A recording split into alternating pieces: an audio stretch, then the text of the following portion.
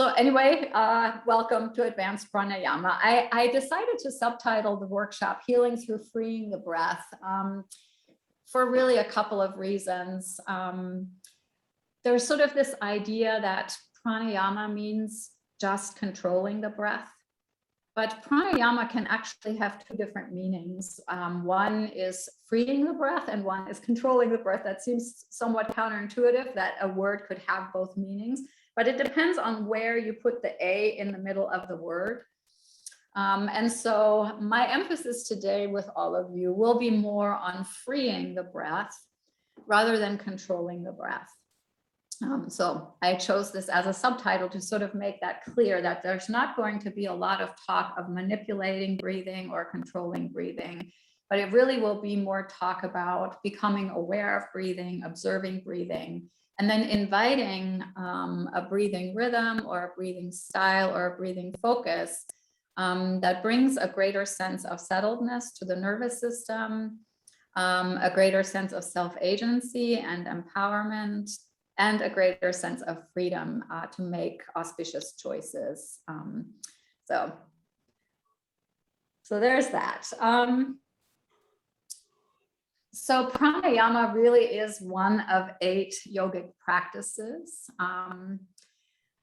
So it's kind of important that we acknowledge that we really are here doing yoga, even if we're not going to end up doing much asana. I know some of you asked about that, and no, there won't be a whole lot of like really vigorous movement. There will be a little bit of gentle movement, but yoga is still present in the form of pranayama. So for me, yoga is never about asana. Yoga really is about everything that the true practice of yoga entails. And so it's really a commitment to explore our mind and to do this through multiple pathways, ultimately to help us make better choices, more discerning decisions about how we want to lead our lives, how we want to respond in relationships, how we want to show up during stress or challenge. So that we can actually really begin to become more attuned to our body, sort of that very tangible body, our nervous system, our affect, energy, and arousal, how we show up emotionally, how we think, what we believe, our attitudes, how stuck we get in those thoughts and attitudes and emotions, and then open up our heart, create that spaciousness to create change in how we show up in the world. And so that to me is really what yoga is all about, is this sort of endless practice of self-examination, self-transformation in the spirit of transforming society, taking action off the mat. Thank you, Dino, for the perfect t-shirt, for being engaged, for taking responsibility for change, not just in your own life and relationships, but in your community. So for me, yoga really is an integrated and holistic practice. And if you've been to our website, you'll see those words all over the place, because that is really how we teach yoga, is sort of with this understanding that the work we do in yoga on ourselves really is always for a higher purpose, a greater purpose, a transformation, not just of ourselves, but our communities, and perhaps even in service of our planet. So for that to happen, there has to be way more going on in yoga than just asana, our physical practices, and probably most of you really understand this very deeply. And so this is really a practice of 8 limbs. For those of you who are yogis and know a lot about yoga, this slide will be redundant. For those of you who are not as familiar with yoga, you may be really interested to know that the most foundational practices of yoga are actually about choices for ethical living and choices for purposeful living.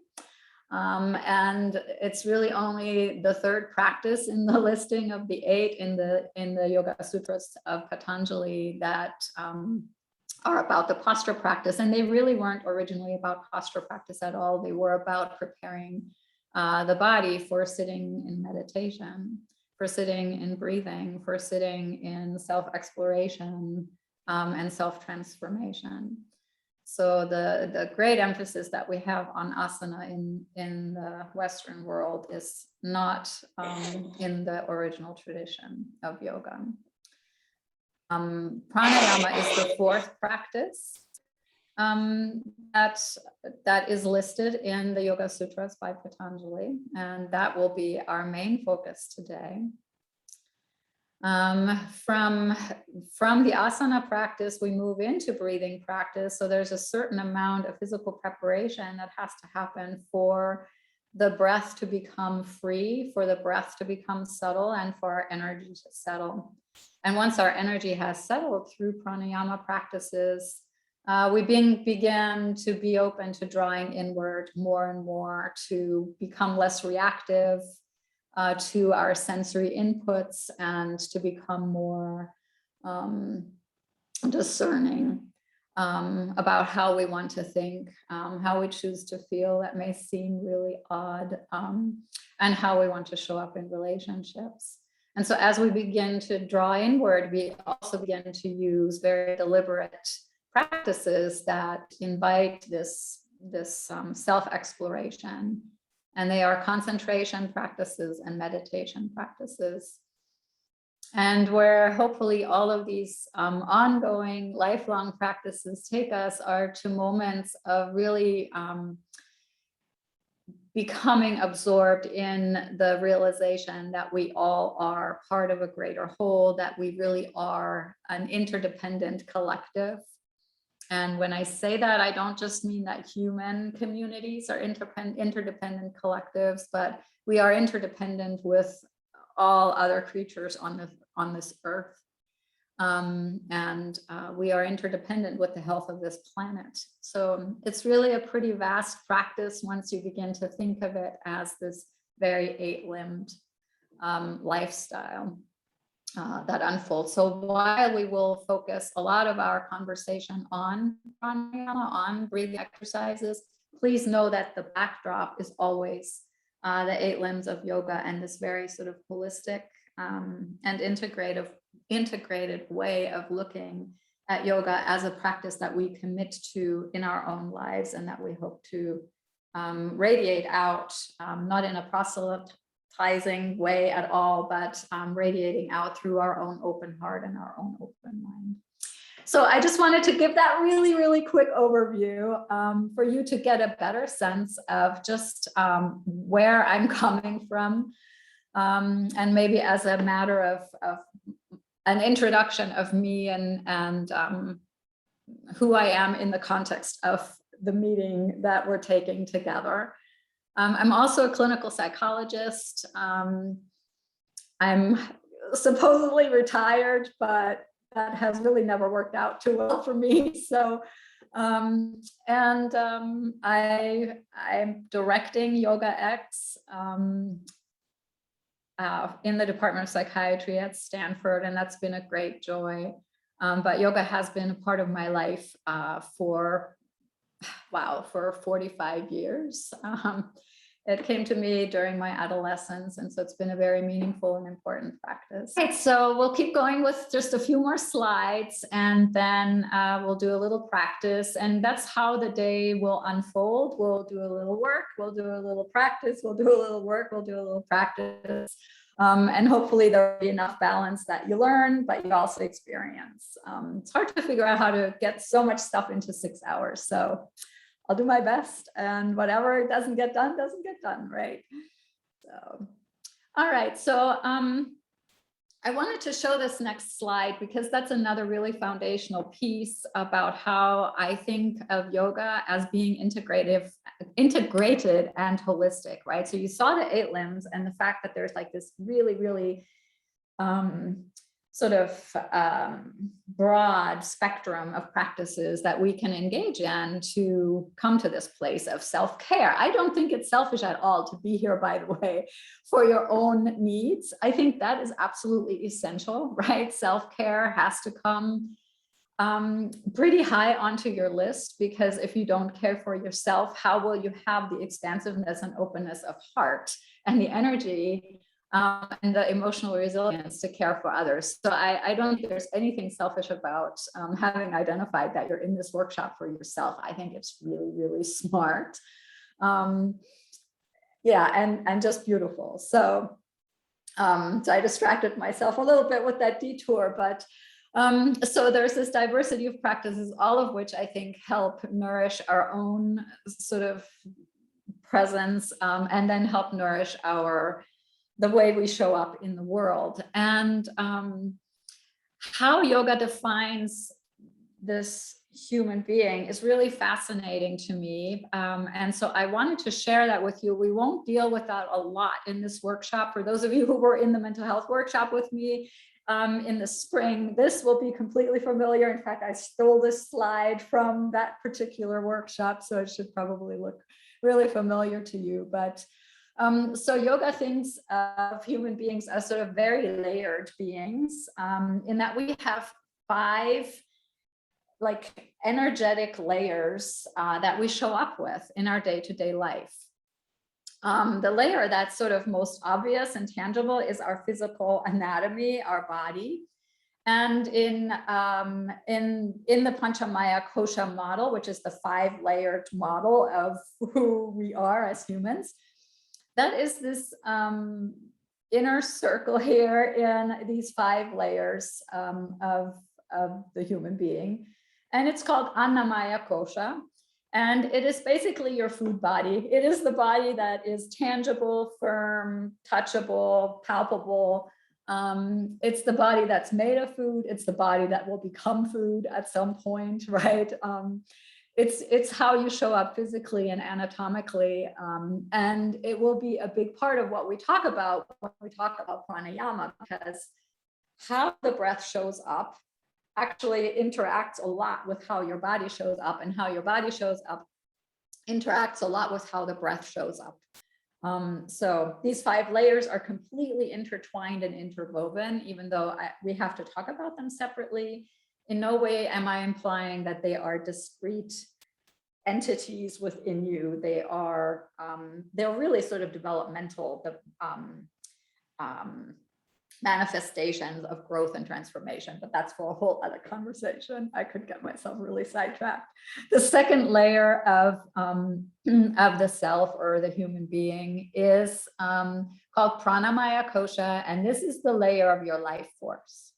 Prana is life force. It's also breath. If it's with a capital P, it's life force. If it's with a little p, it's breath. If you think about prana, it brings your body to life. Without prana, without breath, without life force, the body has become food. So this kind of happens at the moment of your death, right? But at the moment of your birth, prana imbues your being. And this is your arousal, your energy, your neurotransmitters, your endocrine system, everything that sort of brings a dynamic energy into your experience is prana, comes from your pranamaya kosha, this particular aspect of who you are. This is where breath resides in a really big way, right? It's born of breath, and it dies with breath, and it is driven by breath. And this breath, because it is intertwined with all of the other layers, because of that, really has a profound effect on how we show up in the body and in the next layer, which is manomaya kosha. This little circle here, our mind layer. And in the yogic tradition, our mind layer actually is our thoughts, our cognitions, our attitudes, our emotions. It's sort of everything that shows up that we create with this amazing brain of ours, right? That gives us our biases and our stereotypes and our wisdom and our knowledge and our memory and our planfulness, our creativity, our ideas. I mean, it's this amazing capacity we have to actually think and to give sort of language and symbolism to our experience. If we didn't have manomaya kosha, if we didn't have thought, we couldn't really express to other people how we show up, how we feel, what we sense. So it's a really, really, language is a really, really big piece of Manomaya Kosha. And so Manomaya Kosha comes on board developmentally when language develops, and when we begin to develop symbols and can use language to translate what we're feeling and sensing on the inside for sharing on the outside. So it's a pretty amazing capacity we have.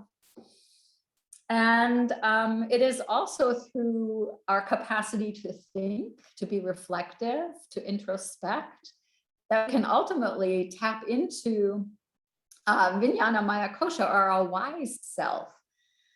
This is our self that shows up with wisdom, with intuition, with mirror neurons to read how other people are showing up in relationship. It's the capacity we have to read each other, to protect each other, to be there for each other, to express who we are, and to bring that into relationship, to embed ourselves in community, to recognize that we are interdependent with our community. It's sort of that wise part of us that has the bigger picture.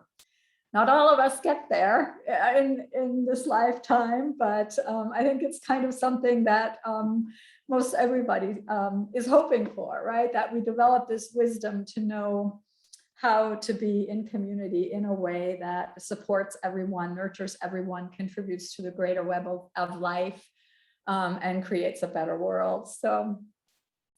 And so when we really begin to tap into this Vijnana Maya Kosha, this wise self, what ultimately comes about almost very naturally is Ananda Maya Kosha, which is your blissful self, your joyful self, the part of you that sort of realizes that the fact that we are all connected is really what counts.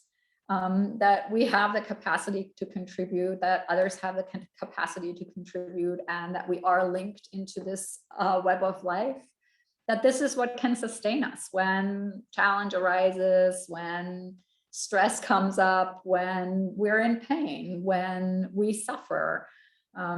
It's this knowledge that there's this deeper joy, this deeper access to a blissful existence that keeps us going. So these are the 5 layers of self, according to the yogis, and our grand access into all of these layers really is the breath, which is why it's so exciting to have a workshop just on breath and energy, because it's kind of where things start. And it also is our in to affect our experience in the present moment. Through the breath, we can calm the body. Through the breath, we can calm the mind. If the mind gets frazzled, sometimes the breath gets frazzled. So the breath can also be an indicator for what's happening in the other layers of ourselves. So developing awareness of the breath really has these 2 purposes. It's about using the breath, not in a usury sort of way, but in a practical sort of way, to become aware of what's happening in your body and in your mind and in your wisdom. But it's also the capacity to be aware that you can take the breath, regulate the breath, so that you can create a calming sensation in your pranamaya kosha, in your energetic being, that ultimately will ripple out into your body, into your mind, into your relationships, and into your community. So the breath is kind of the bridge between body and mind, the bridge between you and others, the bridge between inner and outer. I mean, you could go on and on with the symbology of breath. So that was the quick tour through the koshas. This is like a whole other 6-hour workshop, but I wanted to at least give you a taste of this idea that we are multi-layered, complex beings, and that we can gain access into learning more about ourselves and into transforming ourselves through any of those layers.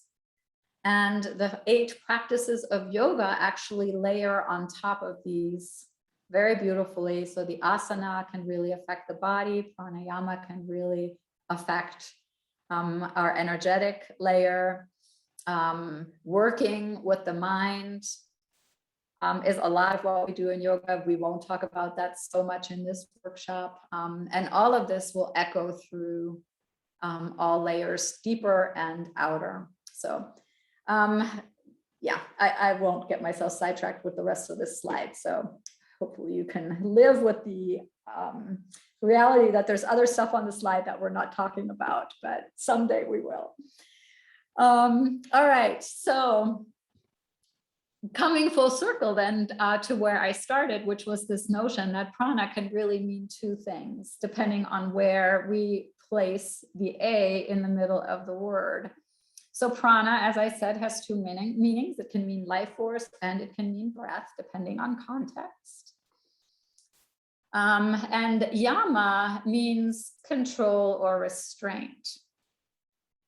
If you read the word as pran, which often in Sanskrit, the A's can be left off, and then place the A in front of yama, then yama actually means the opposite of itself now, which means the unrestraining or the freeing of breath. And so both of these interpretations are out there, either the freeing of breath, pranayama, or the control of breath, pranayama, right? Do you hear the difference? So pranayama is the freeing of breath, pranayama is the control of breath. And pranayama, I really think that the ancient yogis were brilliant and that this is really purposeful, that this word can be seen in both ways, because it really, this is what this practice does. You can use the breath to help calm the mind and help calm the body. In this case, you might actually control the breath, maybe restrain the breath, maybe free the breath, but you are exerting control, or you can just free the breath. So both of those hopefully will be experiences you have over the course of the workshop. I find this a really, really beautiful way of thinking about pranayama, so that in any moment you can make the decision of what is it right now? Do I need to engage in some breathing practices that help me rein something in? Or do I need breathing practices that help me free something? Open something, open my heart space, open my mind, open my body. So it's a beautiful dichotomy. And yoga is full of them, life is full of them. So it's not a surprise that this word has them inherent in it. Any thoughts or questions or reactions to this before we sort of move on to a couple of other things and then a practice?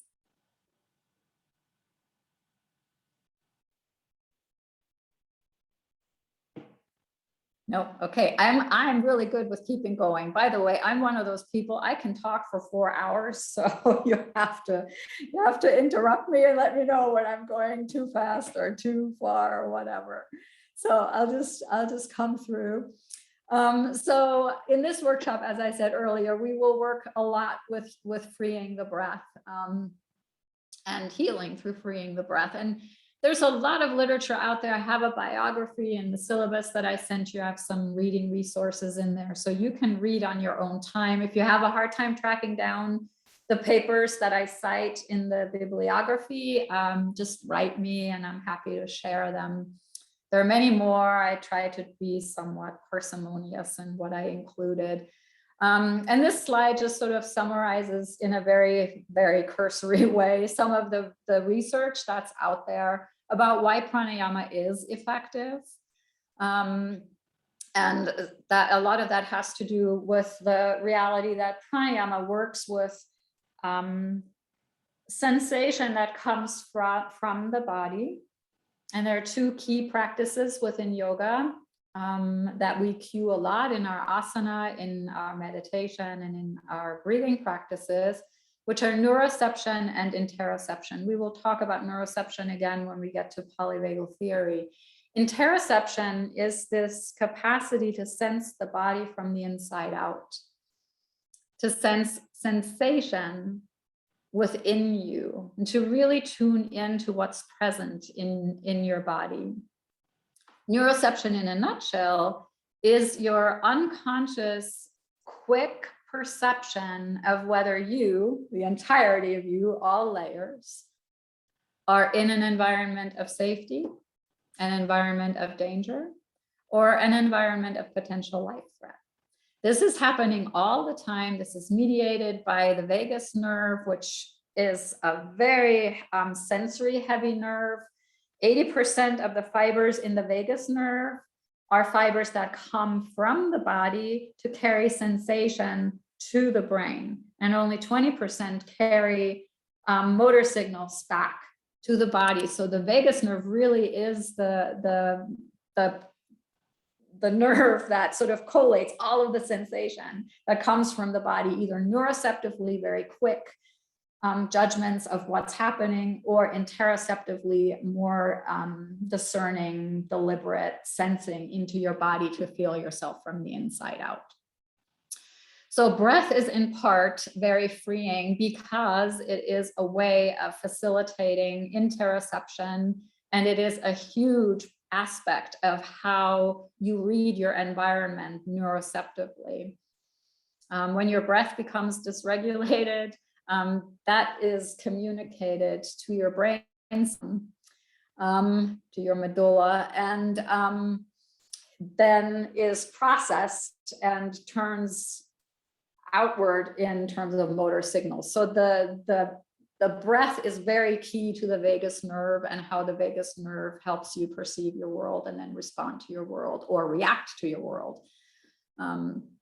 And we'll talk about this more. So vagus nerve stimulation then is a big mechanism of change that's hypothesized as to why pranayama is effective. And there's a very nice paper that's in your bibliography about this. Given those mechanisms of change, and given how we conceptualize pranayama as the freeing of breath, I see a number of stages of breath work. A lot of times when you go into a yoga class, breath is kind of tacked on to movement, which is great because coordinating breath and movement is absolutely wonderful. And often breath is taught as a particular strategy, like the one that comes to mind, for example, is Ujjayi, ocean sounding breath, or Darth Vader breath. It has all these words. I'm assuming all of you have heard of Ujjayi. Maybe just give me a thumbs up if you have. Yeah, and so a lot of those kinds of breathing strategies that are tacked onto an asana practice are really restraint strategies. They're ways of manipulating the breath. But a lot of our students in our classes don't actually have a lot of awareness of how they breathe moment to moment.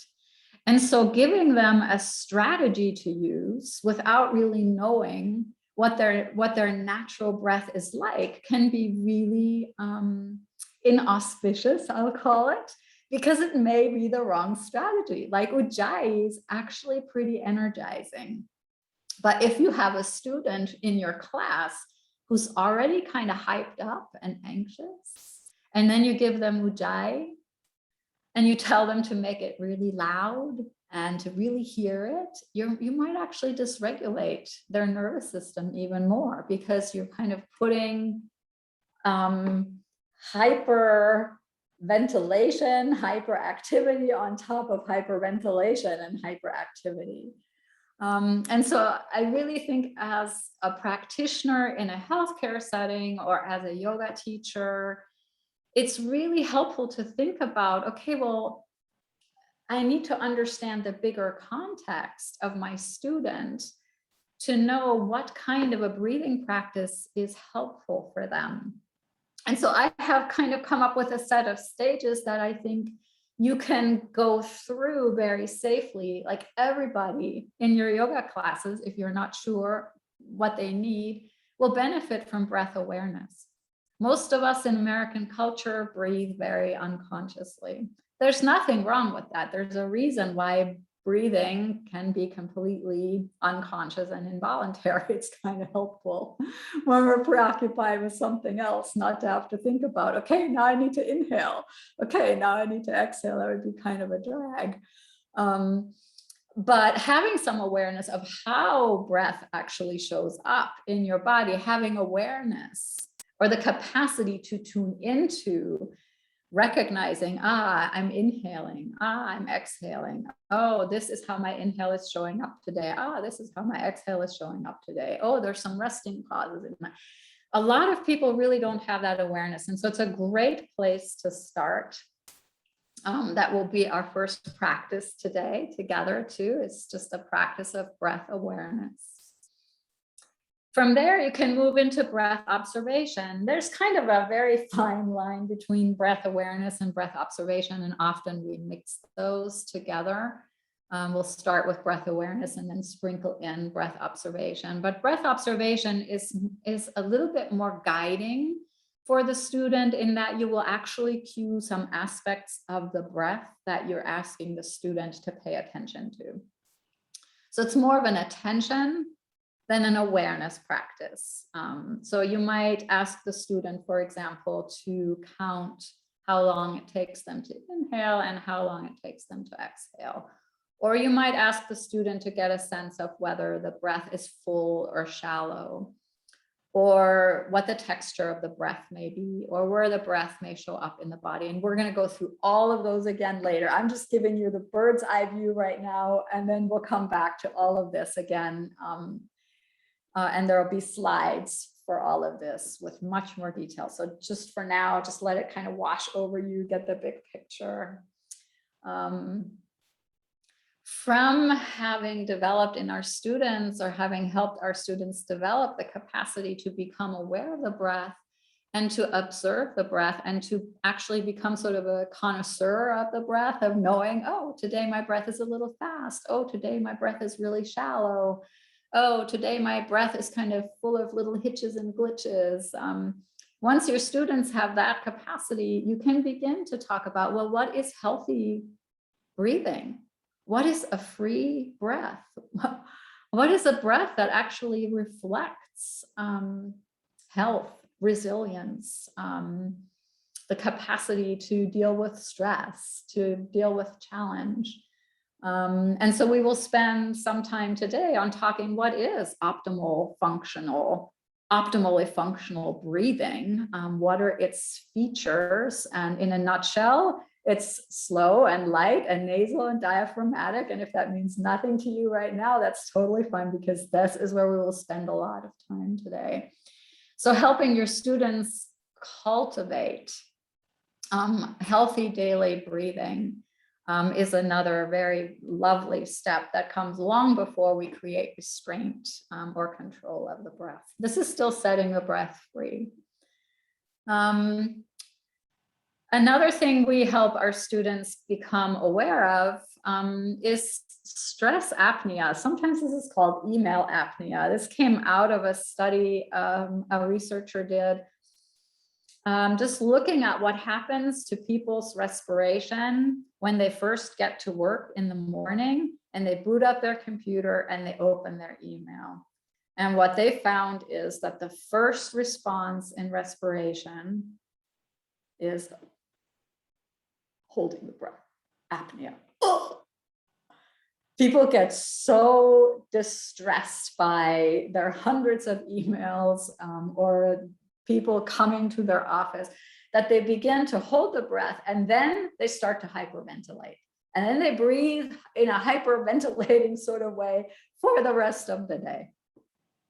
And so helping people begin to become aware, not just of, okay, what is a healthful breath, but then also to begin to recognize when their own breath is not showing up that way, but when their own breath actually reflects a reaction or a reactivity to stress, either as apnea or hyperventilation. And again, we will come back to this in greater detail.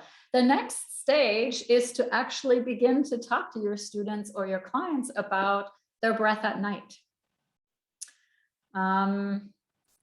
And here people often need support from people that they co-sleep with, because they may not have a really clear sense of how their breath shows up at night. But if they snore or have sleep apnea, whoever co-sleeps with them, if there is someone who co-sleeps with them, probably will be able to inform them of those kinds of things. And then there are some really helpful things that you can facilitate for your students or your clients to deal with nighttime breathing. One of which sounds really cruel, we'll come back to it, but I'll mention it now just because I think it's kind of fun to give you little teasers, is to take a piece of tape and tape your mouth shut at night. Sounds kind of funky, but we'll talk about why that might actually be a very helpful thing to do later.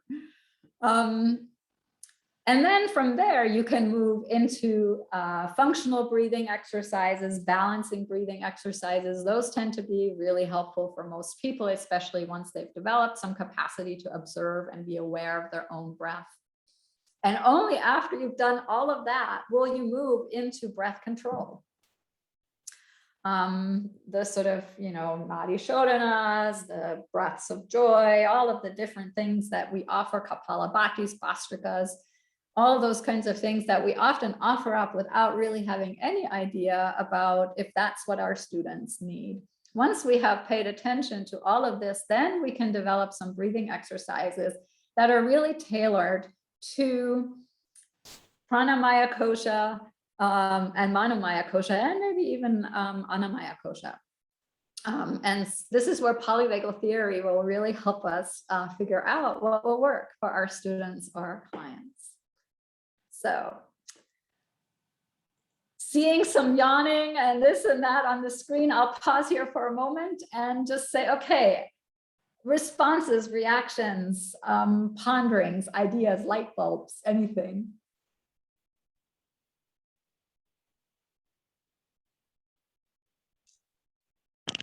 Well, let me turn my camera on here, even though it's a little dark. I'm really excited by just the idea that feels really, I don't have the right word.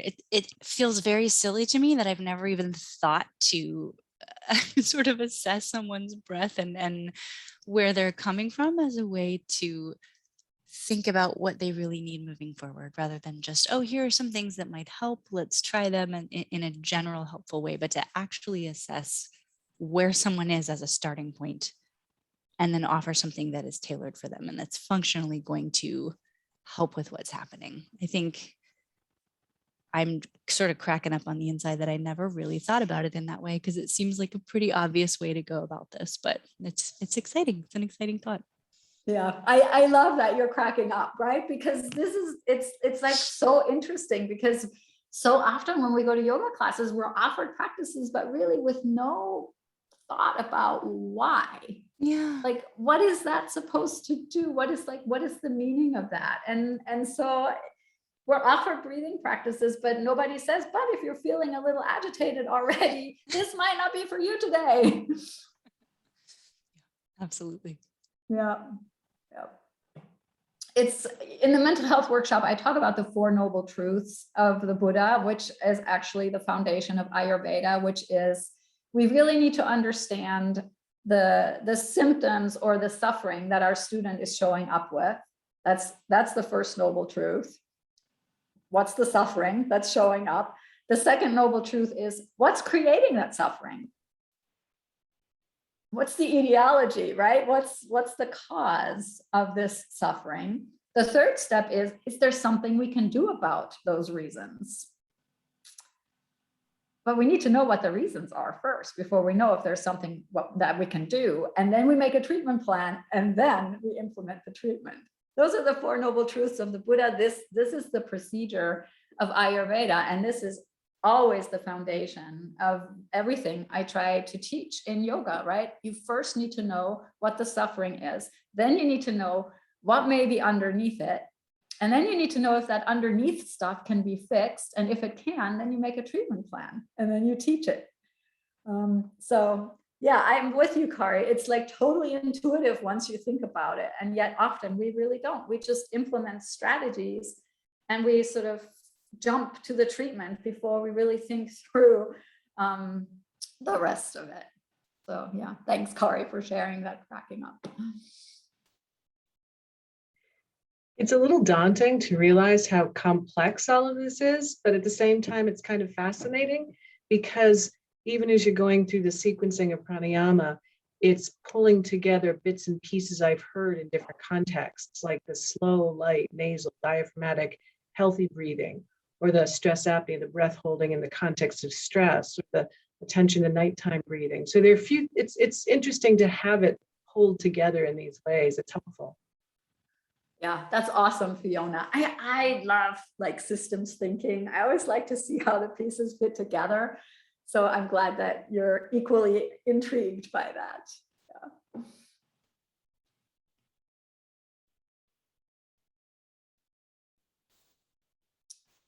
Any other ponderings? I think just appreciating again how much attention and awareness is always a place to begin. You know, I've been noticing that even in Zoom meetings. I've been trying to allow time for the moment, first beat or two of the meeting, right, to be a regulation moment instead of a agenda moment. And we went back to the studio a few weeks ago, and I noticed it was the energy was more chaotic than I remembered prior. And those are students walking into a yin or restorative setting, but they were, you know, we're all coming back in with all sorts of different energy. And so I noticed like right away, we just needed to have a longer legs up the wall, right, to begin, and real invitation to just notice where their breath was moving, where it was naturally stopping, and just doing the whole, like, let that be okay, just welcome your natural breath. But I mean, it was 3 minutes, then it was 5 minutes, you know, and then another student came in flustered and making noises as they settled in. It's like, okay, and we'll just kind of keep going. And nobody felt like it was too long. So it was like this reminder of what a gift just the first bullet is. Yeah. I totally agree with you, Kristen. And this is the gift we have from pranayama. We can always just go to the first bullet. If we're not sure, we go to attention and awareness. And it will settle our nervous system. And this is true for our own practice too, right? If we step on our mat and we're like, oh, I really don't know how I'm showing up today. First thing is to check in. Yeah, thank you. Beautiful. And I totally hear you about people being way more dysregulated. You know, if you really think about what have all of us been doing for 1.5 years, we've been staring at electronics. Yeah, and we've been socially deprived, right? We really haven't had our social engagement system as activated as would be healthy for us as evolved mammals. So as we get to polyvagal theory, there's a whole other set of explanations for this. And Stephen Porges actually wrote an article about the effect of the pandemic on our autonomic nervous system. Yeah. Any other thoughts? I think it's also interesting to see the different contexts that the first step especially can be applied in. It doesn't always have to be in a yoga setting that you're doing breath work, and noticing your breath can be used even when you're feeling just anxious or worked up. So I think that's interesting to see how we can use pranayama in so many parts of our just daily life. Beautiful point, Arusha, right? And this really is the beauty of yoga. It doesn't just happen on the mat, right? It doesn't just happen in a yoga class. It really is. I mean, we can wake up with it in the morning. We can go to sleep with it at night. We can manage our stress with it at work. We can use it as mindfulness when we eat. We can bring awareness to the preparation of food. That's exactly what you're talking about. I love that point, Arusha. Beautiful.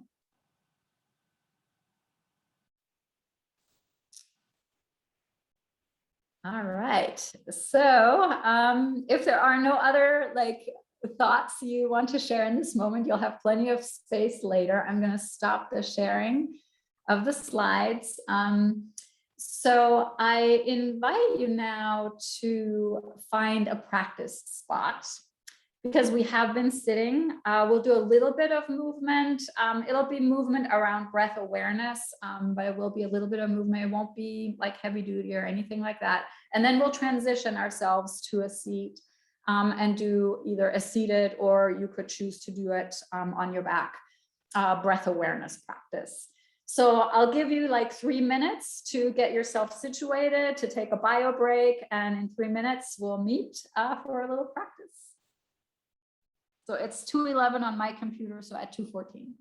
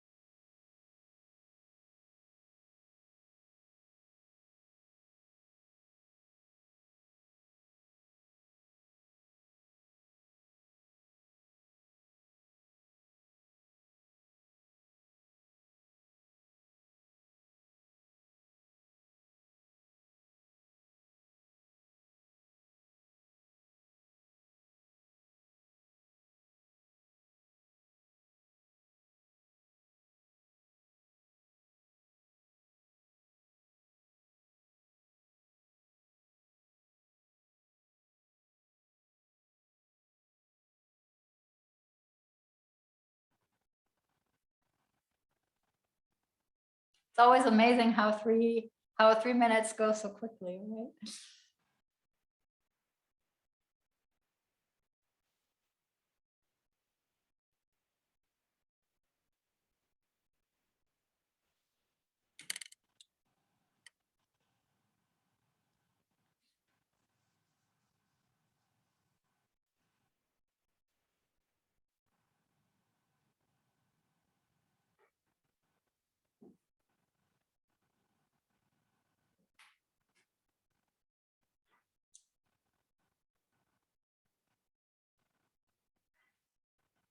Looks like 3 minutes wasn't quite enough, huh?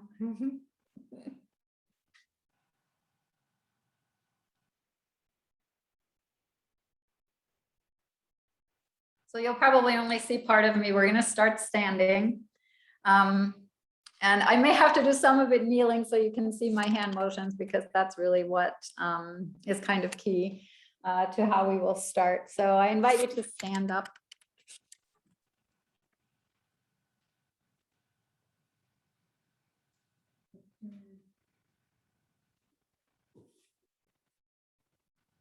You don't have to have a mat, but if you have one, it's always nice for support.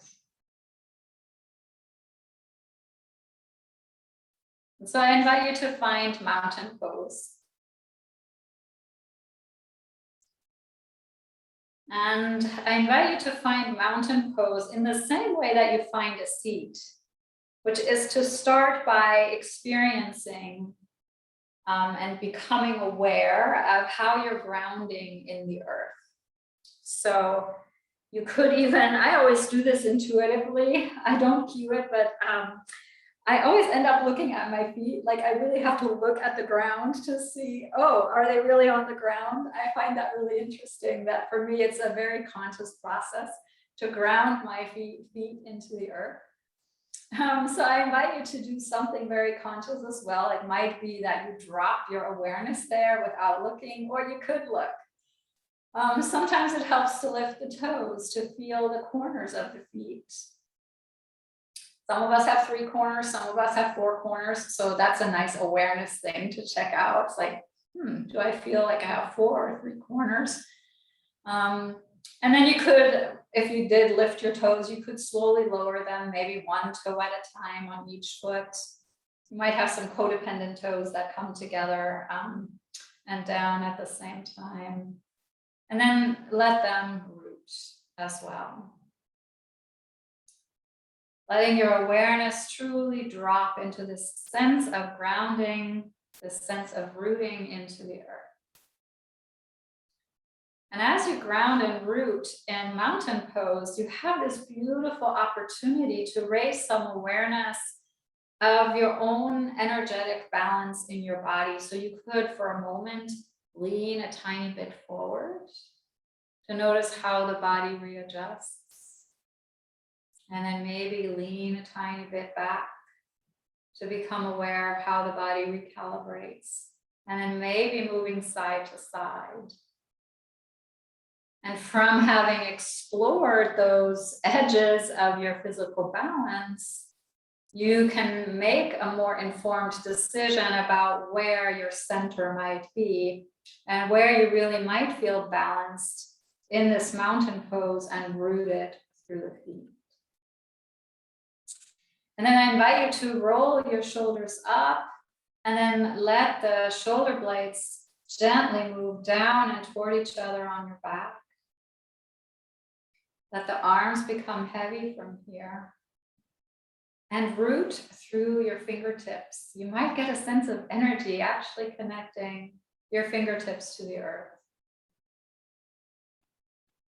And so there may be this whole feedback loop of the feet grounding, the earth sort of rebounding energy into your body, and this energy then moves through you and regrounds through your fingertips to bring you into a sense of sturdiness and presence.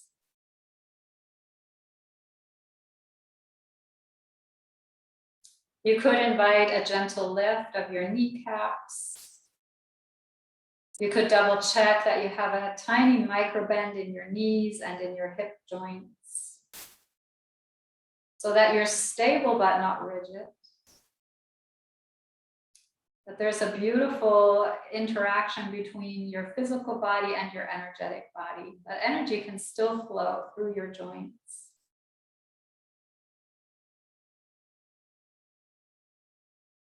From this place of grounding, then I invite you to become aware of the spaciousness that you can lift up through the spine and through the top of your head as you reach toward the sky.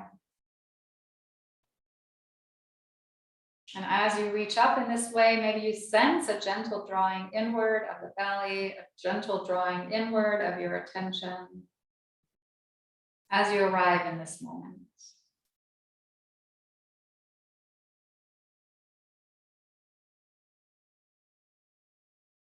And then as you stand here in this very beautiful mountain pose, or you could always sit in mountain pose on a chair if that's more auspicious for you. Become aware of your breathing. There's absolutely no request here for creating any change in the breath. Simply become aware that you're inhaling and become aware that you're exhaling. There's no requirement for the breath to show up in any particular way. You're simply noting what is present in your breath. And then let your next inhalation invite your arms to reach up and overhead, mimicking the speed of your inhalation. So if your inhalation is slow, maybe the arms travel slowly. Keep them lifted here and take a couple rounds of breath with the arms lifted. And let your next exhalation invite you to bring the arms back down with the speed or the length or the nature of your exhalation, however it is showing up in this moment. And this time, keep going. Inhaling the arms up and exhaling the arms down at the speed of your breath.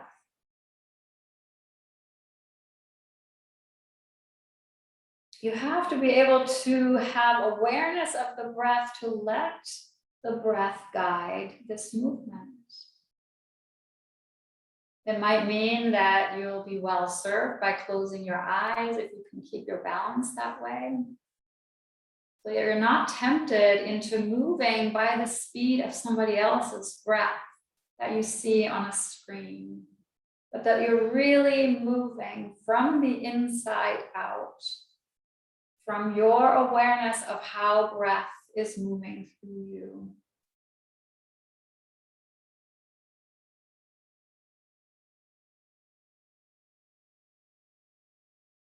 If the breath transforms over time, the movement will transform with it.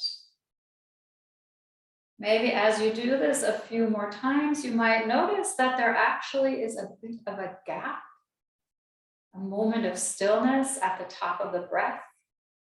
And the inhalation has ended, but maybe the exhalation hasn't started. So maybe for a moment you stand in extended mountain pose in that gap.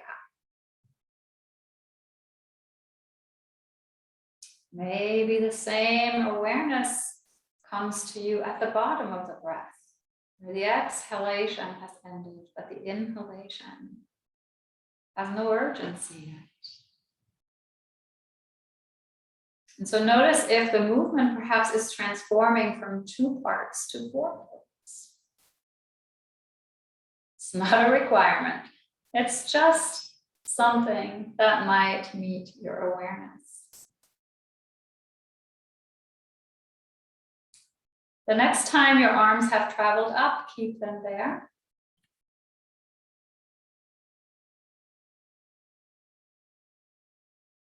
You might choose to widen your stance a bit to give yourself a little bit more stability. And then from here, you can hook your thumbs together like this. And then again, using the awareness of your breath, you can begin to move. This time, as you exhale, you bend to one side. As you inhale, you'll come up. And then as you'll exhale the next time, you'll come to the other side. And so the sequence goes. Exhaling yourself open to one side. Inhaling yourself tall. Opening the other side. Flowing with your awareness of your breath. Maybe there are 2 parts, maybe there are 4.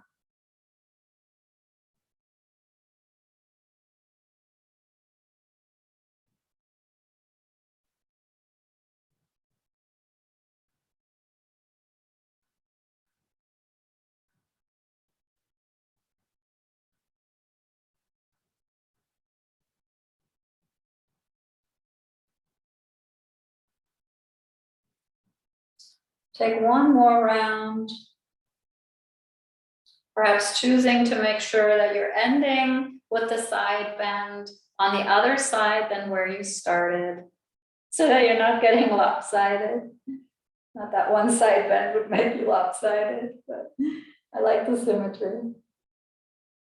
And then when you've reached the end, you can exhale your arms down. Maybe step your feet back to mountain if you widen them. And come back to the awareness of your body. Again, if you feel balanced, you might close your eyes here. to sense your response to this tiny bit of movement from the inside out as your energy shifted. Is your breath showing up differently in any way?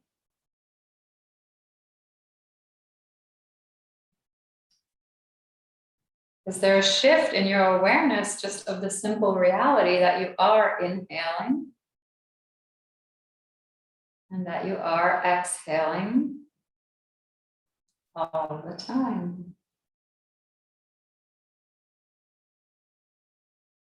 Is there maybe a sense of the breath, a reverberation or an echo of the breath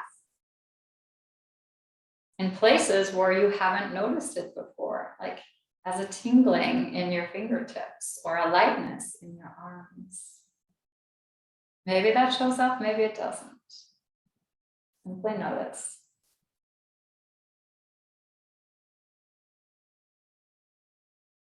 And if your eyes were closed, go ahead and open them back up and transition yourself to a seat. And I invite you to find a very comfortable seat that you can sustain for 3 to 5 minutes. There's some nice deliberate seats that you can take. You could take a hero's pose where you bring a block between the feet so that you can rest the tops of your thighs, really more so than your sits bones, on the seat. What I really encourage you to do is to find a seat where you feel the natural curve of your spine. The breath doesn't flow as well when the tailbone is tucked. So let yourself have a very natural shape in the spine to really free the breath to move in its most auspicious way. So this is one of my favorite ways to sit in pranayama, is actually in hero's pose. But you could also choose a sweet seat with the legs in front of you, somewhat crossed. Let me lower my screen. Have a half lotus or lotus practice, you could do that, just as long as you're not over efforting to get there. So whatever works for you. So this is another option, legs crossed like this. You could even sit in Dandasana, legs out in front of you. So find whatever seat works for you. You could sit on a chair. As long as whatever seat you find invites your spine to be in its natural curves. And if you can find a stable seat and it feels auspicious for you in this moment, you might choose to close your eyes.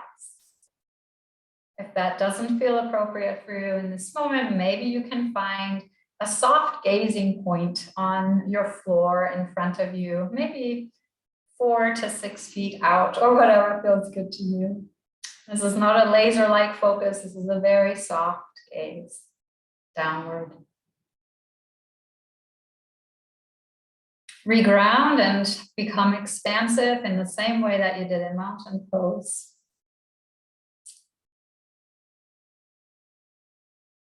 And once this transition has settled itself into your nervous system, gently once again draw your awareness to your breathing in a very spacious way. Just knowing that you're inhaling while you're inhaling, and knowing that you're exhaling while you're exhaling.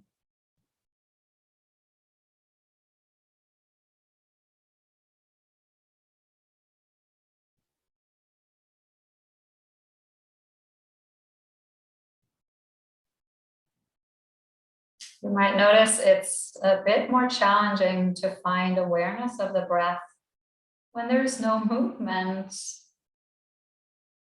that sort of makes it tangible. And so just do your best to remain aware of your inhalations and your exhalations. And if they show up for you at all, naturally, maybe those tiny gaps at the bottom and the top of the breath.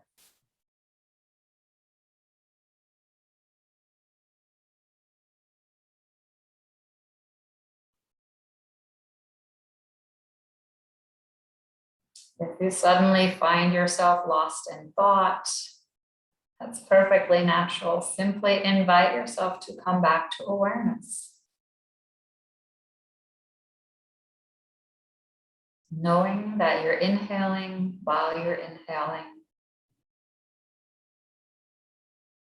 Knowing that you're exhaling while you're exhaling.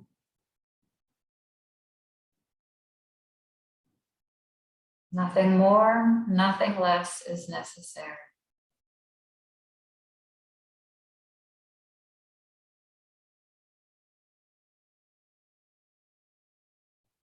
You are fully present with your breath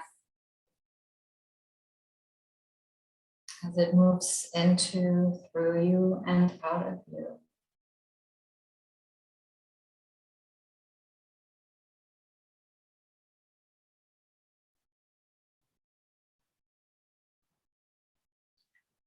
Breath moving freely from its own impetus. No restraint, no control, simply awareness. Breath and life force entering, breath returning out.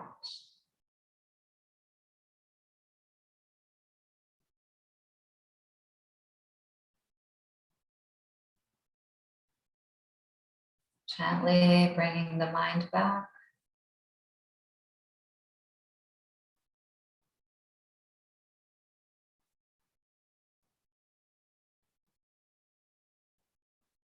Knowing that you're inhaling while you're inhaling.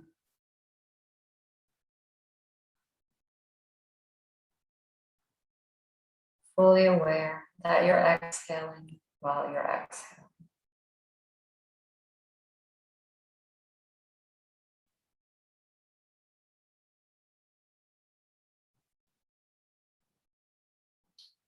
We will take 3 to 5 more rounds of breath in this way, depending on your own breath.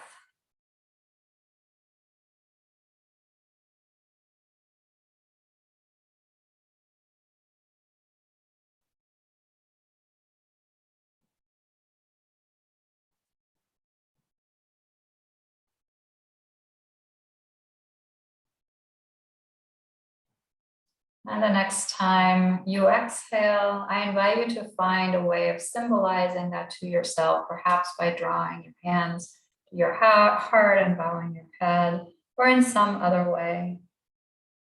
What feels appropriate for you?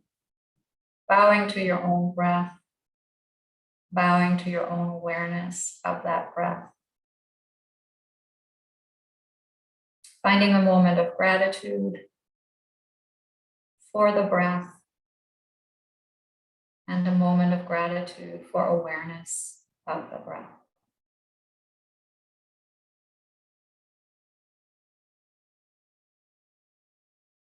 And then release. Lift your focus and open your eyes if they were closed.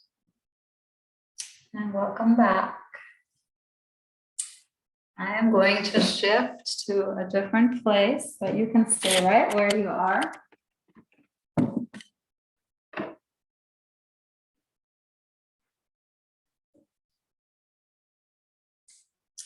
And from here, I just have an open invitation for you to share any experiences if you want, or if you would prefer to take a moment and make some notes for yourself, or just let that experience reverberate for a moment. So whatever your preference might be.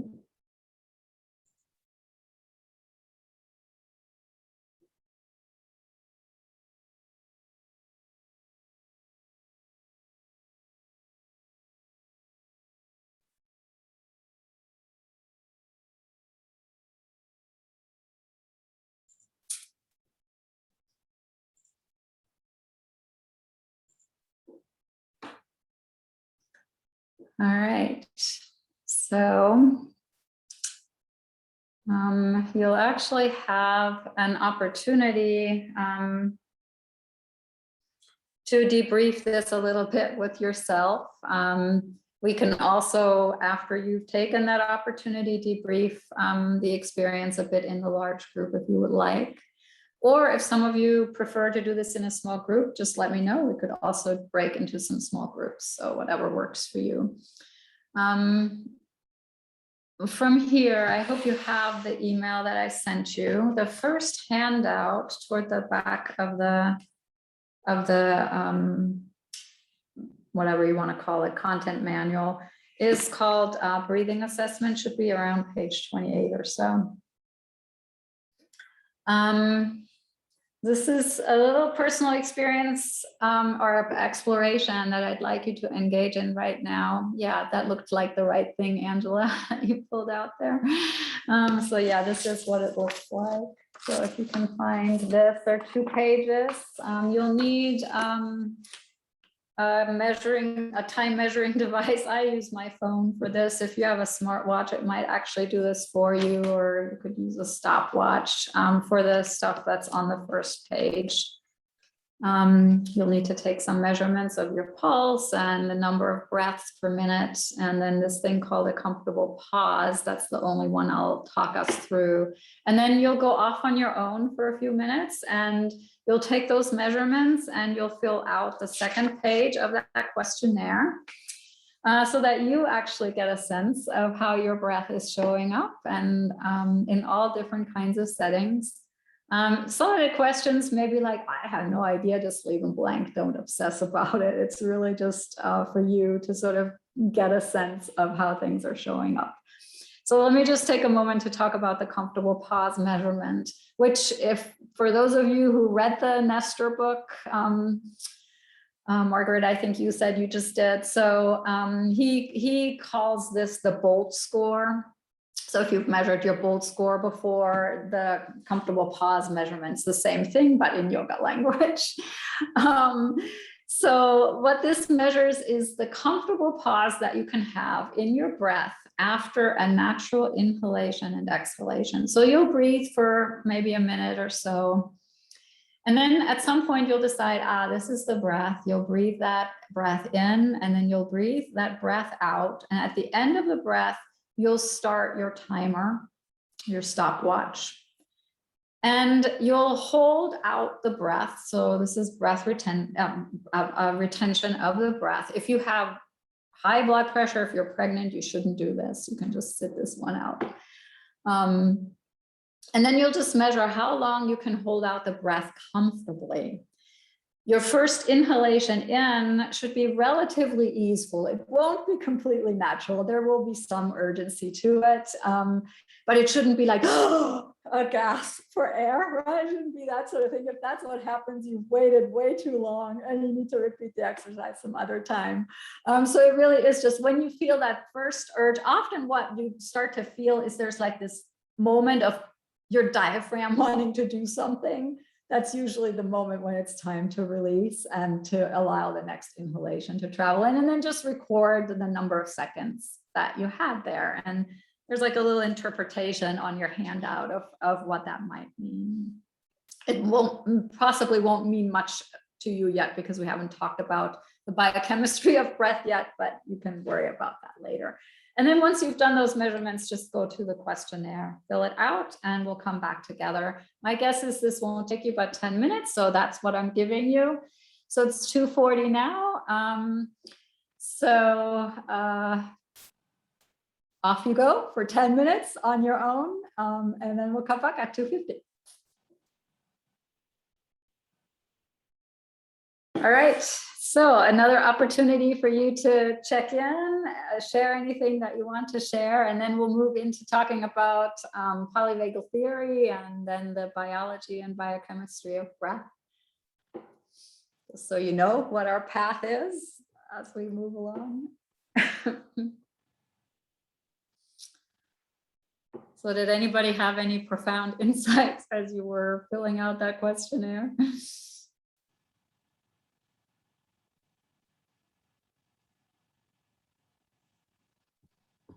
The main reason I'm asking you to do it now is so that you do it before we actually talk about these things, so that they'll begin to make sense to you. So it's a maybe slightly more objective way of looking at things. So you're not seeing what you hope to see, but you're actually seeing what's there. And then as we move through the science of it, you know, you can make decisions about, oh, this is maybe something I want to change or not. So you don't have to share what you actually put down. I'm really more curious about your experience with thinking about your breathing and what that was like for you.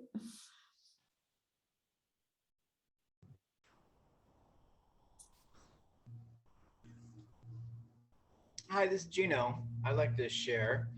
So I've gone through a number of these exercises and assessments before, and I just really appreciate this new context to think about. And I felt like there was a little bit deeper analysis going on, wondering where exactly was that discomfort first taking place, and how much with a breath hold, with a comfort hold, how much am I playing with the contractions and what I'm assessing and perceiving as discomfort, and how I'm coming out of it. And I feel like as you cycle through that a couple of times, one little twinge of muscle or diaphragm or something may say, oh, let me end it here, and your timer would stop, but maybe you didn't have a gasp at the end of that.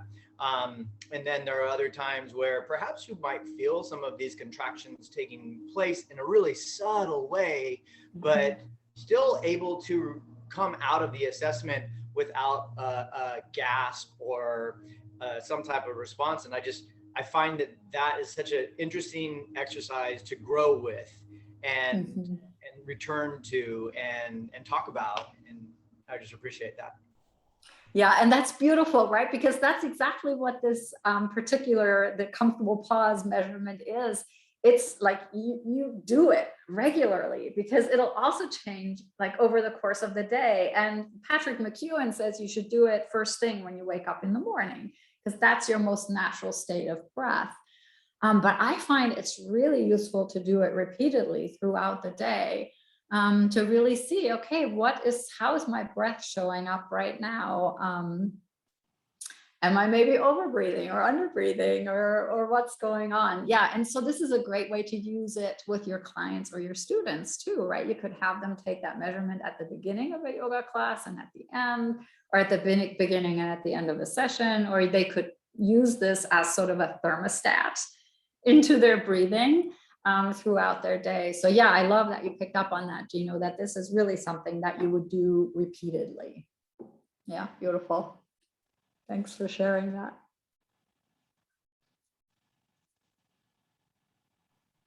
Just adding on to Gino, I think oftentimes we see our heart rate and things like that through Apple Watches and at the doctor, but to have this as a practical sort of hands-on activity, I think brings a new sense of intimacy with your own breath. And I think that allows you to be more aware and more connected with your body. Beautiful observation, Arusha. Exactly, right? It's empowering to know that you can do this for yourself, and that you can do it whenever you think it might be a good idea, right? You're noticing something, you're like, oh, let me just see, or let me count my breath rate right now. Like, how many times am I breathing in this minute? And it's a lot of information. And as we begin to gather it in lots of different contexts, it gives us a lot of information about how we respond to different situations too. So yeah, beautiful. I'm not quite sure how to put this into words. I feel like I was noticing, just in terms of kind of breathing and through the exercises that you've been leading us through today, that I feel like the observation starts to change things. Yes. And that makes sense. And you may have even said that, but just to experientially feel that, like I was noticing that my natural breath was a lot smaller than I would have hoped. That's not the right word, but like I would breathe out. I would breathe out until it was comfortable to stop breathing out. And I would feel fine like breathing out and stopping there. But then there was so much breath left in my lungs if I would check and actually try and get it all out. and which I've noticed before, but it's interesting that my natural breath stops, but then there's so much air left over here. Uh-huh. And then the same with the top. If I would I'd breathe in all the way and feel like I wanted to breathe so much more. Like I couldn't take as full a breath as I would like to. But then even just paying attention to that, I felt like it opened up a little bit on both ends. So that was sort of lovely that even just the awareness and kind of the curiosity for that started to just shift it and kind of make it more what I would hope without intentionally trying to force that. It just sort of opened up a little bit. Yeah. Yeah. And boy, you're totally not alone in that realization, right? There's some nice papers out there about meditation on the breath where there really isn't instruction about what to do with the breath. It's just watch your breath. That's all it is. It's watch your breath. And the breath changes, heart rate variability changes, heart rate changes. All these things happen and nothing was cued. It was just watch your breath and see what happens. But it's also if it's a guided meditation, sometimes it's also the rhythm of the instruction that changes the breath, right? So even though it's not instruction about breathing, just the rhythm of the voice can change the rhythm of the other person's breath. And that sort of stuff I find fascinating, especially if you're a teacher or a healthcare professional. It means that just with the rhythm of your voice, you can invite a change in the breath of your client. And something maybe to pay so much attention to too. I know, at least in my work, I find that I have to conscientiously check in because I feel rushed a lot and I have to get to my next patient and it's so busy and I have to make sure that I'm not talking faster than I meant to and slowing myself down. So I think it's a really important reminder of how much it impacts things if we're not conscious of that. I appreciate that.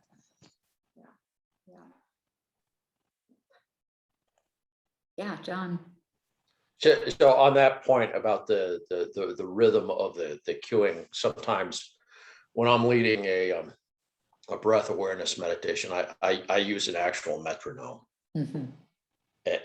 and that way I can pace my voice with the metronome and sync everything up. So Wow. that it's cheating, but yeah, but hey, if it works, it's great, right? Especially if you're in a place like what Kari was talking about, if you're coming into it maybe a little bit hyper aroused or a little hyperventilating, maybe it's the therapist who also really can benefit from the metronome to sort of regulate their own nervous system, right? Because I mean, we come from crazy busy lives too. Oh.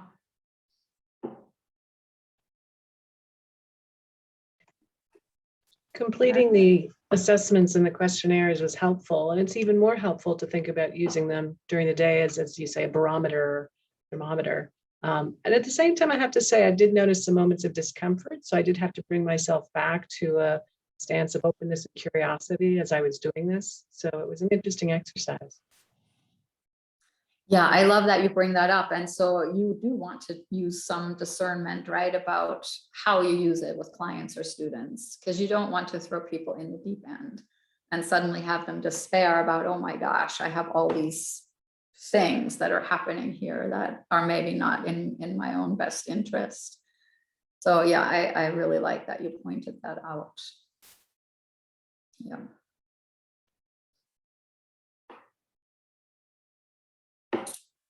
Else, anything?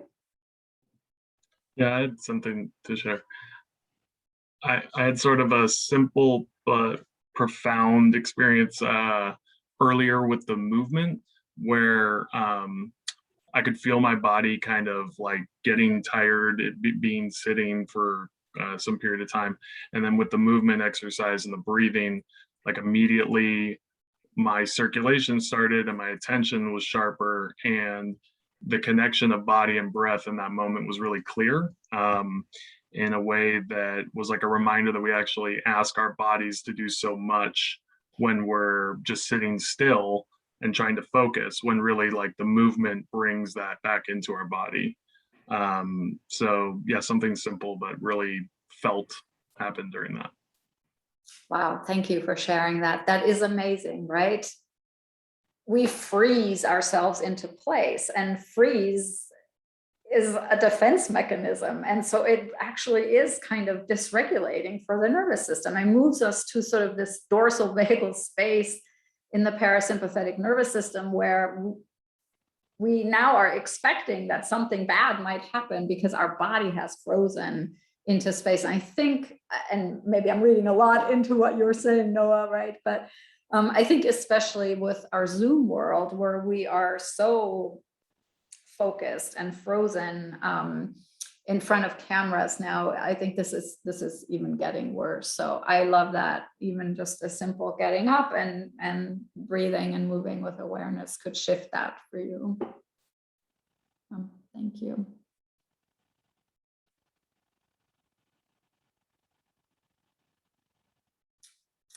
All right, let's dive a little bit into polyvagal theory. We won't spend like a whole lot of time. How many of you already are like expert with it or know a lot about it or even know anything about it?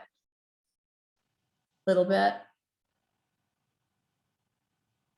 So nobody's like, what? PVT? What is that? That's good.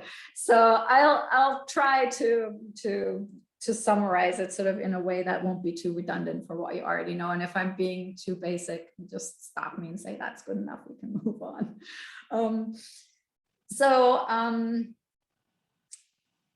Polyvagal theory is pretty new. I mean, that's relative, right? For some of you, it happened before your lifetime began. For me, it happened long after I was trained. And this was not something that anybody thought of at the time that I went through graduate school, right? So to me, it still feels really new.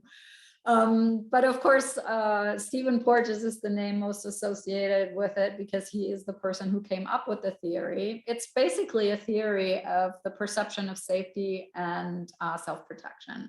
That's how I like to think of it, right? It's kind of our autonomic nervous system read of the environment, of what's happening around us, and then a perception of, are we safe?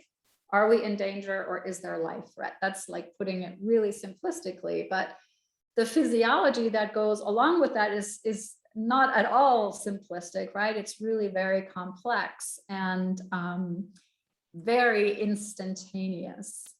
And so it really helps us to begin to have awareness, here we go with that word again, of sort of the physiological changes that our body and our breath and even our mind go through as we go through the course of the day, as we constantly read what's happening in our environment and then interpret the signals from within our body to make a decision about how we need to respond. Do we need to get ready to like mobilize and defend ourselves, or do we need to get ready to get the heck out of Dodge? Or are we like, oh, this feels really great. Let's talk about that. Let's chat, let's engage, let's connect. Or are we so overwhelmed that the only resource we have left is to basically collapse and dissociate or freeze into place? Sort of in a nutshell, right? So this is where Porges came up with the concept of neuroception. And I think it's really, really brilliant. It's this awareness, this recognition that there are constantly signals that are coming from our nervous system. So this is from the bottom up to our brain that give information about what the state of the body is. And this is then interpreted as either a body in safety, a body in danger, or a body under life threat. And consequently, we then have a response to that. So the three primary perceptions that we deal with are those three. We can perceive danger, which is basically the circumstance where we see something that's inauspicious, that's not so healthy for our own wellness, and we get ready to either defend ourselves through fighting, or we get ready to defend ourselves through fleeing. This, evolutionarily speaking, makes a lot of sense. This is a defense mechanism that you see through the entire animal kingdom. And it is a mechanism that saves your life, right? It's the mechanism of the gazelle when it spots the lion, which is to run, to save itself. We have that same mechanism. We have the same sort of sympathetic innervation pathways. When the sympathetic nervous system gets aroused, there's a lot of activation of spinal muscles, of spinal nerves, and they feed into the muscles, and our muscles get ready. We get ready to run, we get ready to fight, we get ready to move, we get ready to defend ourselves. So it's pretty instantaneous. It's really a hyperarousal of the nervous system.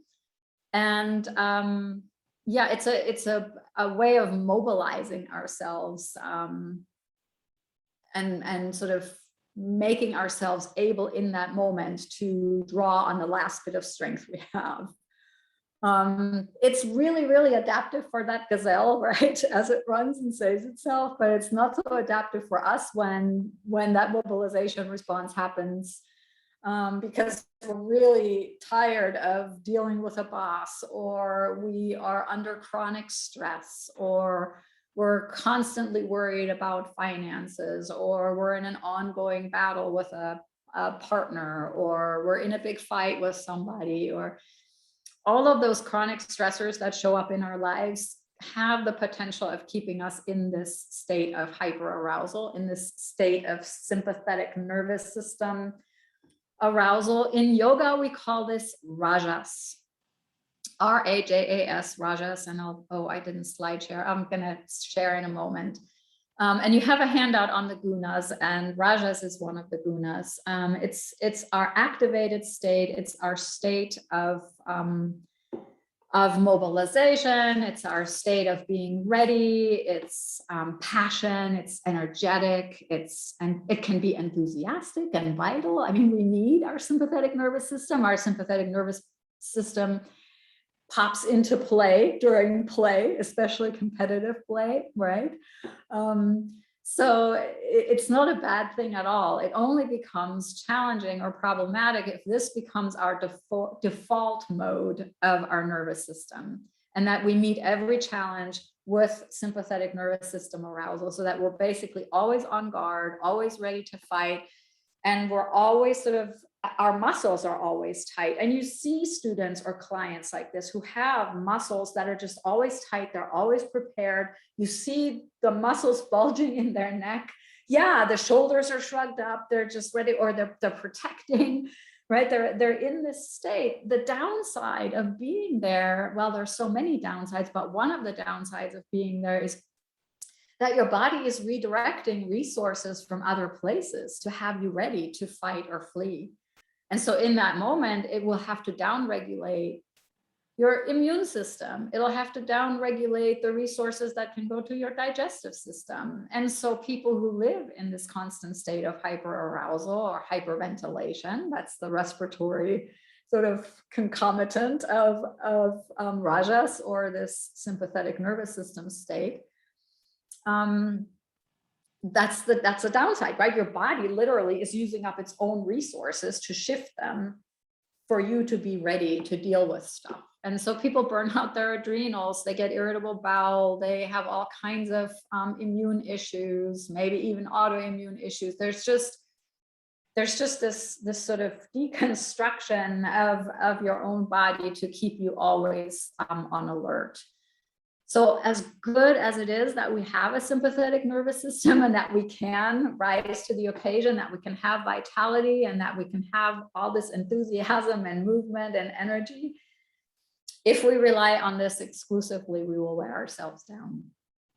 It really needs to be balanced with the other side of the autonomic nervous system, which is your parasympathetic nervous system.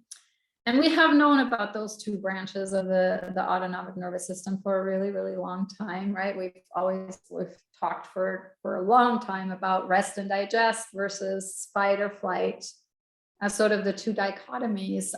The thing that Stephen Porges offered us is the recognition that on the parasympathetic side, there are actually two very distinctly different responses that have very distinctly different purposes in terms of self-protection.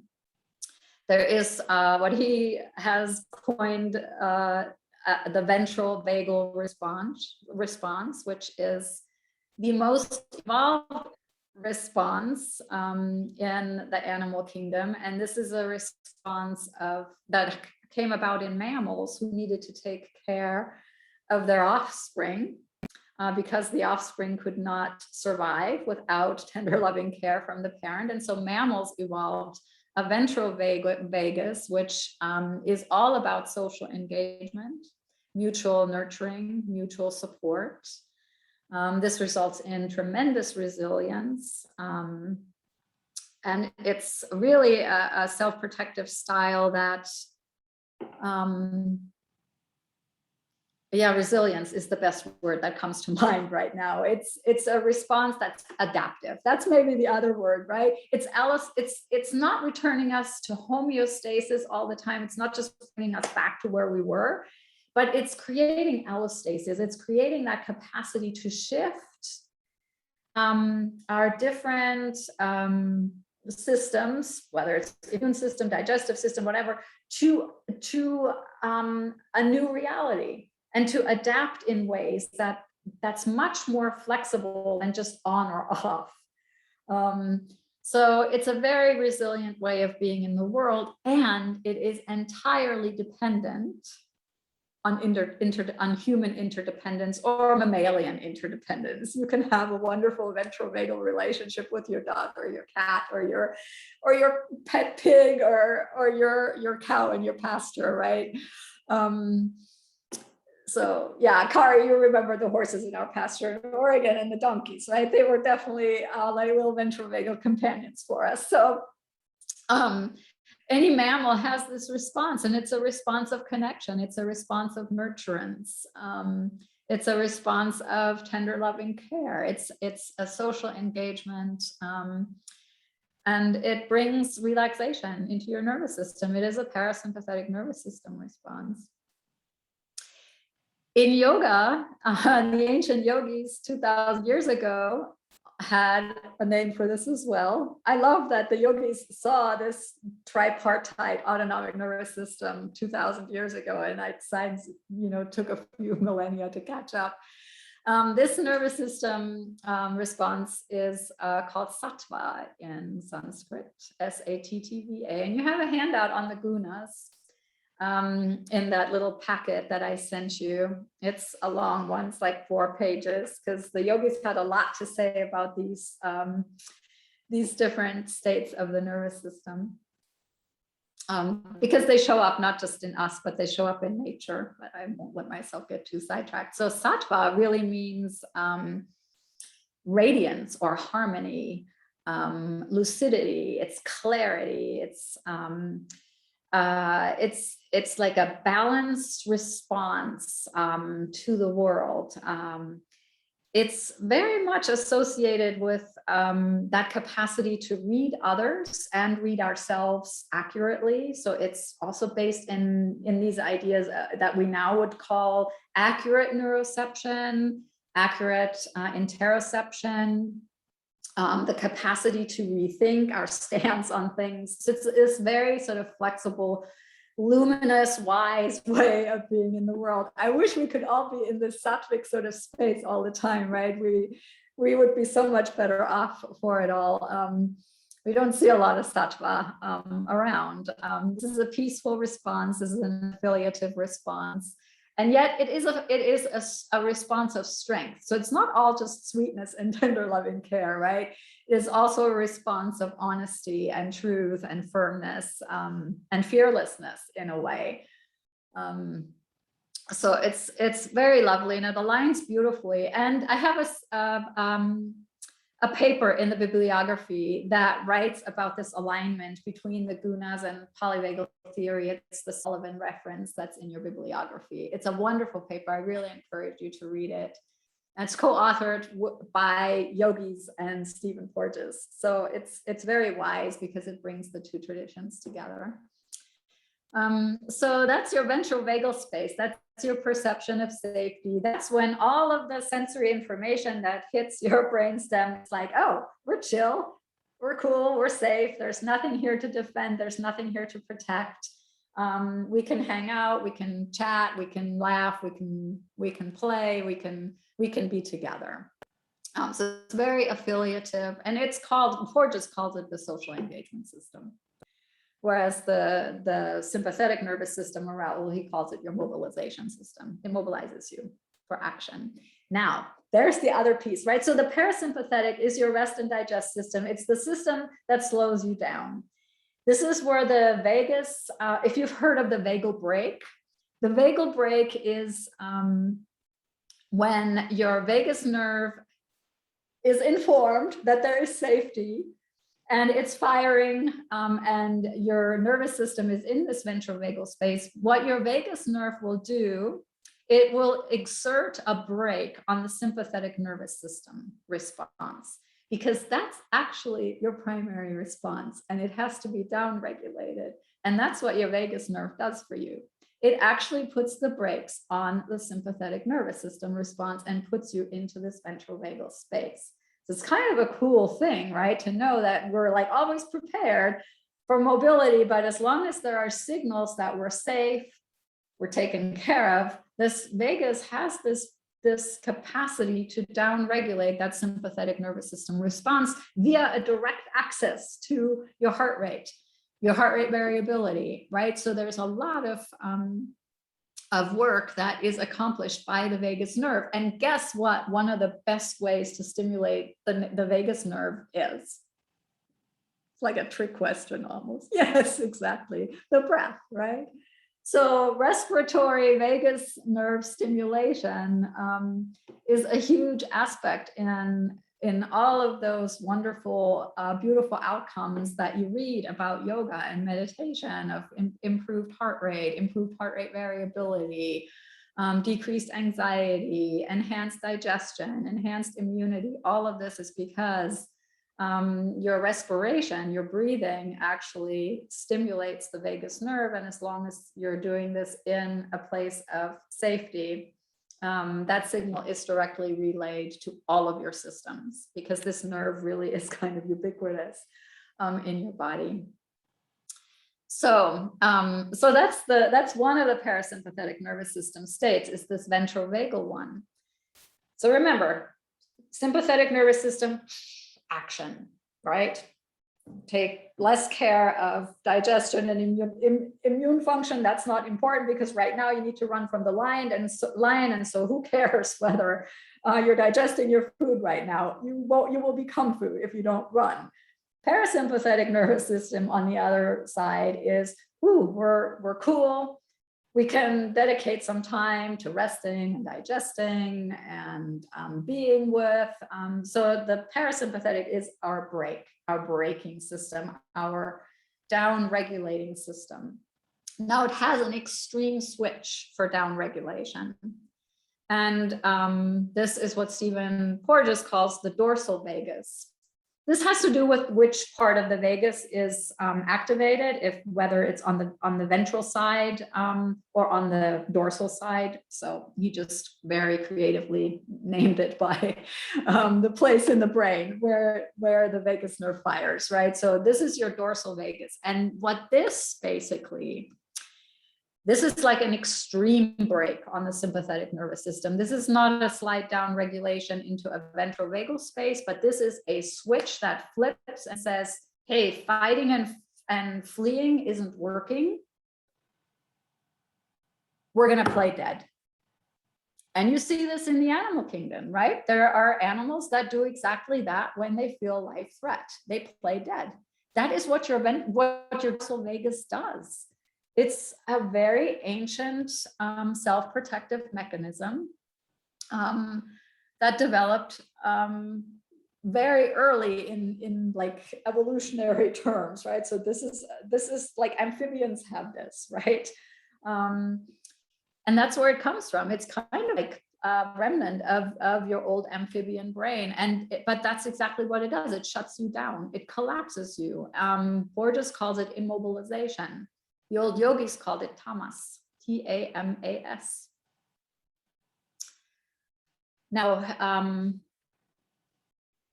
there is sort of a middle ground here, right? This is like the extreme self-protect state of the dorsal vagus, but the dorsal vagus also can sort of downshift us in other ways that are more healthful.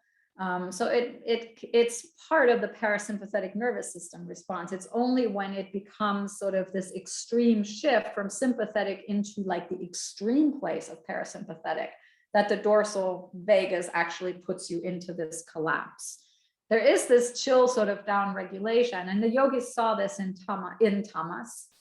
They saw tamas as potentially also just grounding, not always just a complete collapse and emotional dissociation, but the capacity to sleep, the capacity to be calm, the capacity to just sit and be with.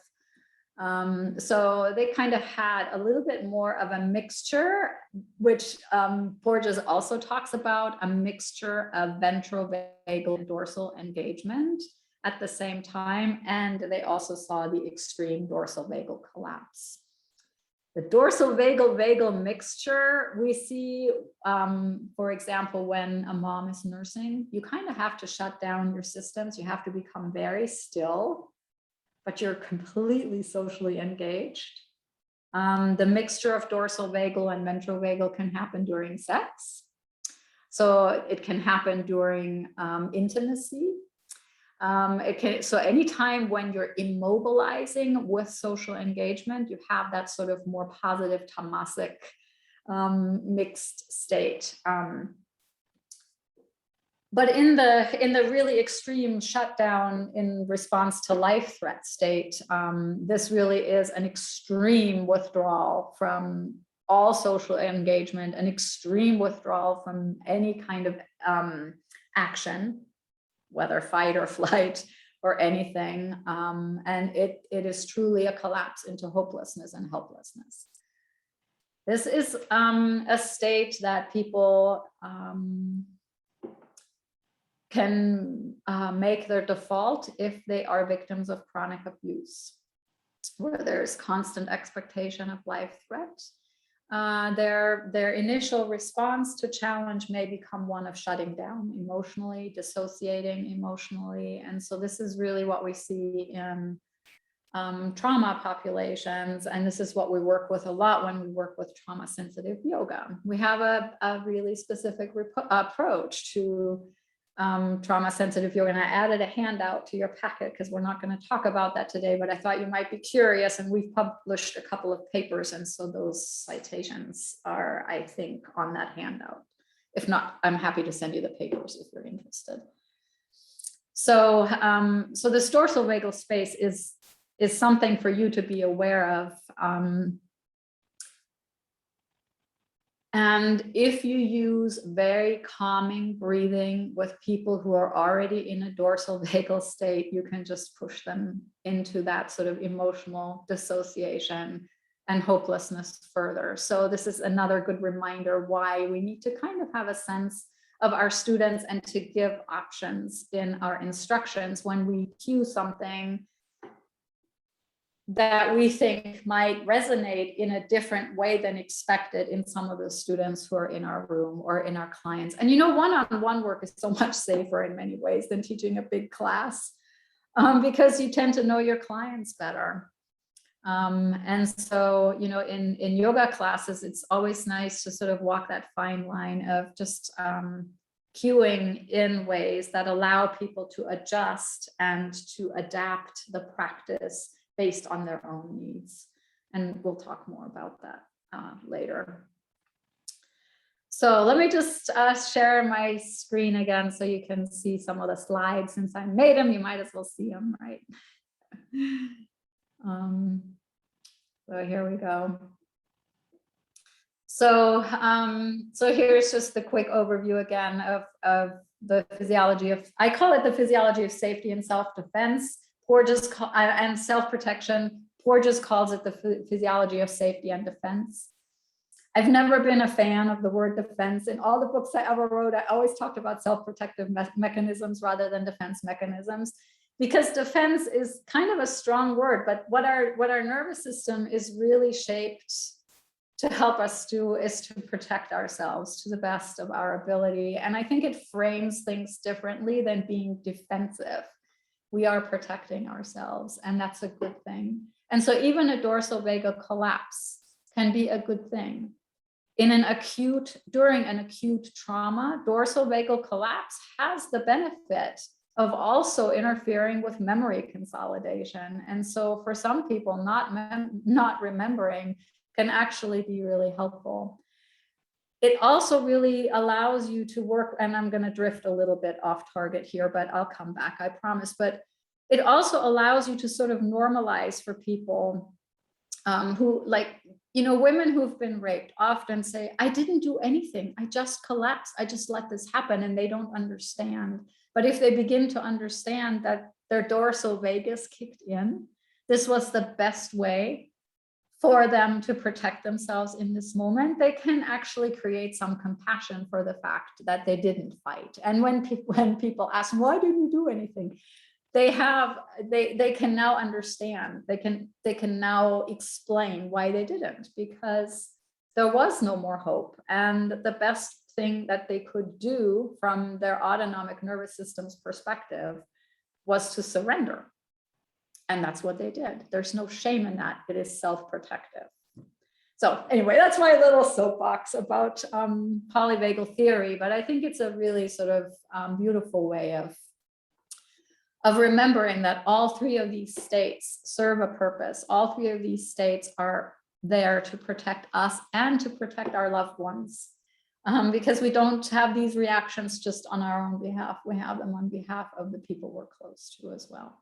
So anyway, so coming back to the slide now. So there's the mobilization, there's the social engagement, and then there's the immobilization response. And then I alluded already to the fact that there's some hybrid states. And we talked about this one, that's sort of a cross between the ventrovagal complex and the dorsal vagal complex, where we are moving into stillness. We're moving into that freeze that Noah was talking about earlier, right? We're becoming very calm, we're becoming very immobilized, but we're doing it in the service of social engagement. And probably most of you have had some experience with this. I think my favorite one is collapse into laughter, but you can pick your own favorite state. I never had a baby, so I don't know what it's like to nurse a baby. Maybe that's even better than collapsing into laughter. Kari sort of nodding. Yeah. Kind of was expecting that as the answer. Yeah, so that's one hybrid state. Another hybrid state, I alluded to it earlier, is a combination of sympathetic nervous system arousal and a ventrovagal space. And this is like competitive play. When you see soccer players or rugby players or football players or baseball players, I mean, they're definitely mobilized, right? The power is going to their muscles. But aren't they also socially engaged? Maybe in a slightly more tribal way than we really want, but they're definitely rah-rah-rahing for a team, right? They're pulling together in a very socially engaged way. And so this is a hybrid state, and Porges calls it preparedness or play, depending on the context. And I didn't even give you this little phrase for the VBC-DVC, which is shared stillness. I love that phrase. That's intimacy, right? Right there. When you are in that really sort of still place with someone, you don't have to talk, you don't have to move, you're just there, and yet you're sharing the space. That's lovely. And then there's like the extreme freeze where you have frozen into place, but your heart is still pumping, you're still activated. That's a combination of sympathetic nervous system state and dorsal collapse, where your body has made the decision for you to collapse, but not all of you has caught up with this. There's still an intensity of arousal, and that's a really, really hard state to be in, and it is a mixed state. And it usually comes about first from having been in sympathetic arousal and then collapsing into dorsal helplessness, but without completely losing the arousal state. And I have a story about that. We don't have the time today to share it, but maybe in some other context, I'll share the story with you where I had this response. So, and I didn't know it at the time that that's where I was, but later that night after I had gotten home and sort of in my sleep processed this and relived this experience of not being able to defend, but really having to collapse. I got up out of bed and I did everything that I couldn't do in that moment. I did all the kicking and screaming and pushing and fighting. And that took care of it. That released that from my nervous system. And that's what trauma theory tells us. This is one of the reasons, if you're ever in my asana classes, I encourage a lot of like shaking and wiggling and moving. That's actually a trauma-informed yoga practice. If you've read The Body Keeps Score, Van der Kolk writes about it, but Stephen Levine wrote about it long before. And it's a very, very powerful method of discharging trauma in the tissue. And it's a very physical, often also breath release of tension that creeps in because of the dorsal vagal collapse on top of the sympathetic nervous system arousal. And then here's the tie-in with the gunas, right? So I'm just giving you sort of a quick overview of what the gunas are from a yogic perspective, which is expressions of nature that are really present in everything, in the weather, in your food. The main reason I want to bring you to the gunas, and the main reason I included this handout, which I had made for a different setting, is to give you an idea that the old yogis, and we can practice this now, right? Because they figured this out for us.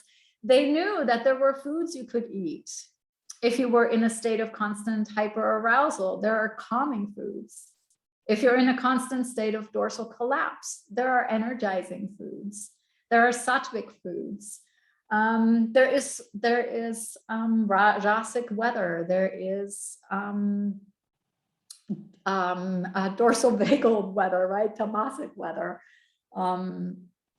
If you're like in a really, really sticky, humid, incredibly hot place where you can't move, you can't breathe, that's an example of tamasic weather or dorsal vagal weather, right? And so the yogis talk about how if you know what your primary guna tends to be, where your nervous system tends to go, does it tend to go toward rajas or sattva or tamas, you can create other contexts in your life that can counter that if it needs to be countered, right? So if you tend to be rajasic, eat calming foods. If you tend to be tamasic, eat energizing foods. Right, they're very wise, and that's why I wanted to include that handout for you. So even though it's a little bit long, I hope there are just little nuggets in there for you that might be interesting. Relationships can be rajasic or tamasic, right? You're in relationship with some people, and when you're with them, I have a friend like that who, and I can be like that too. So we egg each other on, right? Where we just go a mile a minute. Or you can have friends who are just chill and kind of maybe a little on the lazy side, and you just hang on the couch with them and do nothing, right? So those are mixed states too. Anyway, so I will stop there. I have another slide that shows the overlap between the gunas and the terms that we have from modern science. So in that slide, you can sort of see how they interrelate, and that might be, that's not in your packet. So if you end up requesting the slide set, you'll have the slide. So that's polyvagal theory. And why am I spending so much time on this? Because if you begin to understand that people show up in a certain energetic state, because this is really what we're talking about Annamaya and Pranamaya kosha, these very basic fundamental layers that we have of the self, and we lay down patterns. So while we all have access to all three and to all of the hybrid states, most of us have a default mode. And it's really useful for you to understand your own default mode so that you can tailor your breathing practice, your asana practice, to either supporting that default mode if it happens to be ventrovagal or sattvic, or to balance your default mode. I tend toward, you haven't figured this out yet from my energy, but I tend toward a more sympathetic arousal, right? A more rajasic way of being in the world. And so for me, I have a pretty chill yoga, asana, and pranayama practice because it's what I need. I love rajasic yoga. I love heavy duty, get busy sort of yoga, but I know it's not the right thing for my nervous system. I get enough of that. So this is why I wanted to spend so much time with you on this, so that this kind of becomes the foundation of how you look at your students and your clients, and you begin to think about, well, what kinds of practices do I offer a person who is always a little hyperventilating, and we'll get to that next, or a little hyper aroused, kind of on the dynamic, we'll call it in positive language, on the dynamic, enthusiastic, vital side, as opposed to a student who's kind of on the couch potato, withdrawn, slightly emotionally, certainly distant, but maybe even dissociative side, right? And we offer them different practices. If we offer the same thing to everyone, that's not going to work. So if you have a student, well, if you're me, if I went to a hot yoga class, I would just shoot my rajas over the top. It's just not going to work for me, right? I might enjoy it in the moment, but it's going to take a toll on me later. Because it's going to keep me in a state of hyper arousal and, as you will see very shortly, hyper ventilation, and that's not good for oxygenating my brain and all of that sort of stuff. So I'll pause there. Sorry, that was like a big verbal rajasic sort of piece, but thanks for bearing with me. So questions, thoughts, experiences, comments?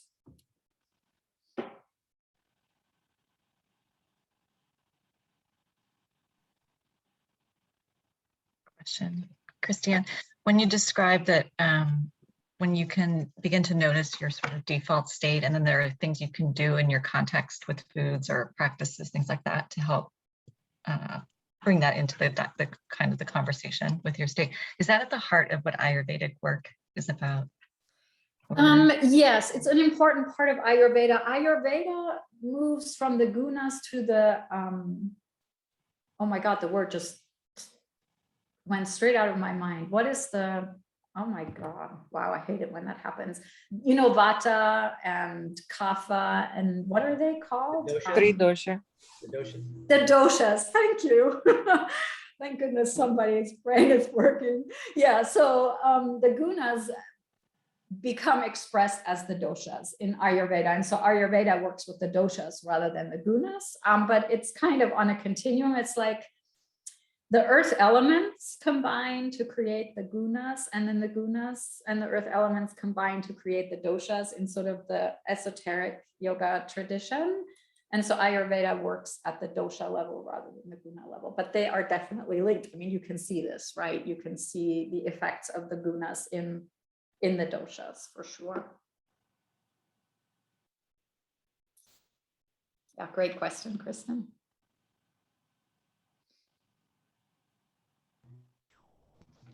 Hi, this is Gino. I appreciated the slide on all of them, but the hybrid slide made me think of, I work with athletes a lot of times, and trying to manifest a kind of flow state, and being able to simultaneously assess, arousal with relaxation, so that the tasks can become, something that's enduring and also kind of blissful and playful and fun in those ways. That is something that hit me and made me think, deeper on assessment and breathing, and, how we're cultivating to get to, maybe be able to enjoy some of the qualities of all these states without judging, which one we want to be in at what time. Yeah, that's a really beautiful comment. And I think as we move more into pranayama, one of the books that I really like, and I actually pulled them out so I could show them to you. This particular book by Patrick McEwen called The Breathing Cure. He works tons with athletes, and this is exactly the kind of thing he works on, right? Is to help athletes sort of restore balance, to restore sort of that balance of, yeah, you need to be mobilized and work really hard in your athletic setting, but you also need to be in this sort of balanced nervous system state. You need to support your digestion and your immune system. You don't want to sacrifice your health for your athleticism. And he does it exclusively through, well, I don't know if it's exclusive, but he writes exclusively about working on that through the breath. But like you notice, there are many, many more ways that you can access that besides the breath.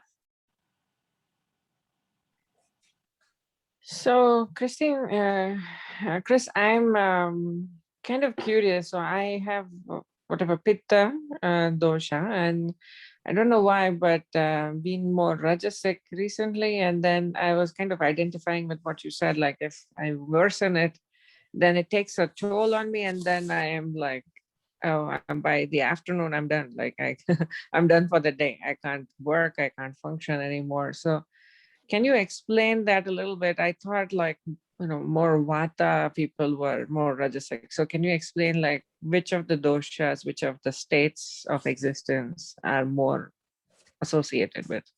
Yeah, I probably can't do that justice, Nitika, because I'm not really, and I don't know enough about Ayurveda, right? So I'll throw out some hypotheses more based on respiration than the doshas.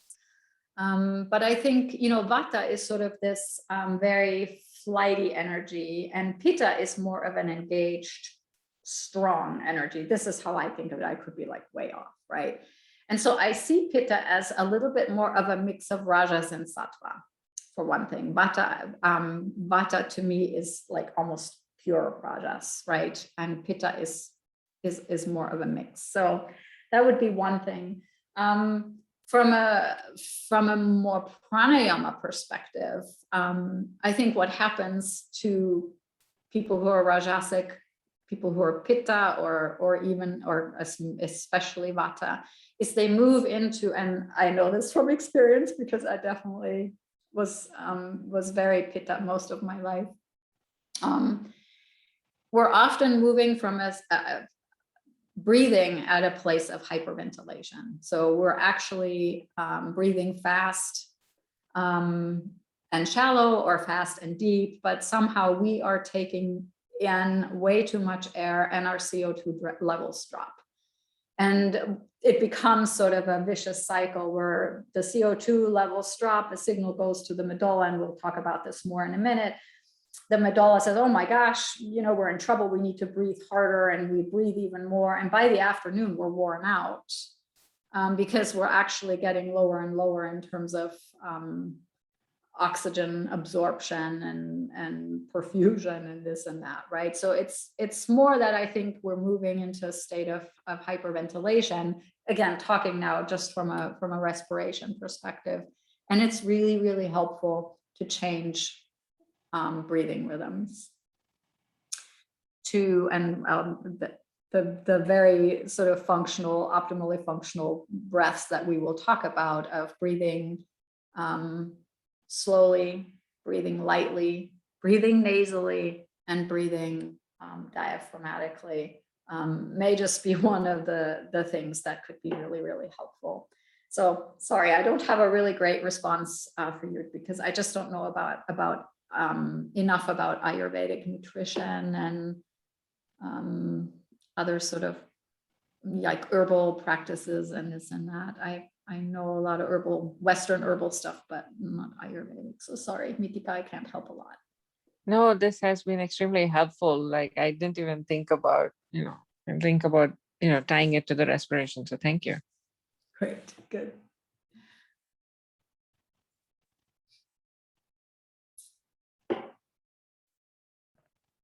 Just really quickly too, Chris, I feel like what you just mentioned at the end of that was really fascinating for me too. And I would imagine we're going to touch more on this later, but I feel like I have a number of patients that I walk them through taking, slow, deep breaths in a particular kind of way. And they come back the next time and they struggled with feeling like they were hyperventilating, like they're not taking slow, deep breaths. They're taking big, deep breaths and feeling dysregulated and inactivated. And I'd never even conceptualized that idea of too much oxygen, that hyperventilation, that dropping CO2 levels really being a mobilizing response. So it's having the opposite response of what you're trying to help them get to. And that's really helpful in terms of folks that feel like this isn't helpful for them. So they just stop and they don't try. And you have to try to think of how to, I guess, tailor it, like we were talking about, in a way that's going to actually get at what they need. I just wanted to point out something so, again, seemingly simple and yet incredibly helpful. I actually, you'll see a slide a little bit later that basically is titled "A Word About the Phrase Take a Deep Breath," because it's so used in yoga circles and it's so used in therapeutic circles, and most of your students and most of your clients completely misunderstand what you mean by that, or what we really mean by it when we say it, which is a deep breath actually just means a breath that moves the deep part of your body, the low rib cage and the abdomen. That's a deep breath. What your students hear is this. They think a deep breath is a full breath, a lot of volume. And most of the time, that is not what they need. What they need is to drop the breath into the belly, but not to get more air into the lungs, but to actually get less air into the lungs. It's just fascinating, right? We just copy the language of our teachers, and if our teachers don't get it right, we just perpetuate these problems in how we cue certain things in our yoga classes or in our therapy sessions. And there was an interesting study, I forget the name of the woman now, but she does a lot of work on breathing and panic disorders. And they did a study, I think it was her. Now I'm double guessing. Anyway, there was a study that looked at people with panic disorders. So it's a pretty specific population. But they found that the way you cue is what made the difference. How do I say this? If you cue things a certain way with the breath, you may actually make people worse, even though you are thinking that you're cueing the right thing. But what people hear is completely different. And so it ended up that people got better when they were just cued, put awareness into your breath. That slowed their breath, that made their breath lighter, it improved their heart rate variability. But when they were told to take slower breaths, it created tension in their intercostal muscles, in their chest muscles, and it created overbreathing. Because when they slowed the breath, they compensated for their usual hyperventilation, which is what people with panic do, by taking big breaths, taking in a lot of air. And so they were hyperventilating. Right? But if they were cued to just observe, be aware, be present with the rhythm of the voice, the metronome that John uses, right? They actually did the right thing without it being cued. So when people cued it the way they thought it should be cued, it had the opposite effect. And so at first it was like, oh, this doesn't work. And it's like, oh no, wait. It may work, but people didn't actually do what we thought we were telling them to do. So that's a great observation. Sorry for all these little tangents I go down. I'm just so excited about this, but I always go all over the place. So it's my Rajas in play right there. All right. So any other thoughts or comments just about this part? Then I'm going to share again, and we'll go a little bit through the biology of breathing.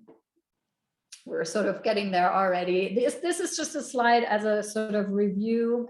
If you're not real sure about the structures of the respiratory system, this gives you a quick overview. I'm not going to go through this, but I actually have, I think I put in your syllabus a link for a YouTube video that I posted where I lead a 90-minute breathing practice that's really about creating awareness of all of these structures and what they do. It's kind of like an applied anatomy in action sort of video.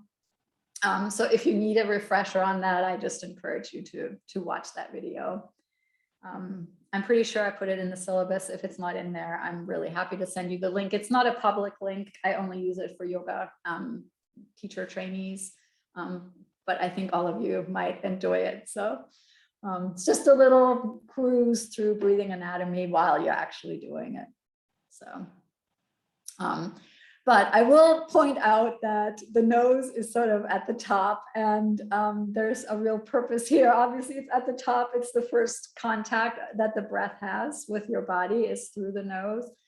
But it's also the preferable portal for breath into your body. Yeah, I have a slide a little later. There is just so much going on in the nose that prepares the breath for the lungs. And when the breath comes in through the mouth, none of that preparation takes place. And the air that reaches the lungs is not really ready for the lungs, or the lungs are not really ready for that kind of air.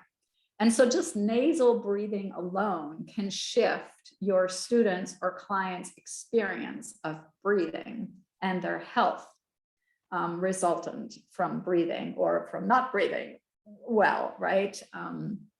So that can be a huge, huge game changer for people, is to just have that awareness drawn to the nose. And so in a little bit, we're going to do a breath observation practice, and we'll work a little bit with, just sort of awareness of where the breath is in the body. And so that's, I think, one of my biggest takeaways for you for today. Well, there are probably several, but nasal breathing over mouth breathing. If you yourself are a mouth breather, try to retrain yourself to become a nasal breather. The transition will be tough for about 2 to 3 weeks, or if you're a really dedicated mouth breather, maybe even for a month, but it will be really worth it. And I have a slide that will give us more detail about this. So air enters through the nose, down the pharynx, which has sort of 3 sections, because we have this unique thing in the animal kingdom where we take food and where we take air is kind of the same thing for a while. And so that's why we sometimes get confused. And then from the pharynx, the air actually moves its way into the trachea, which is the true conduit or conducting pathway into the lungs. And the trachea is interesting because it has cartilage rings so that it can maintain its diameter no matter what's happening in the lungs. If you think about it, the trachea is the pathway into the lungs, and we're constantly changing the pressure in the lungs. We increase it, we decrease it, we increase it, we decrease it. If we didn't have cartilage rings in our trachea would open and close and open and close. That would not be good, right? So I like to sort of point that out, that your trachea has this very special little anatomical feature that actually keeps it open all the time. The trachea then branches into the 2 bronchi, which move into the 2 lungs. So the trachea, if you think of an upside down tree, the trachea is the tree trunk that comes in, and then it branches into the bronchi. Ooh, I think I have a picture of this. That would be better than my hands. So here's the trachea, and you can actually see the little cartilage rings that I was talking about in this image pretty well. And then the trachea splits into the bronchi. So there's a branch to each side. Your left lung has 2 lobes. Your right lung has 3 lobes. Any guesses as to why the left lung has only 2 and not 3? Is it room for your heart? Yes, beautiful, exactly. Brownie point for Kari. Little star chart we should have in the chat or something. Yeah. So, so there's actually a larger volume on the right side of your lungs than the left because the heart has to be accommodated. And then you can see the bronchi split off into the bronchioles. They get smaller and smaller and smaller and smaller. And then at the end of the bronchioles, you have the alveoli, which is where the actual gas exchange happens between the lungs and the blood. And so this is the point of perfusion. So the blood inside, or the air inside the alveoli, and you have lots and lots of alveoli, 500,000 to be in the ballpark here. If you were to spread your alveoli out on a flat field, they would cover the size of a tennis court. I love these little sort of ways of looking at things, right? Just imagine that. So you have lots and lots of space where gas exchange can happen. So, so the alveoli are filled with the air that just came in, either nicely prepared and ready through the nose, or not so well prepared and kind of cold and dirty and unhappy through the mouth. And then the blood vessels run past and the capillaries will absorb the oxygen from the air and will deliver CO2 into the alveoli. The CO2 will then be breathed out, and the blood is shipped off through the pulmonary vein to the heart, and then the heart distributes it out into the body. The veins then come back and bring the oxygen depleted blood back to the heart ships that off to the lungs, and the whole process starts over again. So your respiratory system and your circulatory system are absolutely essential to each other, and they greatly influence each other.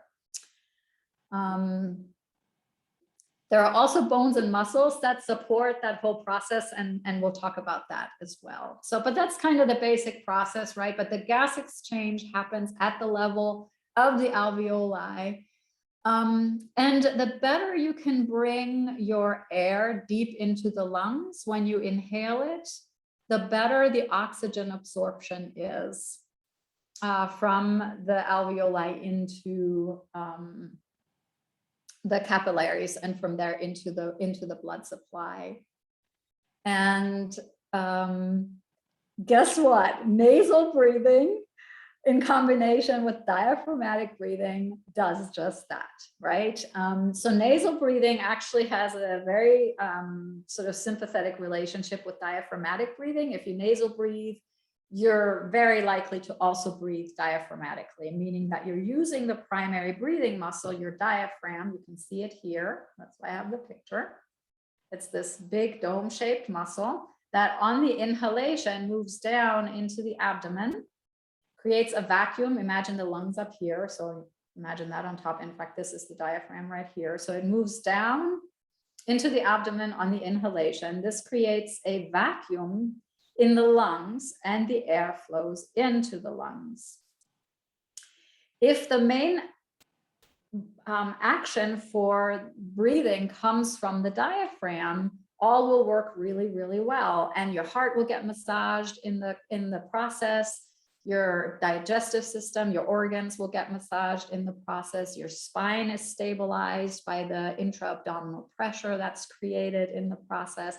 Lots and lots of advantages of diaphragmatic. Now, all breath is diaphragmatic. All breath involves the diaphragm. The diaphragm has to move for air to make it into the lungs.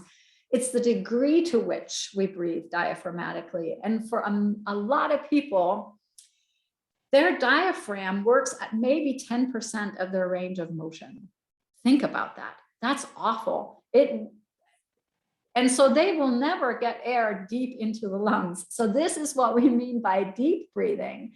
By deep breathing, we really mean that we're actually using the diaphragm to not its maximum range of motion. 85% is sort of the average for most people. If we bring the diaphragm to 85% of range of motion, and when I say that, for example, like this, if this is my full range of motion for my elbow, then instead of going the full range, if I go 85%, I might go this far. So the diaphragm doesn't have to go all the way. It can just go as far as that. That is deep breathing. That will draw the air deep into the lungs, deeper toward the alveoli, and gas exchange will be easier. That's what really is meant by a deep breath. That is not what people think. People think they need to create some big chest movement, exactly, some big opening, but actually a deep diaphragmatic breath is barely visible. It is not audible. Ujjayi is not a great breath to cue as a matter of course. It tends to lead to hyperventilation and breathing high in the chest. It does the opposite of what it's meant to do. It's not an ancient practice. It's a relatively new practice. It's a practice, there's a funny story about this. I will not go on too far of a tangent, but when the yogis at the end of the 18th and early 19th century started coming to the West to bring yoga to the West as a practice, they realized that we really didn't know how to breathe. And so they didn't teach us the subtle awareness breathing practices that they taught at home. They taught much more, the practices that we do now that really aren't as helpful, but because we were not able, from their perspective, to work with the subtle breath, which is actually what, like the Yoga Sutras, the Hatha Yoga Pradipika, the ancient texts are writing about. Pranayama is working with subtle energy. It's actually reducing the breath. It's freeing the breath. It's not creating a big breath, which is what you see in yoga classes now. Most yoga classes now, when you go in, there's a lot of really loud breathing that is really not super helpful at all. So that's a deep breath, is when the diaphragm moves down into the abdomen on the inhalation and then rebounds. It's not contracting, it's contracting into the abdomen with the inhalation. This is also often cued incorrectly in yoga classes, where yoga teachers talk about contracting the diaphragm into the abdomen, into the lungs. You contract your diaphragm to the abdomen on the inhale, and then you relax it. It's a natural recoil to the lungs on the exhale. This is why the inhalation is associated with the sympathetic nervous system, and the exhalation is associated with the parasympathetic nervous system. During the inhalation, there is a mobilization that happens, and during the exhalation, there is a relaxation that happens. And so if you really want somebody to have a more calming breath, you emphasize the exhalation. You cue attention and awareness to the exhale. You don't even have to lengthen the exhale. You just draw awareness and attention to the out breath. And if you have somebody who's pretty dorsal vagal and you want to help them breathe more energetically, you just bring awareness to the inhalation. You will actually cue them a little bit into some sympathetic arousal, which is what it takes to bring somebody out of a dorsal vagal space. Ventral vagal is not your way to go. It's too subtle. They need to get some mobilization to come back into a ventral vagal space. So sometimes knowing the anatomy is really, really nice, because you're not going to forget this now, right? If you really sort of can see that, oh, the inhalation is the mobilization. That's where stuff happens. Now the diaphragm really works. It contracts downward. It exerts intra-abdominal pressure on the organs. And then here's where it gets really cool. Sorry, I'm so excited about anatomy. Once the diaphragm meets your organs, there comes a point when it decides that's enough pressure downward, but there's still some work left to do. And so now it flips its action. And that's the moment when your low ribs move out. That's all your diaphragm. That is not your intercostals. They support it, but the diaphragm initiates that movement. So first, Your belly will move out. That's the diaphragm descending. Then the diaphragm meets the organs. There's enough pressure there. The diaphragm now flips its action and moves outward. And that's what draws the low ribs, just the low ribs, not the rib cage, just the low ribs out and in. And so if you want people to feel their diaphragmatic breath, a great way to do that is to take a TheraBand, a stretchy band, tie it around their low ribs and their belly, not like super tight, but enough that they can feel it, and then have them breathe and feel. And it's like biofeedback. It's one of my favorite things to do with people who have a hard time getting breath awareness.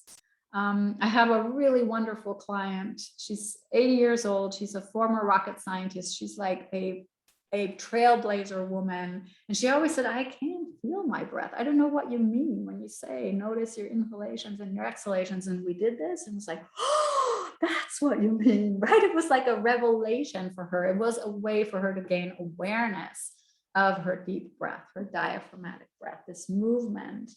Very subtle movement in the belly. This doesn't have to be a huge movement. It's a very gentle rhythmic oscillation. That's the other way I like to describe the functional breath, right? It's rhythmic. It's pulsing. And it happens here. It doesn't happen in the rib cage. When we move the breath into the rib cage, we're moving into a sympathetic mobilization. And when we move it into the clavicles and the shoulders begin to lift, we're moving it into such a state of sympathetic mobilization that we can induce panic, right? And so if we cue people just to breathe deeply, and what they do then is chest breathe, we've just done the opposite of what we thought we did. We thought we were giving them a parasympathetic cue, and they're interpreting it as a sympathetic cue. So it's, I think, super helpful to sort of see the anatomy of it and to really understand what happens here with this beautiful muscle called the diaphragm. I'll mention one more thing. At the moment that the diaphragm moves downward, so with the inhalation, the diaphragm also increases intra-abdominal pressure. I've mentioned this before, and I'm repeating myself, but I'm doing it consciously. This actually stabilizes the spine and the back, stabilizes axial stability, it stabilizes your axial skeleton. And so it's a really wonderful way of protecting your back as well, to breathe into the belly as opposed to breathing into the chest, where you get no support at all for the spine. When the diaphragm moves back up, when it naturally relaxes and recoils, that's when your abs actually come in and help a little bit. And so you might feel some core engagement during the exhalation. This is not a sympathetic arousal at all. This is a very gentle drawing in of the transverse abdominis and the obliques. It's gentle. You don't have to exaggerate it. You don't have to go, right? It's not like this. It's a gentle drawing, and you can feel it under your own hands.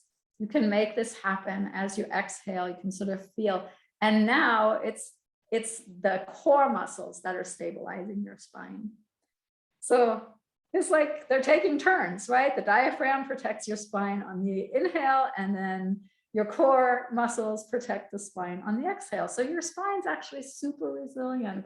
If you're breathing correctly, and you can cue correct breathing during asana practice, there's a lot less worry about creating injury to the spine than if you're cueing your breathing backwards and people are moving their diaphragm in all crazy directions.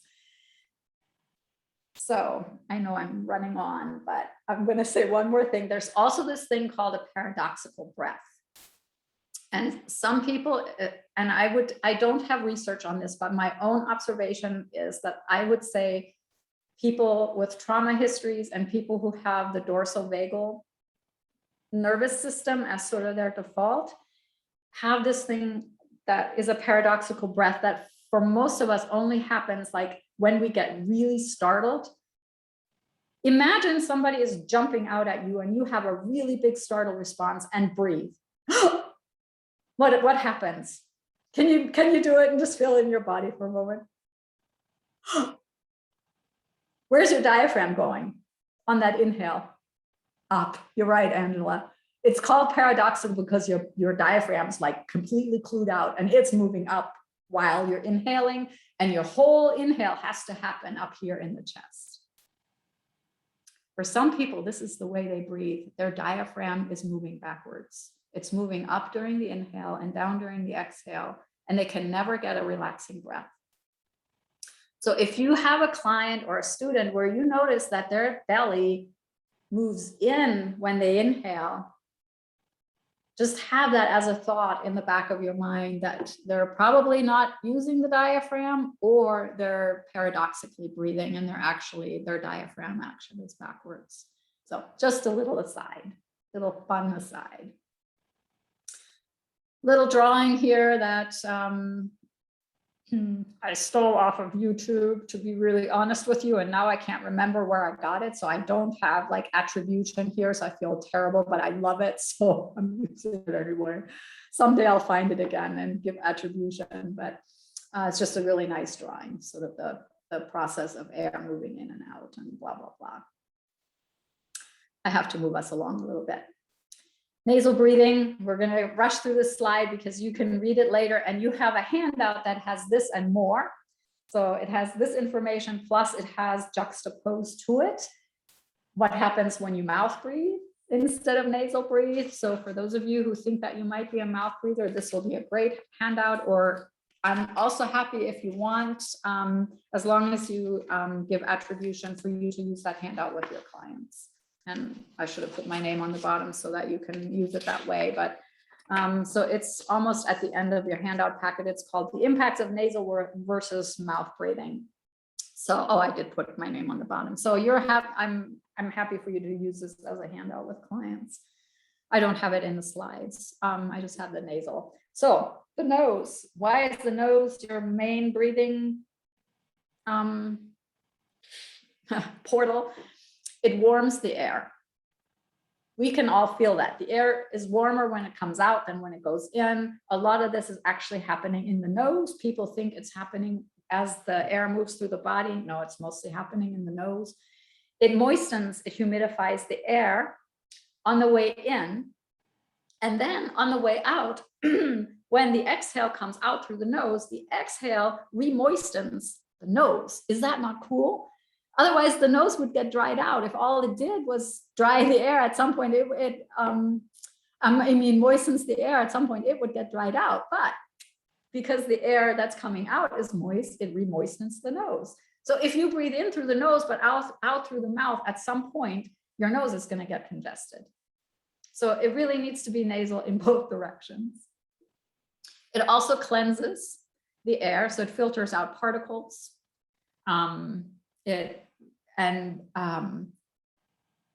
It takes, like, I have it in the slide here, it takes 15 minutes. If you have a lot of stuff, if you're breathing bad air, like we're sitting in smoke right now from a fire. So if you breathe through the nose, it will filter out a lot of those particles, and it only takes about 15 minutes for the nose to make that happen. If those particles get into your lungs, it can take 2 to 4 months to get those particles back out of your body.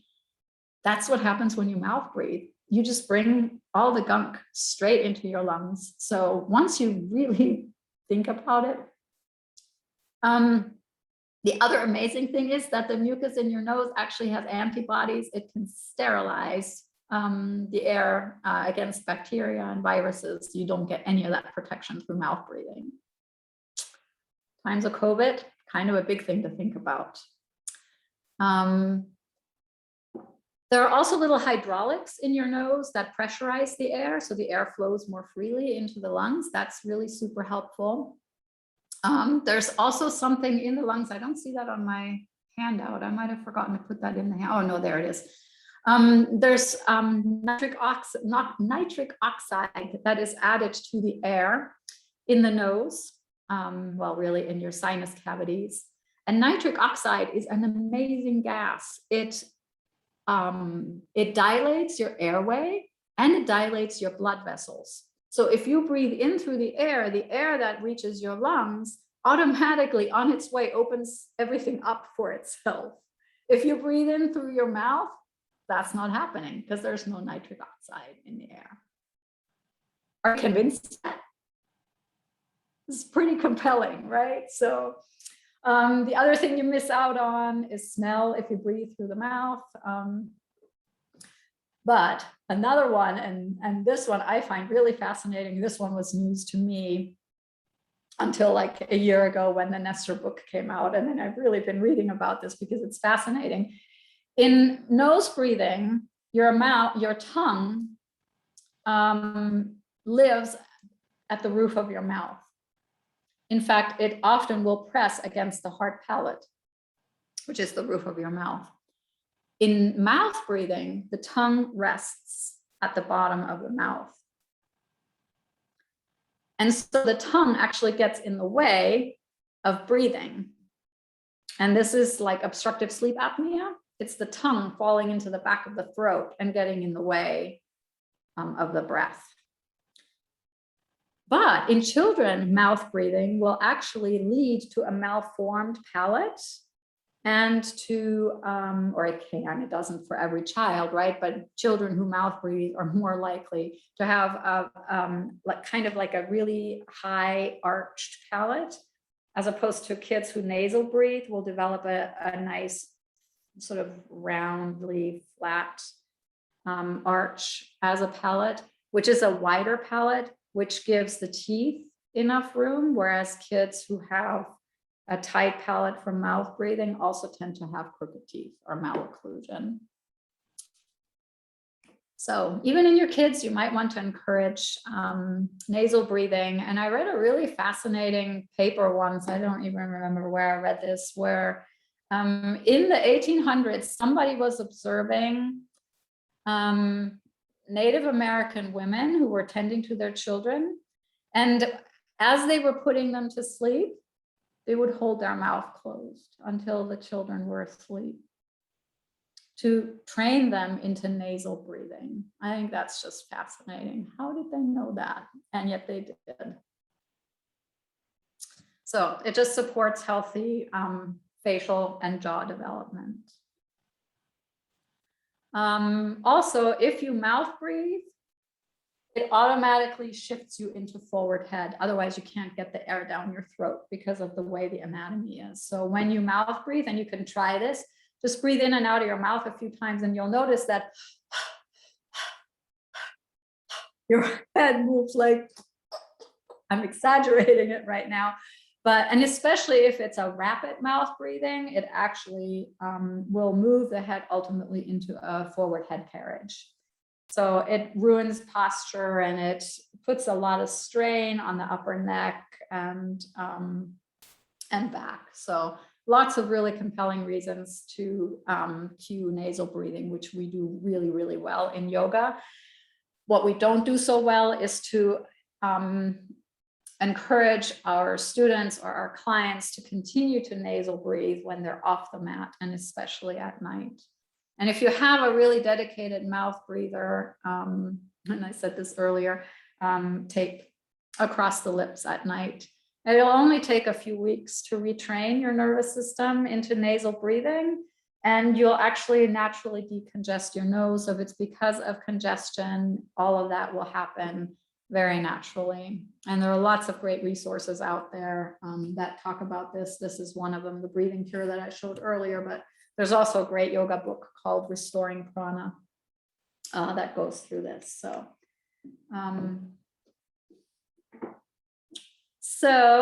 and then we talked already about this. I kind of got ahead of myself. I remember I had a nice slide about this. Diaphragmatic breathing, again, you have a handout on this where you have the same thing where I have nasal versus mouth breathing. I have diaphragmatic versus chest breathing in your packet. And here I'm just focusing on diaphragmatic breathing. And I think I talked a lot about most of these things already as we, I got ahead of myself again. I will point out that it is diaphragmatic breathing that produces the respiratory vagus nerve stimulation.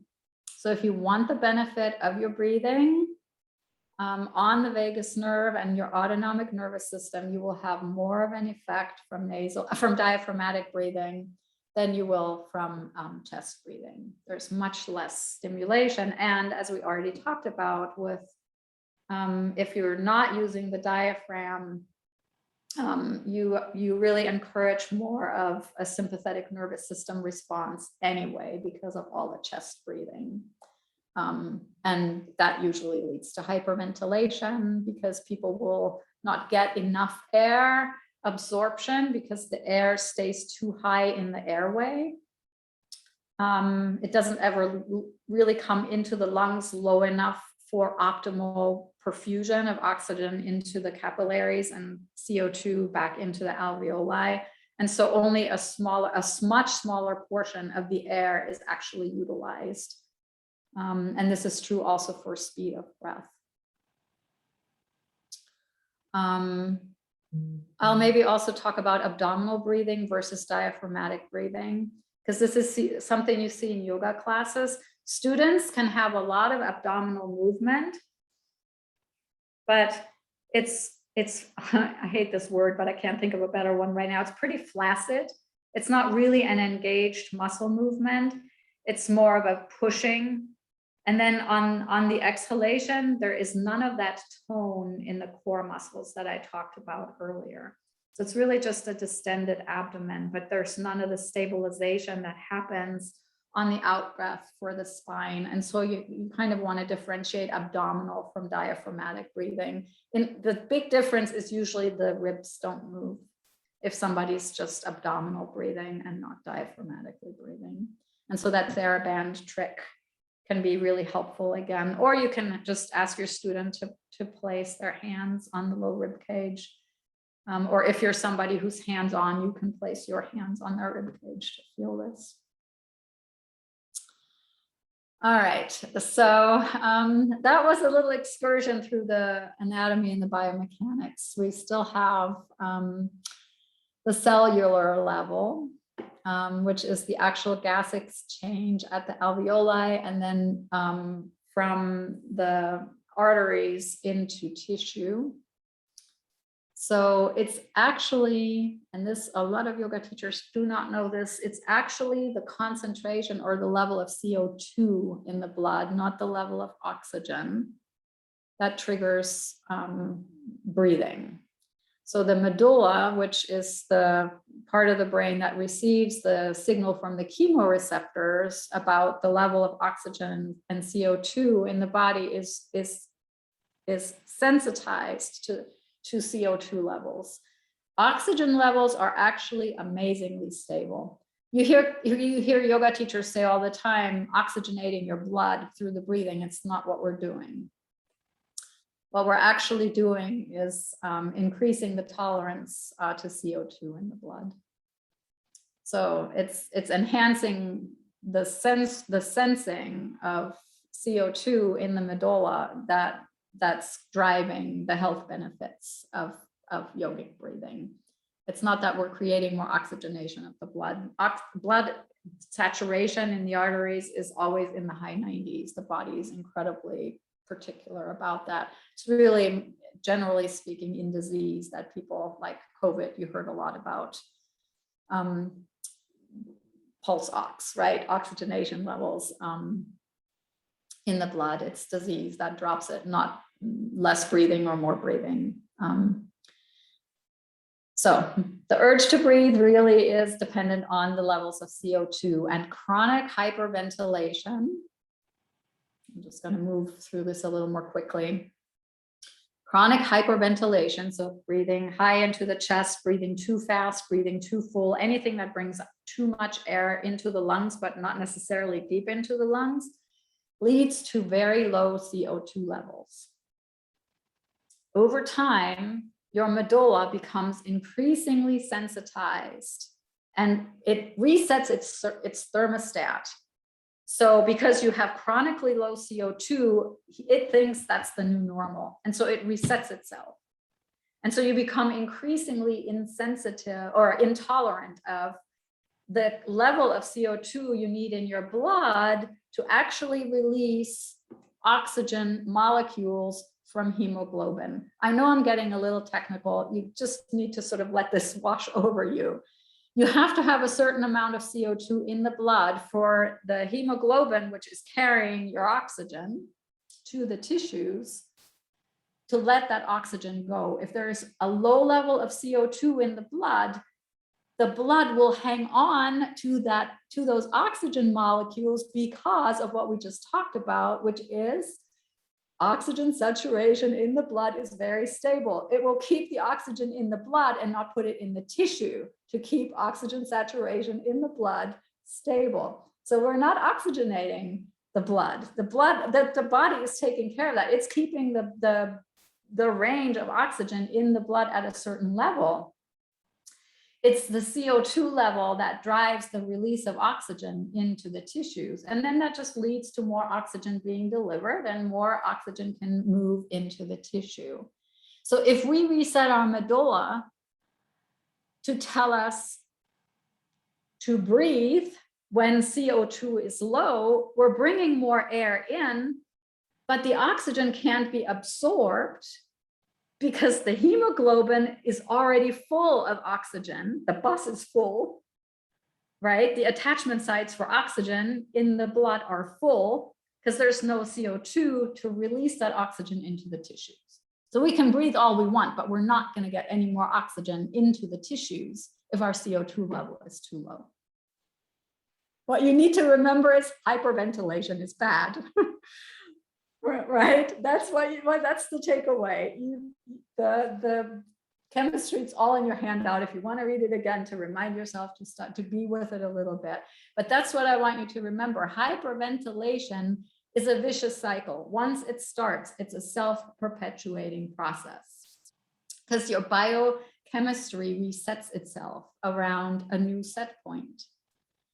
And so once you have people in a vicious cycle of hyperventilation, they're not going to want to slow down their breath. And this is where you as a care provider or a yoga teacher are challenged to help your students become more tolerant for a while of this sensation that you had at the end of the comfortable pause, and to just stay there for a moment, because it's in that moment that you encourage the carbon dioxide levels to rise in the blood, which is what you want, because then the oxygen can be released into the tissues. And so the ancient practice of breath retention after the exhalation is what you need to counter hyperventilation. Slow, light breathing and retention at the end of the exhalation. So if you have people who have anxiety, who do a lot of chest breathing, not breast cheesing, but chest breathing. I crack myself up. I may not crack you up, but I crack myself up. So that's what you need to do, is you need to encourage them to sit with the discomfort of working with air hunger, because they will have air hunger. And if they give into this, they just keep stuck in this vicious cycle of taking in a lot of breath, but not taking in a lot of oxygen, because it just doesn't get delivered to the tissues. And so, not surprisingly, here are some of the symptoms that you see in that, and you see this in a lot of your students: migraines, fatigue, breathlessness, insomnia, dizziness, lightheaded. How many of you have had students who said, I get really lightheaded when I get up from a forward fold? This is what's going on with them. For some of them, not all of them. Some may have other issues. So there you have it. That's my big spiel about CO2. Okay, this is the most common thing you're going to see. For some people, they'll show up with hypercapnia, where they're breathing too slow.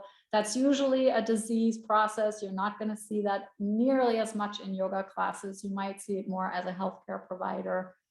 But the bulk of your students will be hyperventilators, which makes them low in CO2. So maybe I should add, this equals hyperventilation leads to hypocapnia, where hypocapnia is low level of CO2, but this is directly driven by hyperventilation. Whereas too much CO2 is driven by hypoventilation, basically not breathing enough for various reasons of disease. You can see some of the reasons here: smoking, COPD, neurological impairment, respiratory illnesses of various kinds. The one reason I really want you to look at this slide, or even the handout, which has more detail, is that you will often, even in books like these, read about hypercapnia as a goal.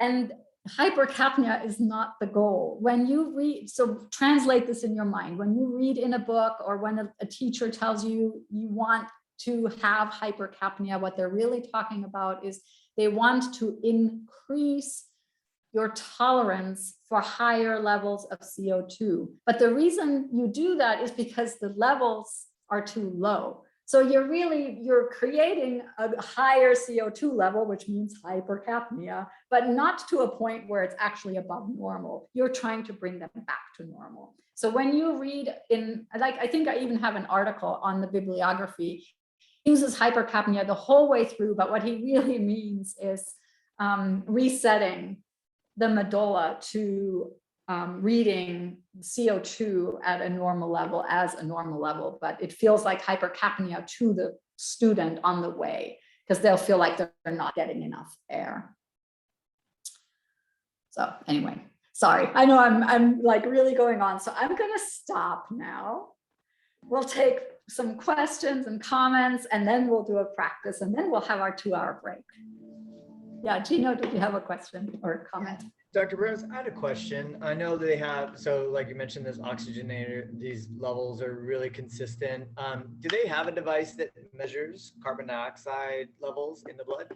No, I mean, yes, there is, but it's a complicated device. It's a device you have to wear because it actually has to measure. Yeah, I don't know enough about it, right? But it's a complicated device. But the comfortable pause exercise is a proxy measure for CO2 level in the blood. So if you look at the interpretation at the bottom, if your comfortable pause is less than 12 seconds, it's quite likely that you have low CO2 levels, that you have hypocapnia, and that your medulla has been reset to this low level. 12 to 20, you're probably kind of dancing at the edge, and anything above 20 is probably okay. So that's another reason why this comfortable pause is such a great measurement to take, because for you as a health provider or as a yoga teacher, it will give you information that your student is a hyperventilator if they have a really short comfortable pause, and that you definitely don't want to cue deep breathing, fast breathing, full breathing. You want to breathe nasal, light, slow, and low in the belly. And then if I could just follow up on that. So is there a risk of having this extreme tolerance to that pause? Is that the hypercapnia kind of situation that you're talking about? I'm not sure I understand, like. So we talked about wanting to be beyond, say, 12, or having those durations of time signify, health. Yeah. So do you get to a point, I mean, I get. Oh, where the pause is too long? Yeah.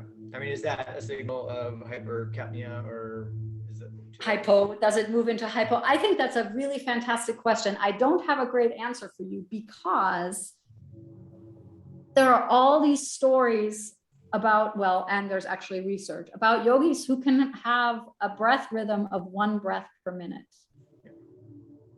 Their tolerance for CO2 is really high.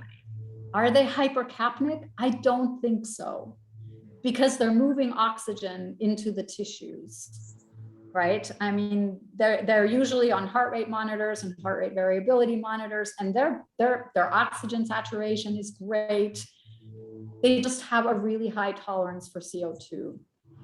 That's usually not an unhealthy situation. I don't know if this is true for a regular mortal like me. Like, could I develop too long of a pause and do harm to myself? I don't know the answer to that. I only know this part of the literature where that is what we know of yogis and meditators. This is how some yogis can suspend the breath for a really, really long time. This is also what, what do you call them? Free divers do.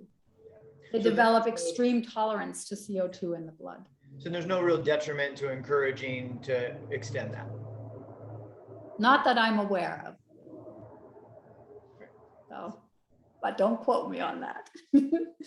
Maybe look at the literature for yourself to satisfy yourself, right?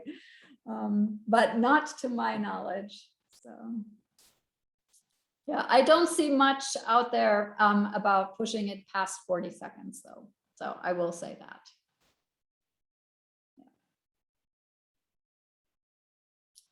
Other thoughts or questions? Did I totally lose you? Did I overwhelm you, or are you hanging in there? I have a quick question. I know you spoke to this. I felt like when I was trying to do the comfortable breath test, like we're talking about, I wasn't quite sure. I felt not so confident like where that point was, because you were saying don't wait until you're gasping for breath. But then the first time I did it, I was like, oh, that was super easy. I couldn't quite find. So I think I maybe missed something that you said about waiting until, I guess I missed it, right? But something about kind of a felt sense of contraction or needing, like, is there a way to kind of feel where that middle ground is, where you're not waiting super long? It's a comfortable breath. Just not sure I know how to find that exactly. Yeah, I usually cue it with my folks when you sort of feel that first urge in the diaphragm to inhale. That's the end of your comfortable That's pause, what that because was. your medulla is starting to say, okay, it's time. CO2 is dropping too low. Come on, breathe.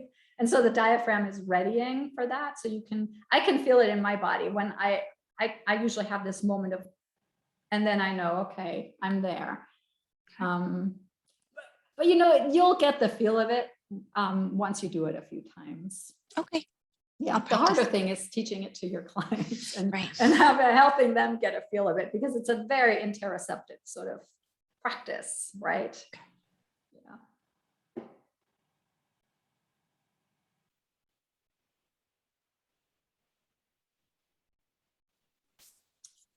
Hi, Chris.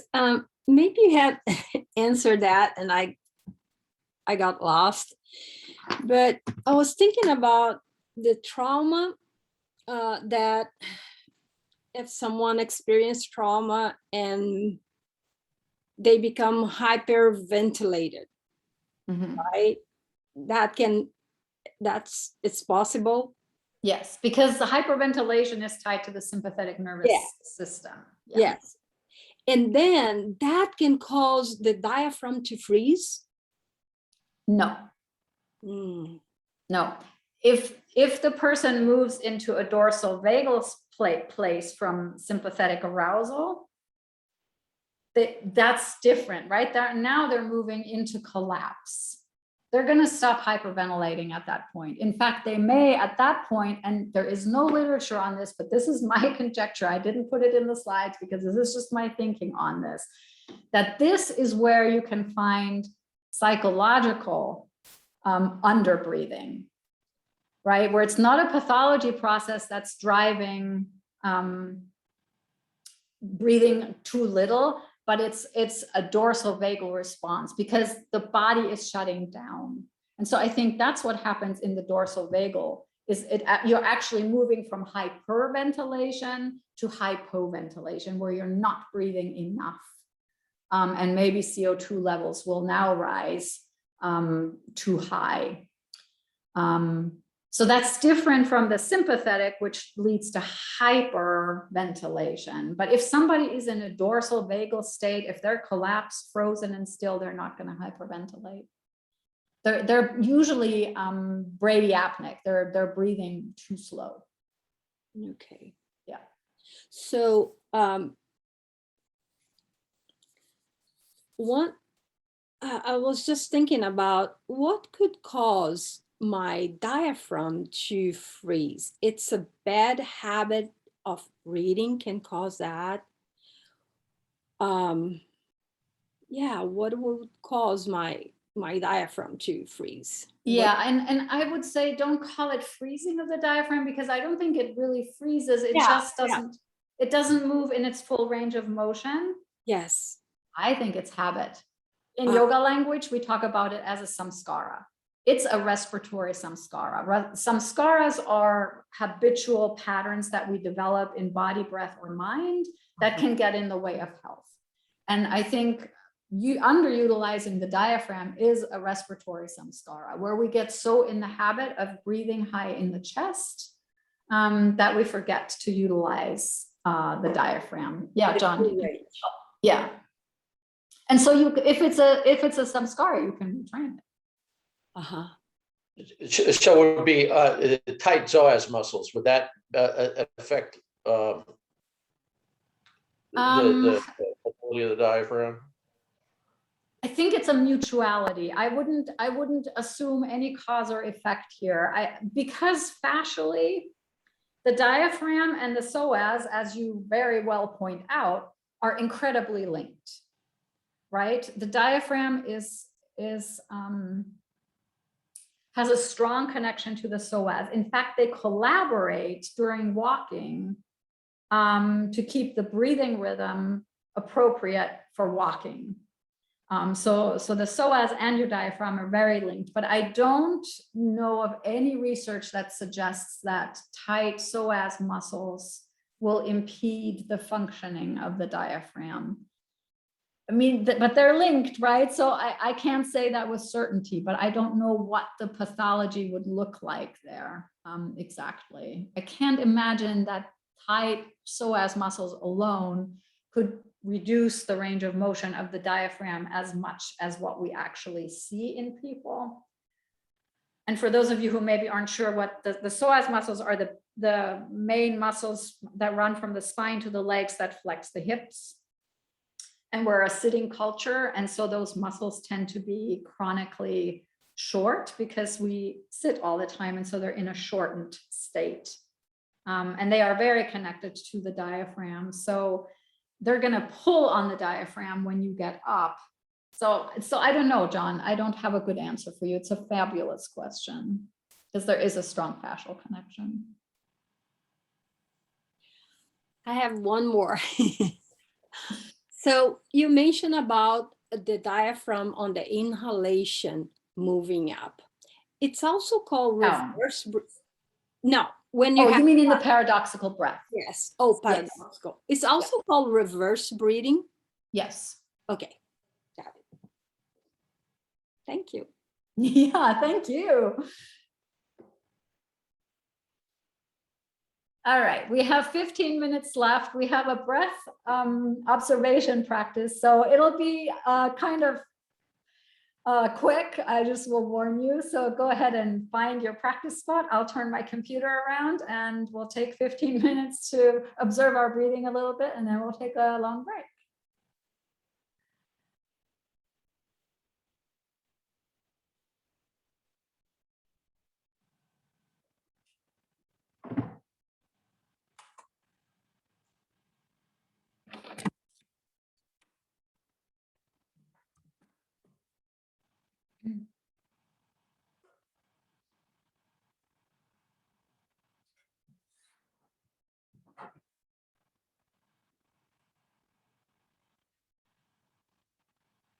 All right, so for this breath observation, I actually invite you to choose whether you want to lie on your back or if you want to have a reclined seat.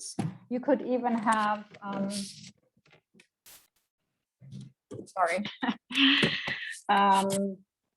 a bolster under you.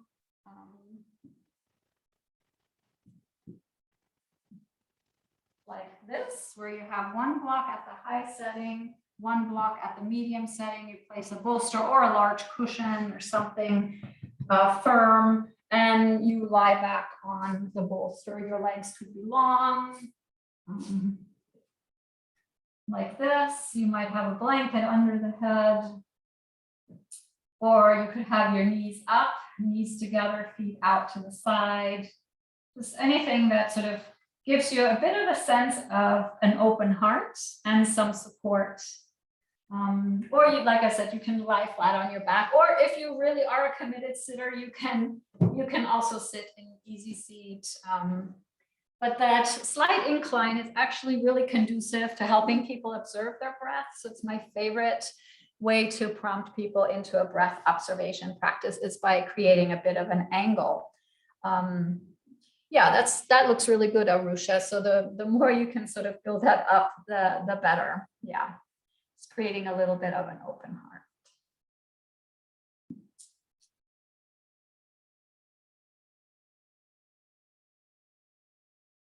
All right. Once you have made a decision about how to place your body, gently invite your body to settle into this place and into this moment. Find a gentle grounding through the back body and a bit of expansiveness through your open heart and your open mind.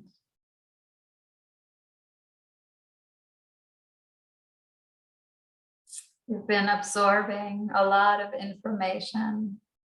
So your nervous system may be a bit upregulated. And so just tune in to see if that's true for you. And just acknowledge that that reality is out there. And that it may be just a bit harder to really settle in with the breath. Giving yourself permission to experience whatever comes up.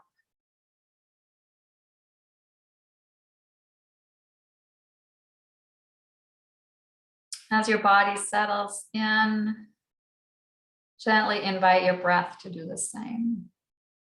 Not trying to alter your breath rhythm in this moment, but just inviting your breath to settle into this moment, to find its rhythm, to find its oscillation, whatever that may be, given your current context.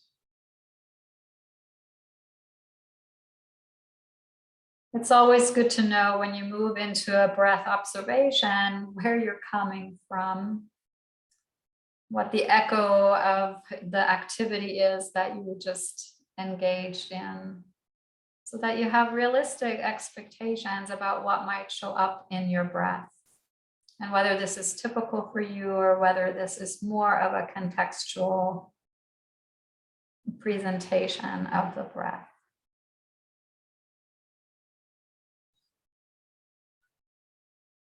We know from physics that anything that's observed may change, and so you may notice that as you're observing the breath, it also may change over time.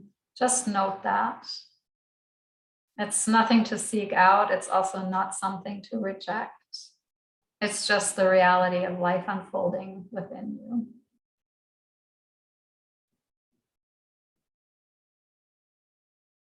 As your breath begins to settle into its current rhythm, begin to notice in some semi-objective way the length of your breath. It could be that you just get an intuitive sense of, oh, it's kind of short today, it's kind of moderate or kind of long, or you could put a number to it by counting how long it takes you to breathe in. Maybe your count reaches to 3 or 4 or 5 or 6 or 8, it doesn't matter. It's really just sort of taking a reading, a measurement of how the length of your breath is showing up in this moment. And once you have a pretty good sense of how long it's taking you to inhale, you can shift your attention, your observation to the exhalation, and use the same method that you use to measure the length of the inhalation, to measure the exhalation.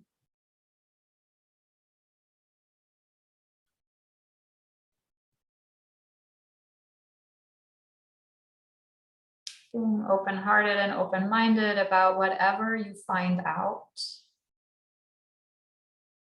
Really trying to encourage yourself not to meet these simple data with any kind of judgment, but to just meet them for what they are, information. Information about how long it is taking you to breathe in and how long it is taking you to breathe out in this moment.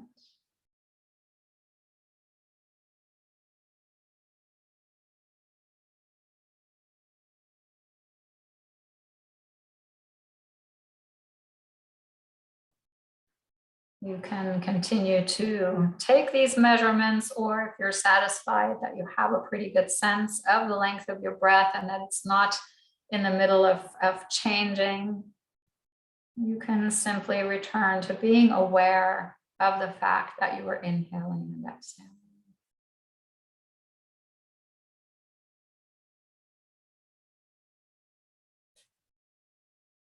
Maybe still being somewhat aware of the reality that there is such a concept as the length of the breath.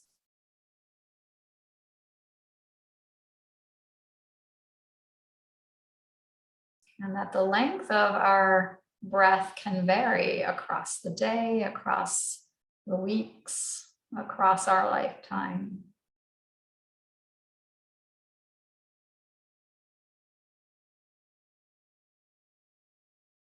And then gently shift your attention to the amount of breath that's traveling in and out. This is a very subjective data taking that'll just apply to you. So just notice, does your breath feel full or shallow or just sort of moderate?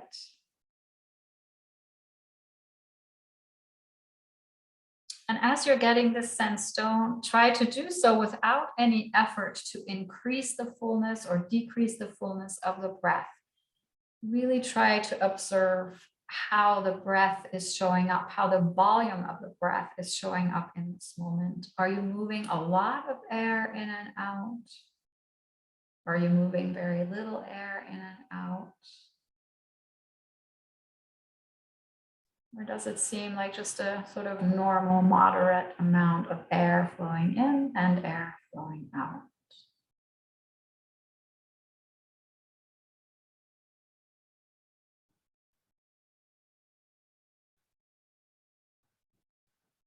And perhaps once again, remind yourself to meet whatever information you receive here with an open heart and an open mind.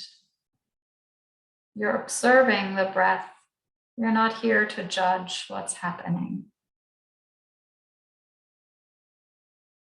Find a beginner's mind, an open mind, a curious mind.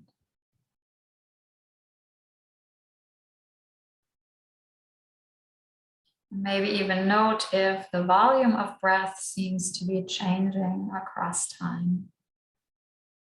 Again, there's no expectation that it will or won't. It's just more data for you in this moment.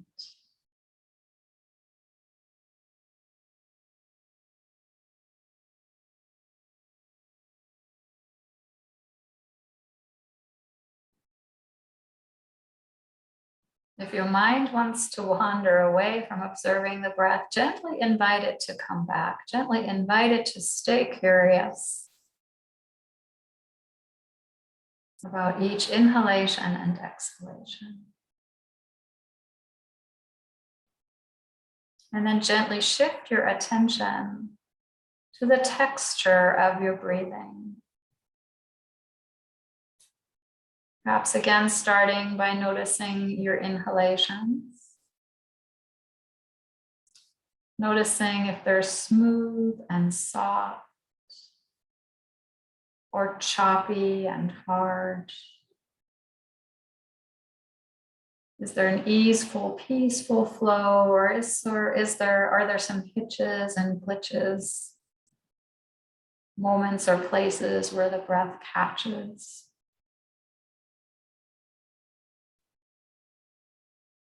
Is the inhalation smooth or rough?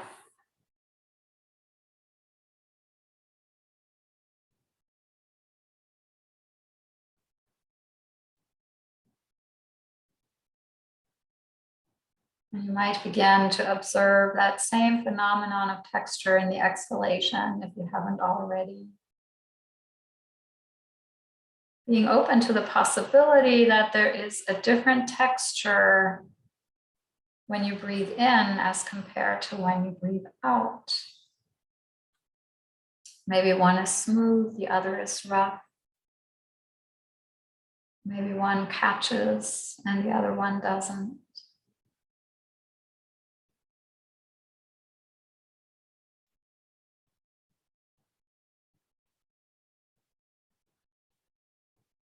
Opening yourself up to all possibilities here without expecting anything in particular. Knowing that this is simply your breath in this moment.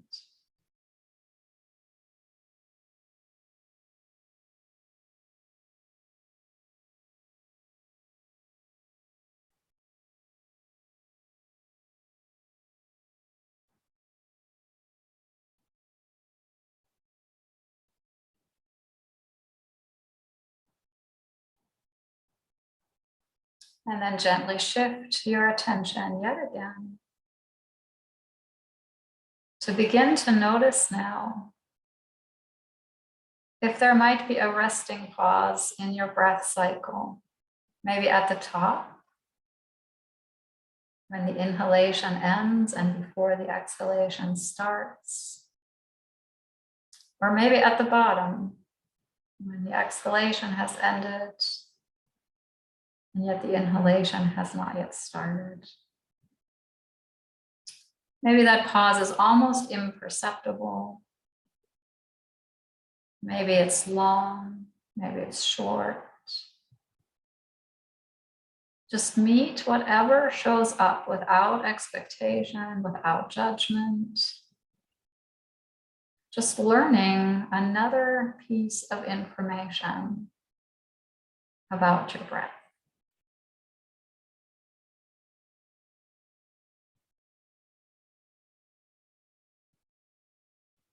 Continuing to watch through each breath cycle.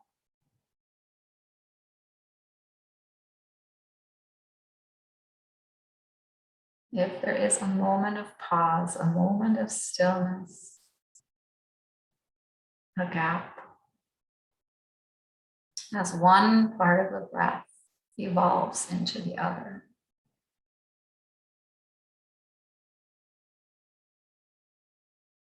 If your mind somehow becomes uninterested and wanders away, invite it back to watch for just a few more cycles of breath, in case there is a shift in how the breath shows up. Again, not expecting that change, but being ready to notice it if it happens.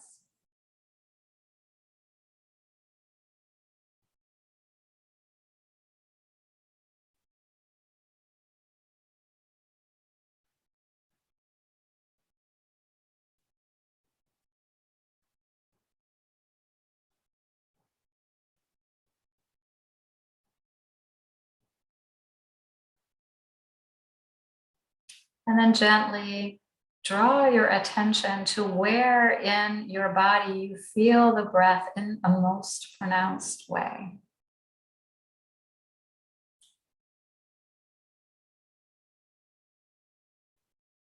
And this is usually the point where I would take you through a nice journey of the breath from the nose, through the throat, the chest, the abdomen. And yet it is 5 o'clock.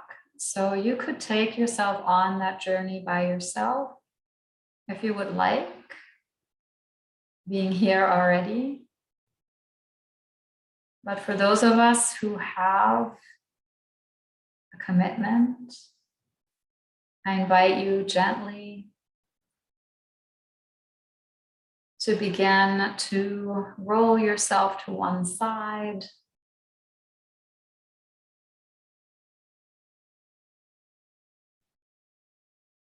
To make a very thoughtful, mindful journey back to a seat. For those of us who need to leave, we'll meet.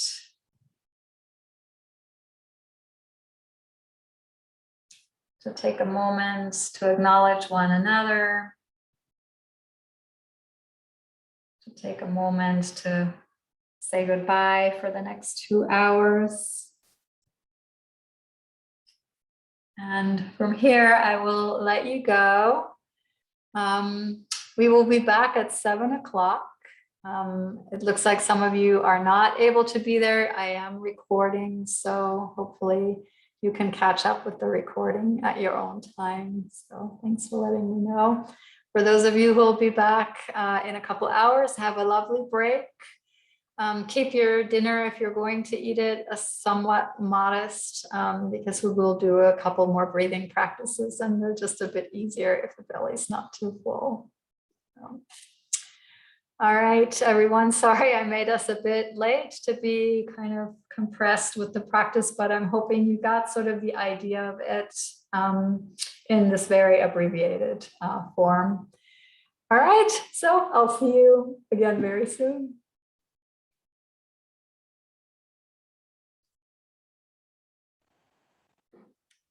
Yay, I'm so glad you reminded me. Thank you. Yes, John. It's something if, and I don't know where the appropriate place to address this would be, but it would be very helpful for me. I am confused between the concepts of heart rate variability and respiratory sinus arrhythmia. So yeah, you know, they're really, I think they're pretty much the same thing, except when they measure heart rate variability, they measure it just based on what the heart does. And when they measure respiratory sinus arrhythmia, they're actually coordinating the measurement with the in and out breath specifically. So they're looking at them. But basically HRV is what's being used in the literature right now to stand as sort of the proxy for either. This is my understanding. If somebody else has a different understanding, I'd be really open to hearing it, but this is how I understood it. Okay. It's a great question. I think you can sort of conceptually use them as interchangeable. Okay. Yeah. Thank you. Yeah, thanks for asking. So I have a comment observation. So with the practice that we did right before the break, I kind of agree with you. I think I have very shallow breath and I don't know what to do about that. So I was just like you were saying, don't judge and don't just let it go. So that's all I did. Yeah. Yeah, you know, we'll see. I mean, the interesting thing, and we'll talk about this a little bit coming up, is that what the literature is actually showing is that most people take in more air than they need. So you may not have a shallow breath. You may have a perception of shallow breath.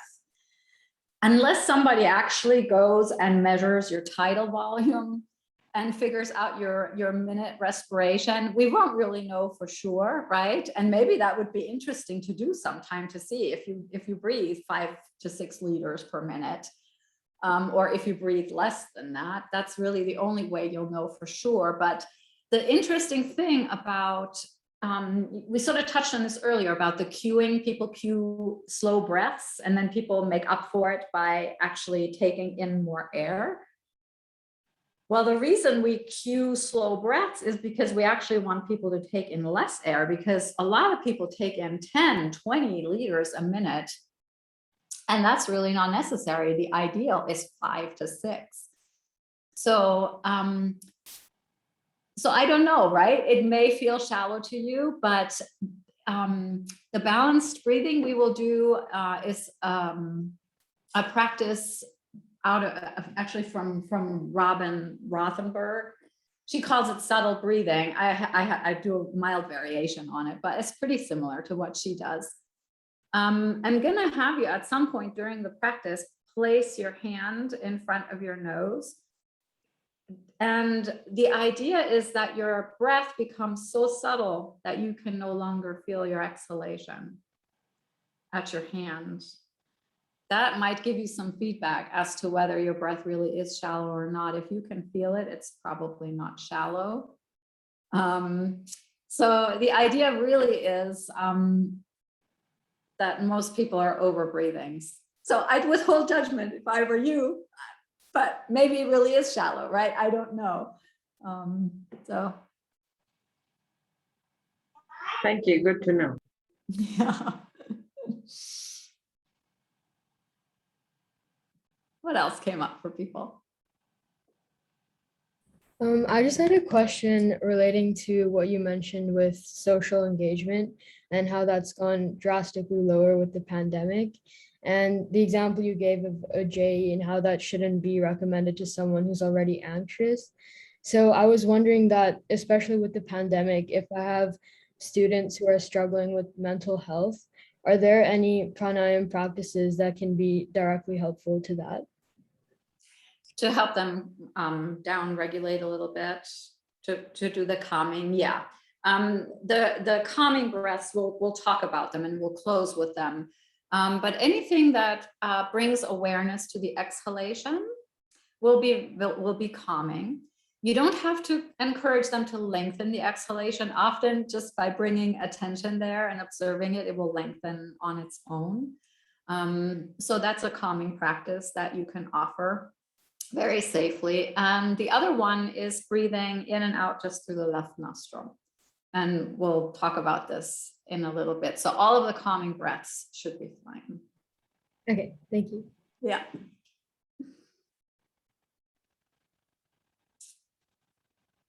Anything else? All right, then I'm going to screen share. All right. So let's talk a little bit about the dimensions of breath. So we started with the anatomy and biomechanics of the breath, nasal breathing, diaphragmatic breathing. Then we moved into the biochemistry, talking about CO2 and O2 and how they work together. So those are two of the three big components, right, of pranayama, is sort of having that sense of, okay, nasal, diaphragmatic, and then on behalf of CO2 levels, slow and light to prevent hyperventilation. And so the third dimension that you often hear in yoga classes and that you've probably cued a lot, but that you may be thinking about differently now as you cue it, is where we ended in the practice. It was an exploration of the dimensions of the breath. We didn't make it to location because I ran us so long with my many detours. But we did start with rate. So I had you not really do that in an official way of counting numbers of breath per minute. You could do that sometime with your yoga students or even with your clients, right? Where you just set a timer for a minute and you have them count their breaths just like you did in the self-assessment. But I really like just exploring sort of an intuitive sense of, are you breathing quickly? Are you breathing slowly? Is your breath long or is your breath short? So that's where we started. And I usually offer people to just either get a subjective sense of it or to actually count so that they can maybe compare counts across time as they're working with you in yoga or in some other healthcare setting. And so that was, and I did everything pretty quickly. I usually try to linger a little bit longer because as people are new to breath observation, it sometimes takes them a while to sort of find the rhythm of counting their breath. So for all of you who are more experienced, it was probably fine to go at the pace that we did. But sometimes it's nice to slow this down. And we did it in 15 minutes. This could easily have been a 25-minute practice. So the second thing we explored was volume. And so that was what Mitika was talking about, where you were exploring, is the breath shallow or is it deep? See, I said deep, but I don't really mean deep, I mean full. So we just constantly have to remind ourselves, right, that language matters. Then we explored texture, smoothness, roughness, this and that. And I didn't linger there as long as I sometimes do. In the handout that you have, I have a little collection of words that I've literally like collected over the last couple of years. It's not very long yet, but so you'll see, and I like to offer these as possibilities to my students because you never know what resonates for people. So I have smooth versus rough, choppy, jerky, pausing, heavy, light, hesitant, noisy, tense, ragged, straining, harsh, easeful, light, feathery, smooth, soft, staccato, restrictive, full of friction, sticky, cold, buttery, slippery, choppy. So these are all in your handout, so don't try to write them down, but I just wanted to let you hear sort of all of the different offerings you can give to your students to have them get a sense of, oh yeah, the breath can move in so many different ways. And it's just some feedback about the effort and ease that resides in the breath. And for those of you who are yoga teachers, you know, effort and ease is one of the big central concepts in the Yoga Sutras. We create effort and ease in everything we do in the yoga world so that it never is just easy or just hard. We always try to combine the two. So there's always some tapas, some fire, but also some letting go and peacefulness. And so the same thing happens in the breath, and that's really what this exploration of texture is about. From texture, I skipped straight to resting pauses because I knew I wouldn't have time for spaces in the body. We just explored the little pause at the top and the bottom of the breath. 4-part breathing is a beautiful balanced breath. And depending on where you put the attention, when you explore 4-part breathing, it can have different purposes. So a balanced breath would just explore those 4 parts: inhalation, gap, exhalation, gap. I'm not super fond of offering people counts, like breathe in for 4, hold for 1, breathe out for 4. You hear that a lot. I let people find their own rhythm. The only caveat I have for that is if you are not on Zoom, but you're in the room with a person and you can tell that their breath is really fast, then you want to offer them a count and say, you know, move toward 4 counts on your inhale. Just see how close you come. I mean, it's never like you must, right? But explore what it feels like to count to 4 on the inhalation.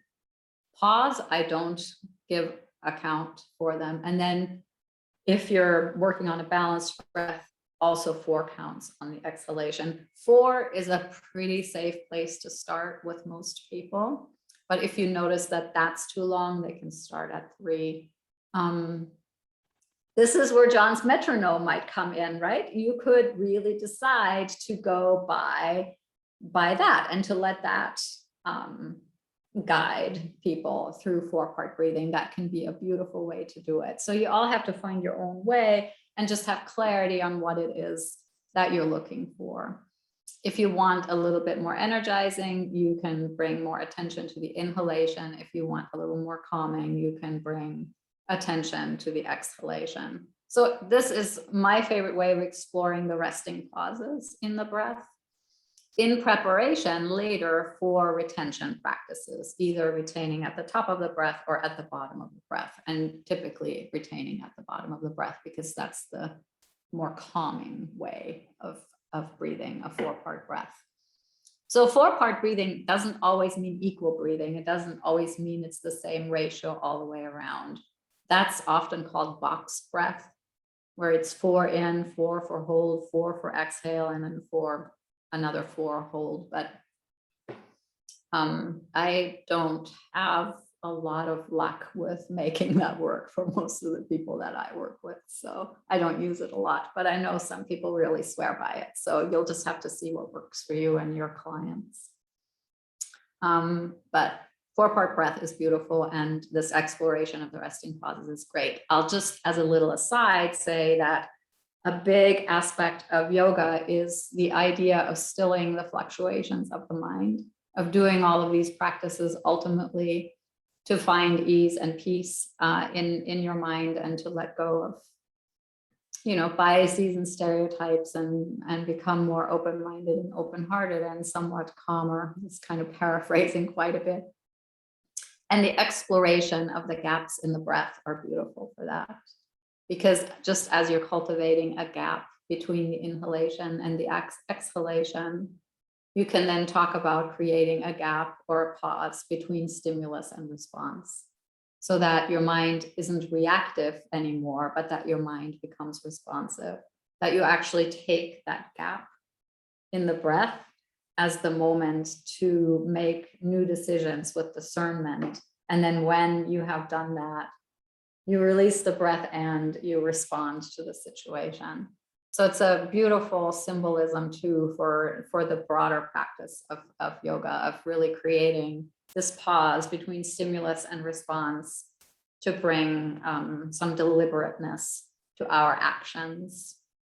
So, and then there's location of the breath. And this is about where in the body people feel their breath very tangibly. And this is different for people. Some people can feel their breath really well and have good awareness of it at the tip of their nose.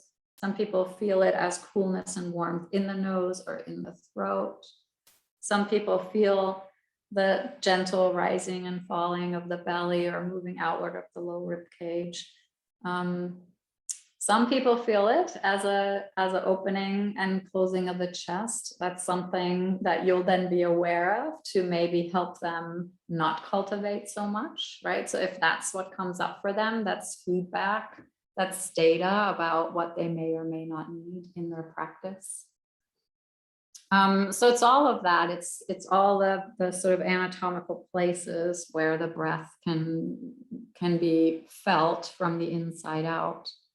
But you can also cue it as breathing into the front body and breathing into the back body, or breathing into the right side of the body, breathing into the left side of the body, or breathing into the top half of the body or the bottom half of the body, or breathing into the legs and then into the head.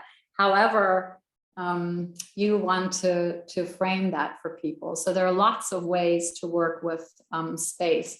Breathing into the center or breathing into the extremities is another one that I really love to explore with people. So there's a really, really lovely, well, I think it's kind of a lovely meditation that's out of the Thai Buddhist tradition.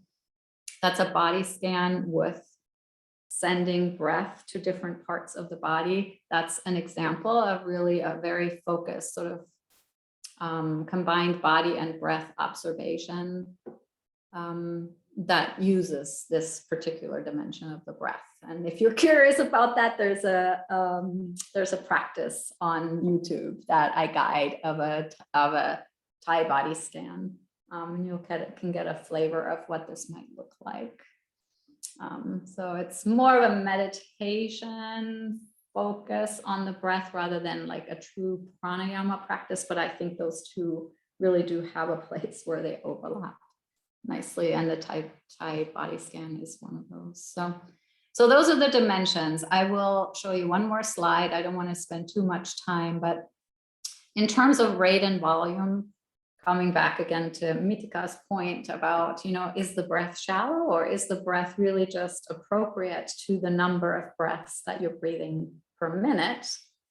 The literature shows that slow and light breathing at that 5 to 6 liters of air per minute is really what provides us greater access to the ventrovagal space that creates this sort of sattvic presence in life. enhanced well-being and greater calm. Stress perceptions decrease, so that stress itself might not change, but people have the perception that there's less stress, because that's such a subjective thing, generally related to decreases in anxiety and panic. So this kind of comes back to your question, Arusha.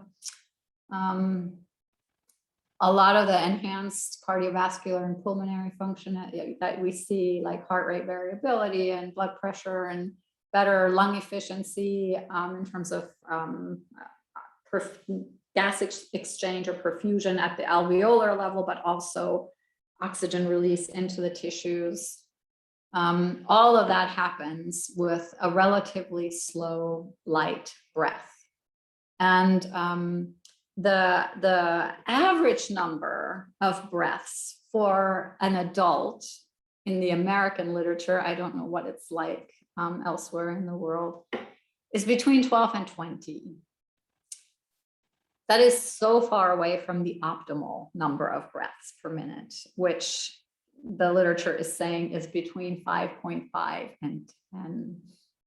So what's on this slide is based on breaths per minute of light breathing, around 5.5 to 10 breaths per minute. If you go online to like sort of standard Western hospital websites, you'll see the 12 to 20 as an average. That is not consistent with the literature that really looks at this in some detail. So the average, that 12 to 20 is the range, but the average is 14. And that's high. You're not going to have a lot of these benefits with a breath rate of 14 per minute. So 10 might be something to start with most of your clients. That's already in the optimal range, and then slowly lowering it down.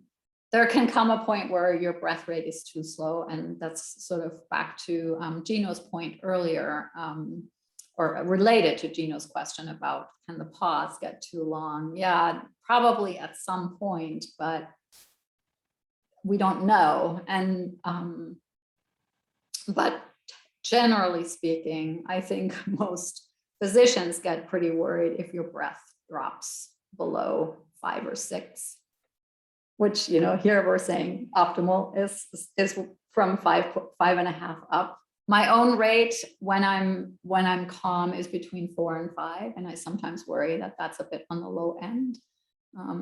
But my rate when I do something like this, or I get pretty excited, is much closer to the 10. So, you'll have a range. It's never going to be just one number. So anyway, it's just something to think about as you explore the breath some more. So any thoughts or questions about those dimensions of the breath?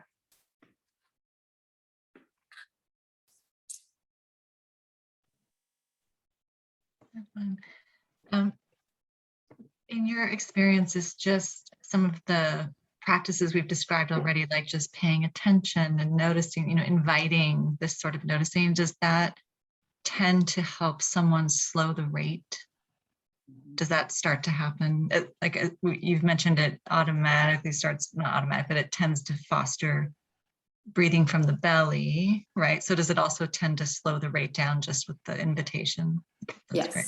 Exactly, Kristen. That's exactly it. And there is a citation in your bibliography that pretty much shows just that. As long as the instructions didn't encourage the person then to take bigger breaths, right? If it's a slowing down, but at a continued light level of breathing, so that you really are reducing the minute volume of the breath, so that you can drop to that 5 or 6 liters of air coming in and out.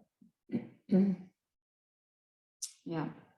And there's so many ways, like even John's metronome, there's so many ways that you can encourage that slowing down of the breath, just in the pacing of your own voice. And And there is, at least one paper that suggests that that might be more effective than actually asking people to breathe a certain number of minutes. And there are even apps, right, that guide you like to the 5.5. And then people tend to compensate by breathing harder. They get so obsessed with the number of breaths per minute that they lose the whole point of it, which is to create ease. Yeah. Great. So interesting. I mean, I feel very aware of people in my own family where a couple of us are in that 6 to 7 range and a couple of us are not. And it's so interesting. I noticed that my daughter and I are always like doing like one visible breath to like slow the rate down of the other family members. So it's really interesting. That is really interesting. Yeah. Yeah, you're right. It doesn't just have to happen on our mat with our students, right? It's everywhere. Mm-hmm. Dr. Burns, I had a question about heart rate variability in reference to what you're talking about, working towards getting the length and the breath, or the increasing the duration, or the volume. And would if we were taking a heart rate variability measurement, would that give us an indication that perhaps you've achieved the breath count number that you want, but that it is taking you into an autonomic nervous system switch because I believe my recall about heart rate variability is it can kind of tell you sympathetic, parasympathetic responses. So it could be that you're working too hard to get to that breath count, and heart rate variability might be something that you measure in order to determine that. Yeah, exactly. And there are some papers that suggest that the better way to train the breath is actually to monitor heart rate variability and to train the person to bringing their heart rate variability into optimal range, rather than to manipulate the breath, is to let that happen through the interoceptive feedback. I mean, it's exteroceptive in the sense that you're getting it off your smartwatch or something, right? But it really is interoceptive, and you make that link, but that it's interoceptively tied to heart rate variability rather than an external stimulus that says, okay, 5 counts in, 5 counts out, 5 counts in, 5 counts out, right? So yeah, that's consistent with what I've been reading. So yeah. And gosh, you can get HRV on smart watches now. It's amazing. I mean, just 10 years ago, it was still an apparatus that you had to find, and now you can just do it on your own. They have great functions with even just the phone. The light on the phone will Really? Yeah, if you turn on the apps will use the light on the phone to read the pulse with using the camera and the flash. And I can't remember the name of the app that I was using for that, but I found that was more available than having to go get other pieces of equipment like maybe a heart rate strap or watch. Wow, that is amazing. I will definitely look into that. Thank you. God. Wow. Thank you. Very cool. Any other questions?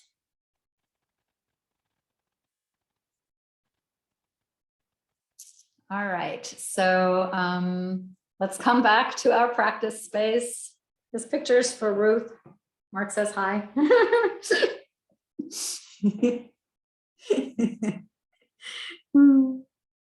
And you too, Kari, actually. So go ahead and find your practice space. I'm going to turn my computer around, and I'm going to stop the share, and we'll take a bit of a balancing breathing practice.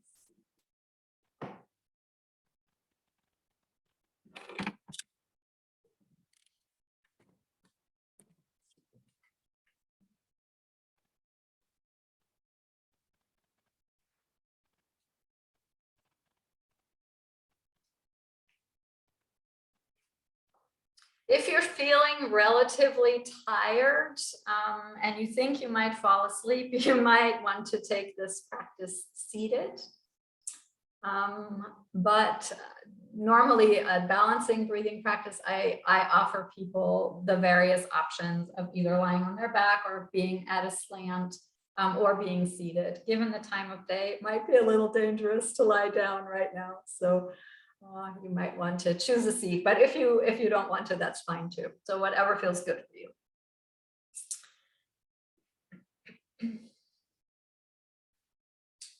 And I'll say as a little preamble, I am not one of those people who believes that your body needs to move into a space and then hold that space exactly as you chose it in the beginning.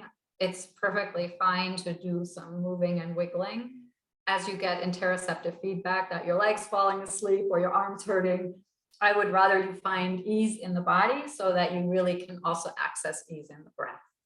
So feel free, once you've chosen your position, to continue to move and wiggle as you need. Not doing it gratuitously, but doing it if it's a genuine need that arises for you. And then maybe have a beginning conscious decision about whether you want eyes open or closed. And if they are open, to maybe find a very soft gaze on the floor ahead of you, just so you can begin to tune out some of the external stimulation and really move more inward into your own inner experience. You might also make a conscious decision about how you want to place your hands. Hands up is usually more of an invitation for some inspiration, which happens to also be a synonym for inhalation. Hands down is more an invitation for drawing inward, reducing outer stimulation, and moving inward with your exhalation. And hands to heart is always an option so that you can access your own heartbeat if that's something that you'd like to explore. And you can change that up during the practice, just don't do it unconsciously, do it with discernment and purpose. All right. From here, I once again invite you to invite your body to find a sense of grounding and rooting.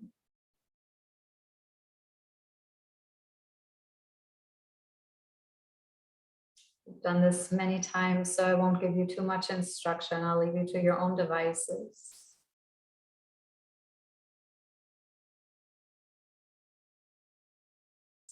Inviting you to find a way of connecting yourself to the earth, to your greater community in a conscious and deliberate way.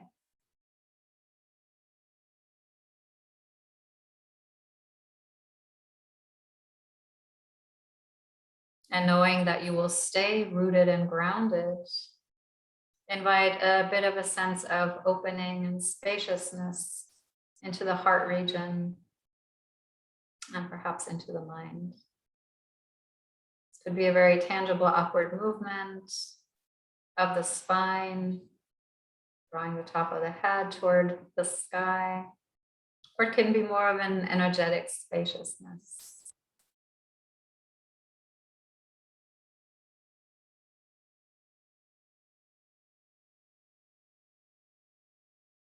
And knowing that you can maintain your grounding and your expansion, also invite a sense of stability into your abdomen.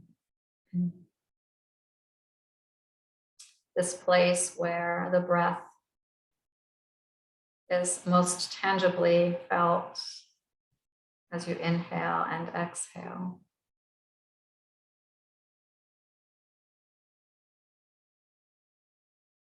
And then holding your body in awareness, bring your attention to your breath.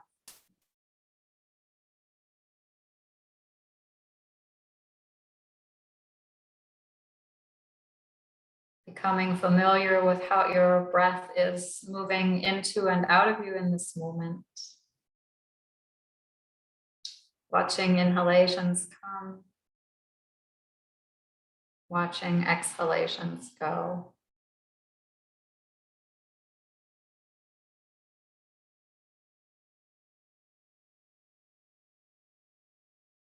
In this moment, simply being curious about how the breath is showing up.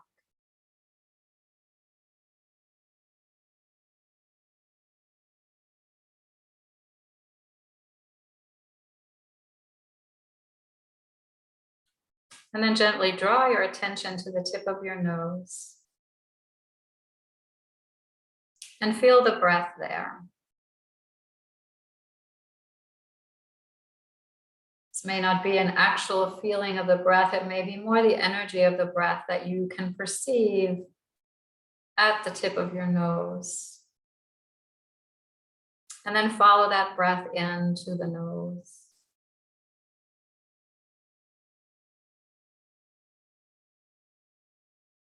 Where it's being beautifully prepared to move into your lungs.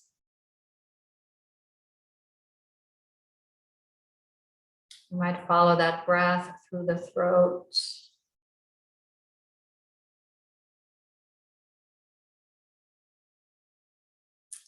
You might follow the movement of the inhalation in the abdomen. You could even place your hands there at the low ribs or more toward the front, whatever feels more appropriate, if at all.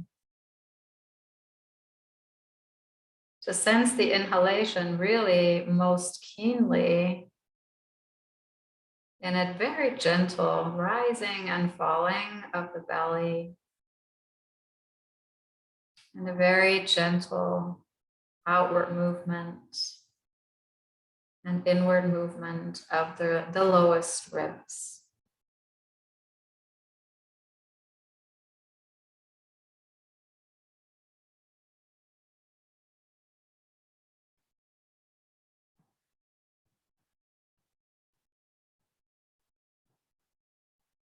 You might follow the exhalation out, beginning with the drawing in of the abdomen and the low ribs, as a stream of air exiting through the throat, into the nose, and then out of the nose. Maybe feeling a hint of the breath itself or a hint of the energy that it brings at the tip of your nose as it exits your body.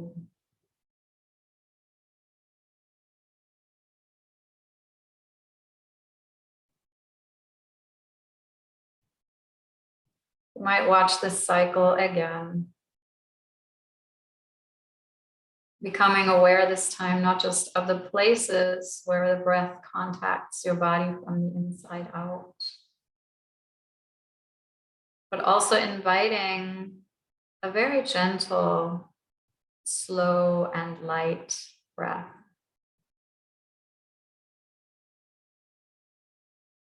If you invite the breath in through the nose and with the support of the diaphragm,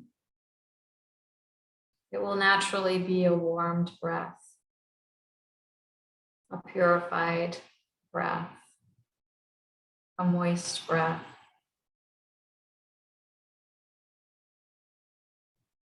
Creating plenty of opportunity for oxygen to be transferred into your blood and for carbon dioxide to be released.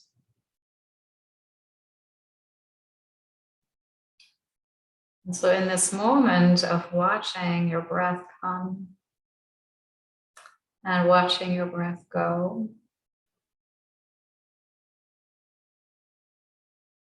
you might encourage a gentle, light, feathery breath.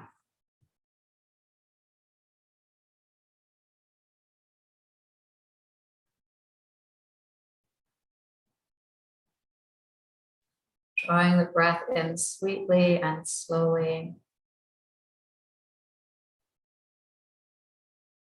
Not gulping, not gasping for air. Just finding a very gentle oscillation or rhythm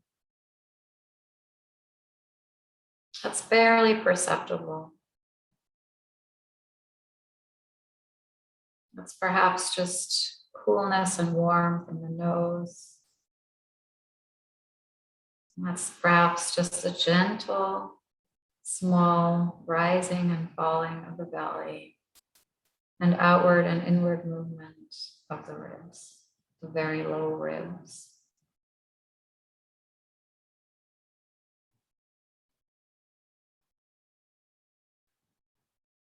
You might sense this very sweet, slow, feathery breath in the peace in your upper rib basket.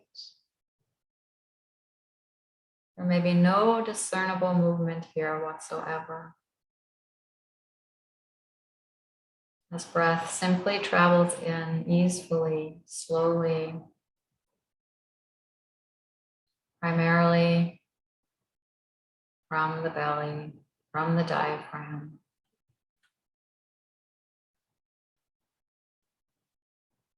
If you would like to experiment to see if your breath is feathery in this moment, you might take one of your hands and bring it close to your nose.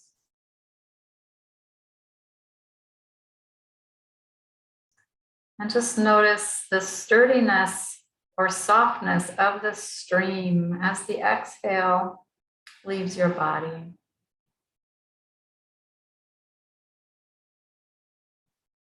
Can you make your breath so soft that if your hand is an inch away from your nose, you can barely perceive the flow of the exhale?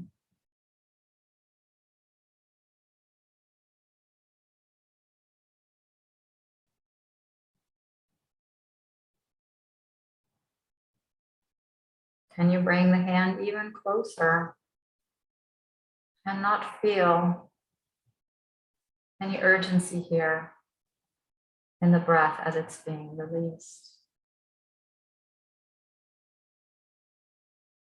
Whenever you feel ready to release your hand, feel free to do so or keep it there.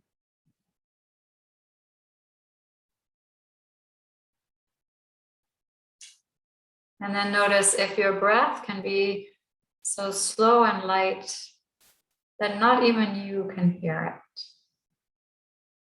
This may not be something that you can do today or tomorrow or next week. Just play with the idea.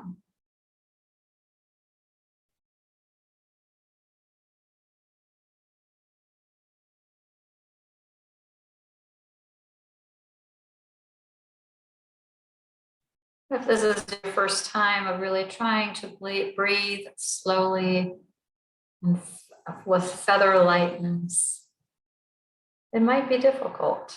And so just notice how your mind is potentially reacting or responding to this. And reassure yourself that this is the beginning of a journey.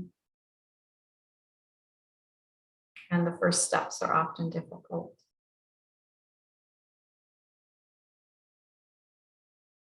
Give yourself patience and compassion as you perhaps are learning new ways of breathing. There is no one way, and you will find your rhythm that serves you, that brings you ease and joy.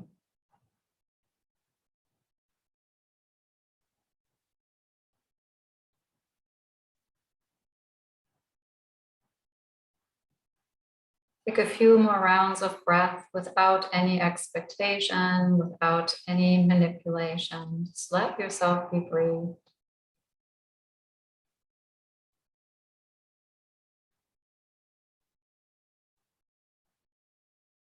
Perhaps finding a sense of gratitude for this gift of breath.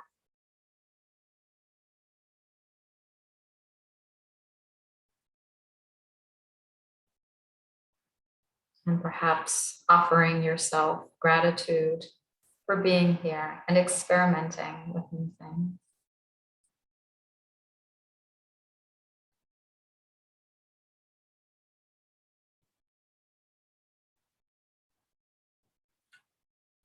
I invite you to find your own way of ending this practice, perhaps by drawing the hands to the heart, perhaps by bowing your head, to acknowledge to yourself that the best you do is practice, practice, practice. And then when you feel ready, you can lift your gaze, lift your focus, and rejoin the group.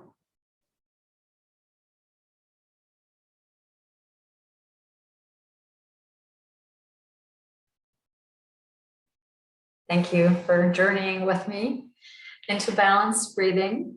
I'm going to change venue again.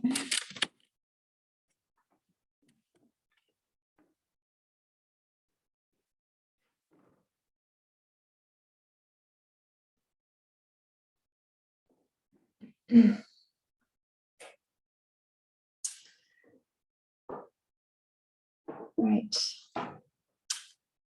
So this is an invitation to process experience, think out loud, ask questions.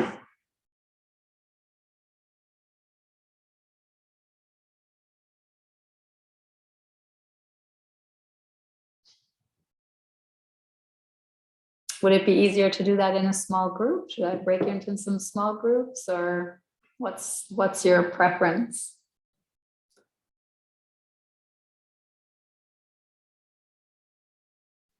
I can share here in the larger group, it's okay. I think putting the hand in front of my nose was so revealing and so helpful. And so that was, you know, I think one of the things that I appreciate the most, to be able to get that feedback right there, and more coming from my body versus the mind trying to observe and think and do and let it be and be mindful, because sometimes that's actually saying it's time to bed, but it's not. Sorry about the alarm here. So anyway, I thought that was a beautiful way just to make it more organic, more natural, and less cerebral. Oh, I love that, Ruth. Yeah, that's beautiful. Biofeedback, right? It's that's awesome. Beautiful frame.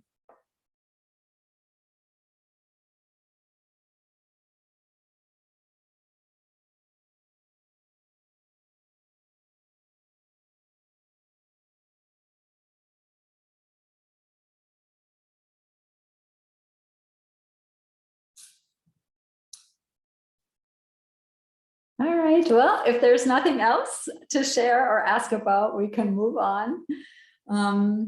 So this was an example of balanced breathing. There are lots and lots of ways. I mean, there are really infinite numbers of ways to offer practices of balanced breathing. The idea was to really emphasize the easefulness, the softness, the gentleness of the breath, to not force a big breath or a hard breath, or to have the idea that pranayama is about bringing more air into the body, because it really isn't. It's about creating a subtle breath. And so this is also really in the spirit of the definition of an optimally functional breath.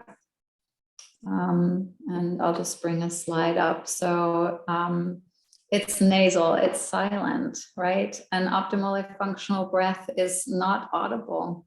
And so often in yoga classes, we hear people breathing really loudly, and that's not really the idea of the original pranayama in the Yoga Sutras or any of the ancient texts, which are really much more about cultivating a very subtle energy. You know, the old yoga masters said that your lifespan is not measured in years, it's measured in numbers of breath.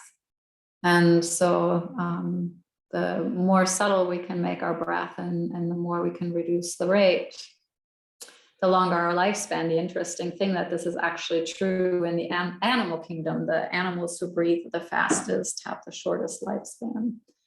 So just an interesting little tidbit, right? So it's a silent breathing. And I think the silence brings the ease and the featheriness to the breath. It's a slow breath. It's the 5.5 to 10 breaths per minute. So your own pacing as the guide for your students needs to be a kind of pacing that really invites a very gentle, balanced sort of rhythm. So it's light and subtle. So it's not shallow, right? But it definitely is not forced. It may feel shallow when it's new to you, because if you've had sort of a tradition, especially on the yoga mat, of breathing fully, breathing hard, it may feel like it's a really flat or shallow breath, but over time that may actually become your natural breath. It's diaphragmatic in that you're encouraging a very gentle movement in the belly and in the low ribs. And you may have noticed I also literally cued the peacefulness in the upper rib basket. Just because for a lot of people, they feel a lot of movement here and they've convinced themselves that's a good thing. And so just putting it into their life space that maybe peacefulness in the upper rib basket is actually what we're looking for, can be somewhat transformative. And then there's the rhythmic nature of it. I chose not to bring in resting pauses in this particular version of balanced breathing, but it could have been there. You could bring the gaps into the rhythm as well.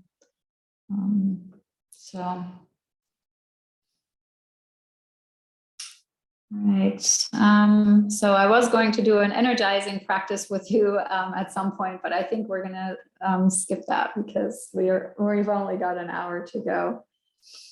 So balancing breathing then is really just a optimally functional breath as defined in the prior slide. And then yoga just gives you a number of ways of achieving a balanced breath. And this is right back to where we started. It's kind of coming full circle, where within each category now of breathing, you have that same progression of starting with awareness of what's your baseline, right? Where are you coming from? And then observation, and through observation, where you're starting to look at the dimensions of the breath, the rate, the volume, the this, the that, you're beginning to influence, in all likelihood, the rhythm of the breath, but without naming it control, without naming it constraint. You're really just inviting an observing mind. And the thing you might have noticed in my cueing is I like to invite the open heart and the open mind to just let people know it's an exploration. And so meet whatever shows up openly. Don't judge yourself. Don't get harsh with yourself. It's a compassionate practice. We talked earlier about the 4-part breathing, and you can bring just an awareness focus to that, or you could start bringing a counting focus. So I kind of got ahead of myself talking about these things before. The next balancing breath that is really a beautiful practice is where you're equalizing. And this is where I sort of deviate a little bit from the tradition. The tradition is you're equalizing the count. I usually cue it as we start by equalizing the count of the inhalation and exhalation so that they're equal in length. Then I usually explore the amount of air, the volume, so that the amount of air moved in and out of the body is relatively equal, because some people might have a really harsh inhale and a very soft exhale, and just noticing that and working toward balancing that as well can be really helpful, or equalizing that.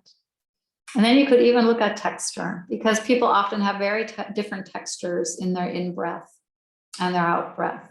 And equalizing the texture can be nice too, but it's not always accessible. So you may mix here some actual intervention with simple awareness, where the person just develops the awareness that, oh, my in-breath is smooth, but my out-breath is a little choppy. There are some hitches and glitches, or I have the urge to cough, or there are little things that people notice.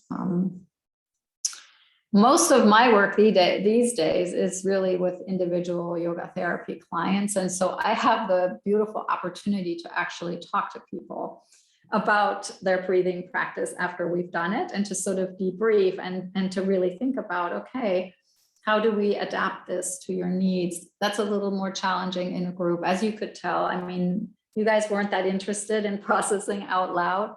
Could be the time of day, but it could also be the group. And so it's harder when you're doing this stuff as a yoga teacher. But if you're bringing it into a therapy room, for example, you might find that people have very interesting conversations with you, and they often have interesting theories about why the texture may not be so equal in their in and out breath. So anyway, equal breathing, samariti, is another beautiful balancing practice.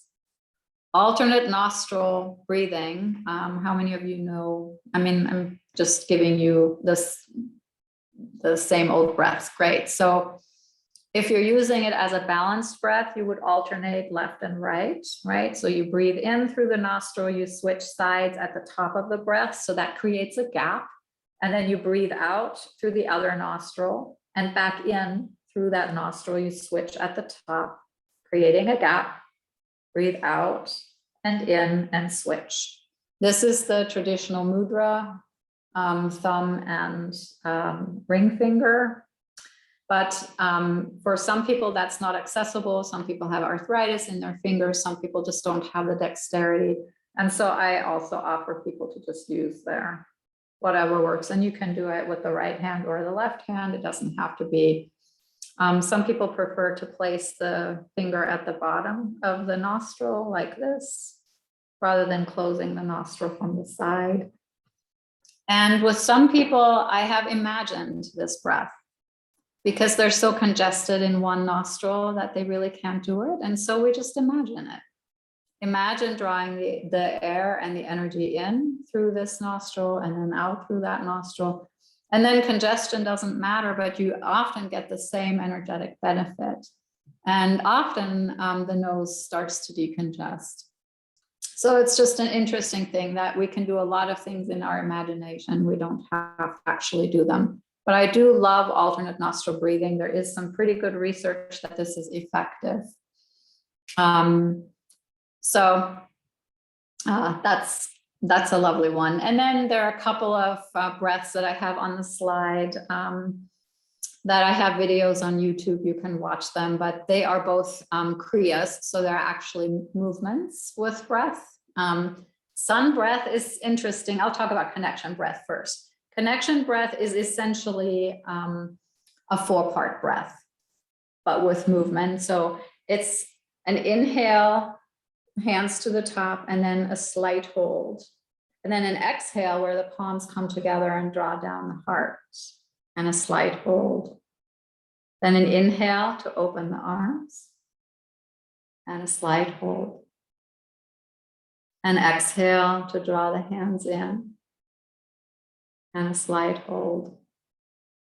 An inhale to reach for the heavens, a slight hold. An exhale to travel around the world, as one of my students has dubbed it.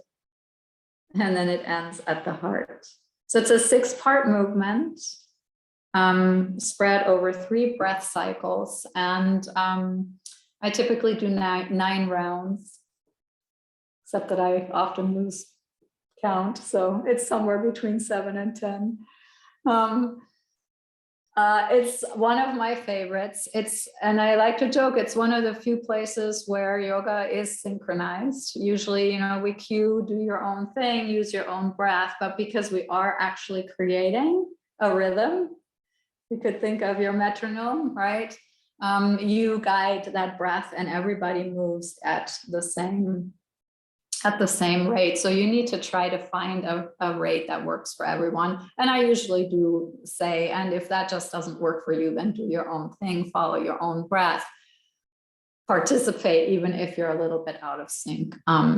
But it is a really beautiful balancing breath, and it brings movement into the breath. And I just really love when we can combine breath with movement. It's a very intuitive thing. And it brings typically the breathing practice off the mat better than just sitting there in Nadi Shodhana. Now you're not going to do that at the post office, but some of the other breaths, right, you can do while you're standing in line at the grocery store. So those are the balancing breathing practices that are dear to my heart, that they're pretty much the ones that I use And like I said, there's pretty good literature on all of them. Well, not the sun breath and the connection breath. Oh, the sun breath, I didn't go there. The sun breath is interesting because it's really on the verge of being an energizing breath. For some people, it feels really energizing, and for some people, it feels really balancing. So you'll have to see what it is for you. It's a 3-part inhalation and then a strong exhalation. So energetically, the inhale and the exhale are balanced, but texturally, they're different, right? So I'll just show this sort of from here in a, maybe I'll show it like that. So it's,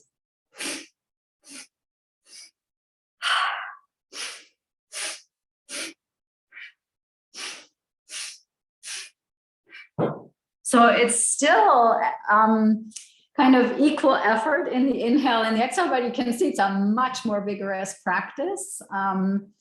It's, I think, a really, really beautiful morning practice. It's one I use with discernment with clients. But if you're right, sort of in that edge of, oh, do people need a little bit of energizing? It's a great option. So it could straddle those categories of either slightly energizing or balancing. But it's a beautiful Kriya. All right, any questions about this?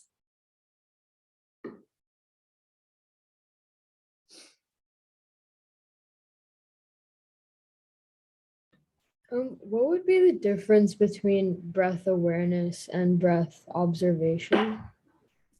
Thank you for asking that. That's a really, it's a subtle difference, and they often move into, often moves into the other. So breath awareness is watching the breath like from a bird's eye view. You're sort of taking your mind and your attention, or your awareness, really, it's more spacious, and you're just watching inhalations come and inhalations go. You're watching breath in, exhalations come and exhalations go, right? So you're not trying to get an idea yet of what's the rate of my breathing, what's the volume of my breathing, what's the texture of my breathing. You're just, it's meditative. You're meditating on, how do my inhalations feel very subjectively? How do my exhalations feel? Do I know that I'm inhaling when I'm inhaling? Do I know that I'm exhaling when I'm exhaling? It's simply that. It's just beginning to become aware of the fact that you are a rhythmic, energetic, breathing being. And for a lot of people, that's really hard. They really don't know how to just be aware of their breath. It's an entirely unconscious process for them. Once people can begin to sense into the reality that they have this rhythmic cycle, then you can begin to prompt them into observation of either one of the dimensions or several dimensions in the same practice, like the practice we did before the break, where we sensed into rate of breathing, about volume of breathing, texture, and the resting pauses. That turned awareness into observation. Thank you. Make sense? Yeah, that makes sense. Great.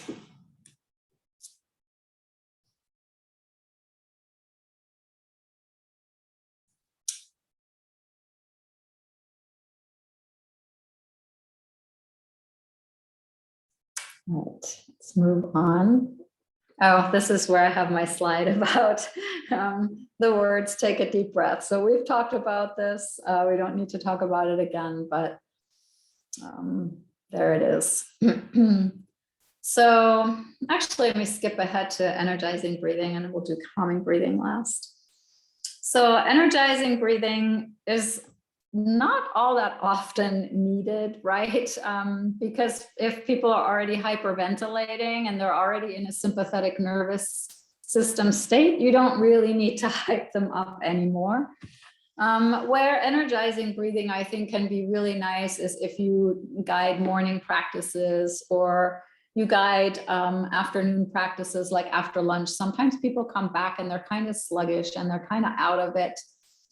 And they're maybe a little bit tamasic. I wouldn't go so far as to say they're in a dorsal vagal space, but they're just kind of full. And that's when energizing breath can really be fun. And so, oh, I have some breath on the slide, but it's breath of joy that I explained. So that's really the one I meant. So I'll fix that slide.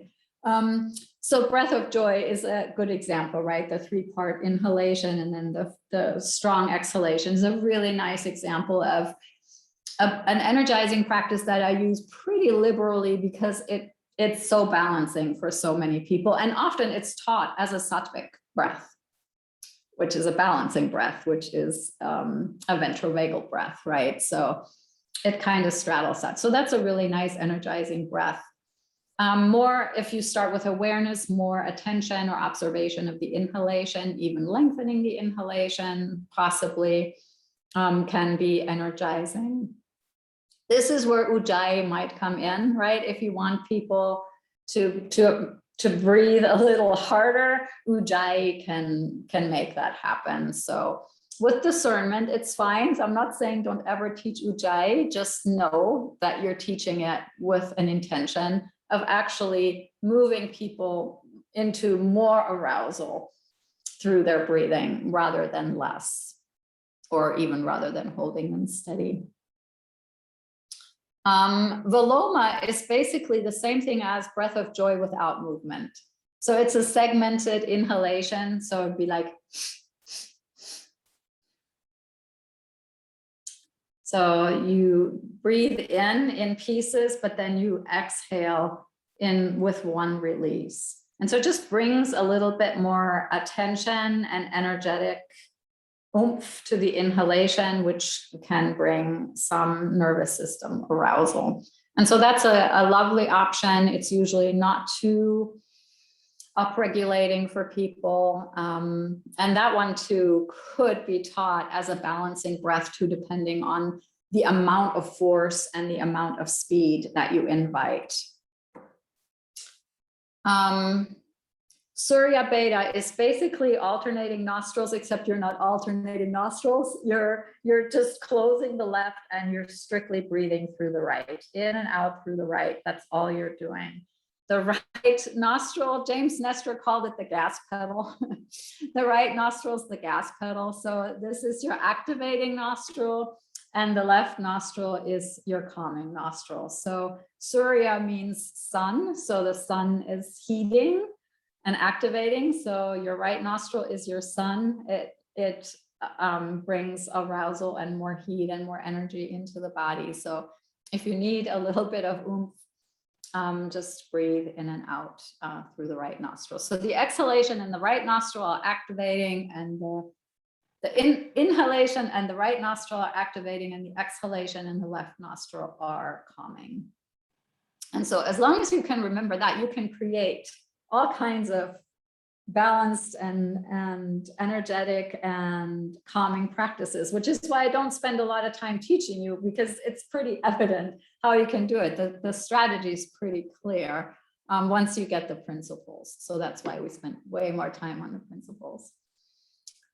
So those are my favorite activating or energizing breaths. I'll also just mention, I didn't put them on the slide because I didn't want them out there, sort of me endorsing them without question, but I'll mention Kapalabhati and Bhastrika. Am I saying that right? Mitika, what's the pronunciation? I never know if you're still there. Yeah, Kapalabhati and Bhastrika. Bhastrika, okay. So Bhastrika. Bhastrika. Yeah, someday I'll get better. But so those, I personally love them, but you know, my nervous system isn't really, doesn't necessarily appreciate them. But Kapalabhati is the really forceful expelling of air on the exhalation, and then a passive inhalation.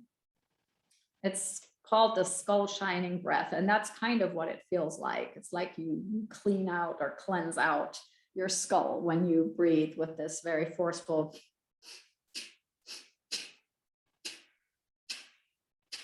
There's no active inhalation at all. It's just a very forceful blowing out of the exhalation. Now here we're focusing on the exhalation, but we're doing it in such a forceful way that is not calming, right? So just to be clear about that. And the inhalation is passive. I love it as a Kriya. I do teach it with some of my students and clients, but with great discernment. Yeah, and then also great attention to how it's showing up in their nervous system. And then Bastrika is a forceful inhalation and exhalation. So the same force that you saw in Kapalabhati, just on the exhale, you would have it also on the inhale. So I didn't want to put them on the slide, but you've probably done them in classes, and they're great practices. You just have to be cautious with them. They're not for people when they're in a sympathetic nervous system state.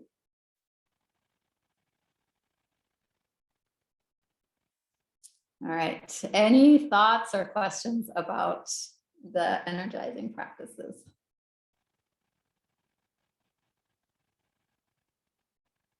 Not a lot of focus here on breath awareness or breath observation. You notice that they're not even on the slide. Awareness and observation is not particularly activating. It's pretty balancing and pretty calming. So.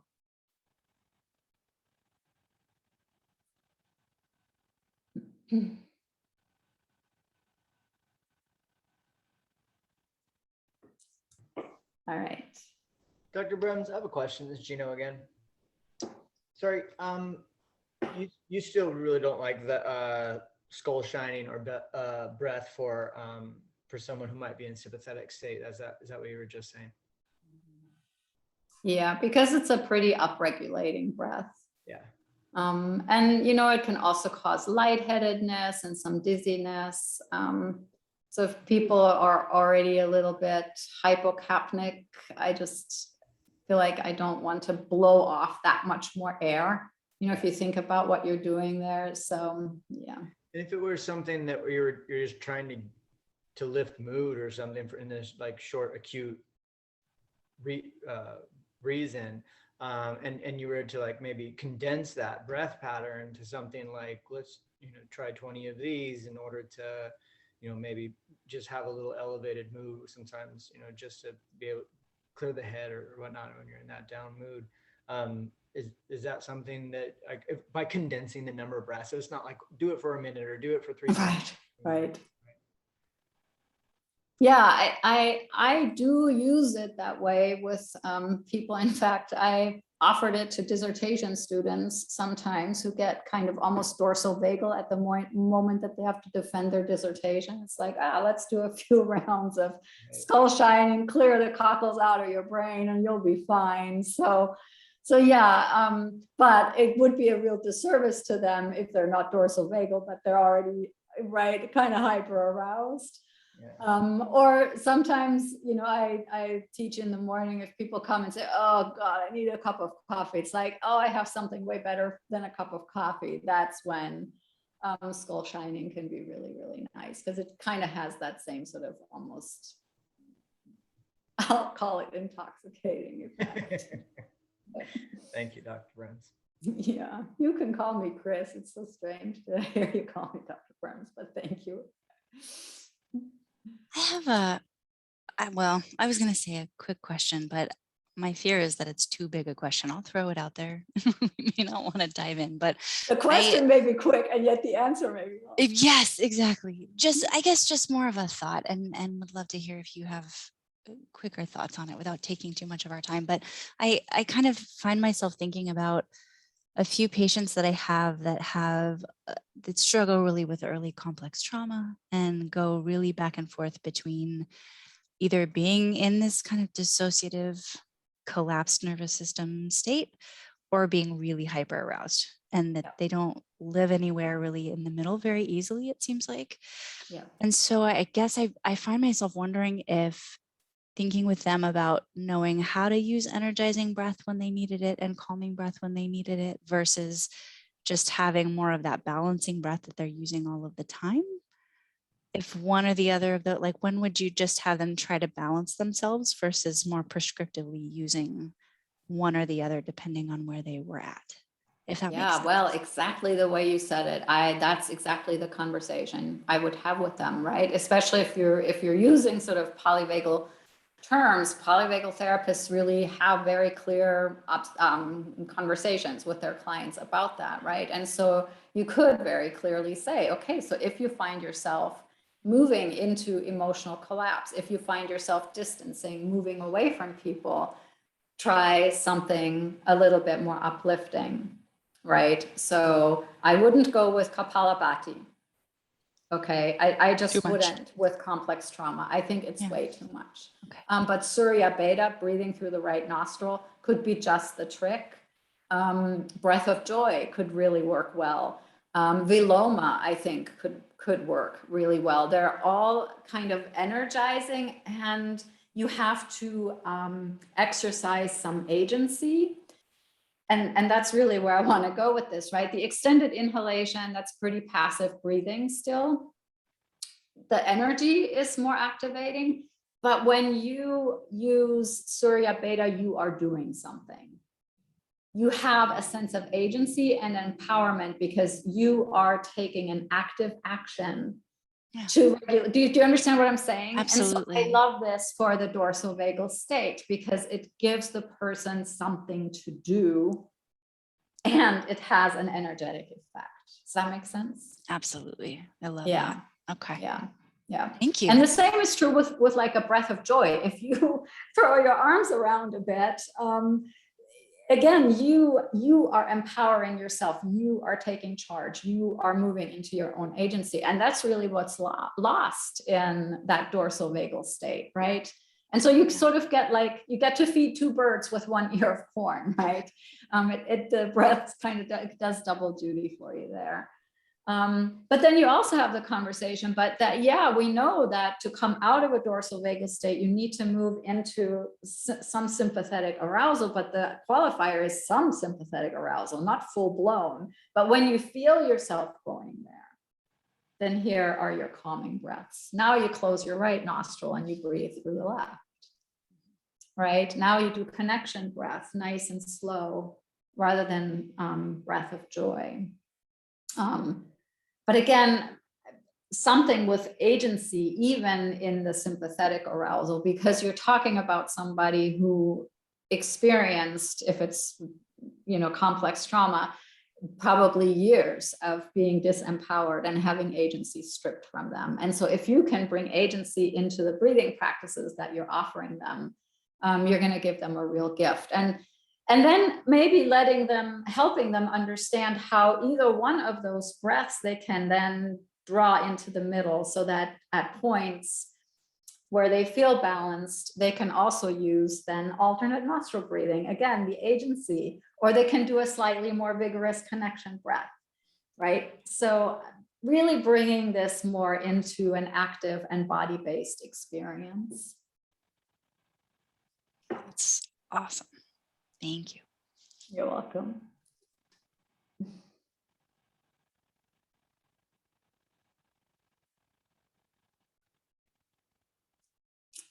All right, let's take a look. Oh, I also included some slides just of words and concepts that you might use in cueing. So to offer you some language that I use when I teach energizing breath. So anyway, they're just here for you to use or not use, but you can see some of the language that I try to offer here, right? Make your breath buoyant or brave or spirited. And I'm thinking, especially dorsal vagal, right? Some of these words are really great of sort of inviting decisive. You decide, right? It's like, here, I'm handing you your agency.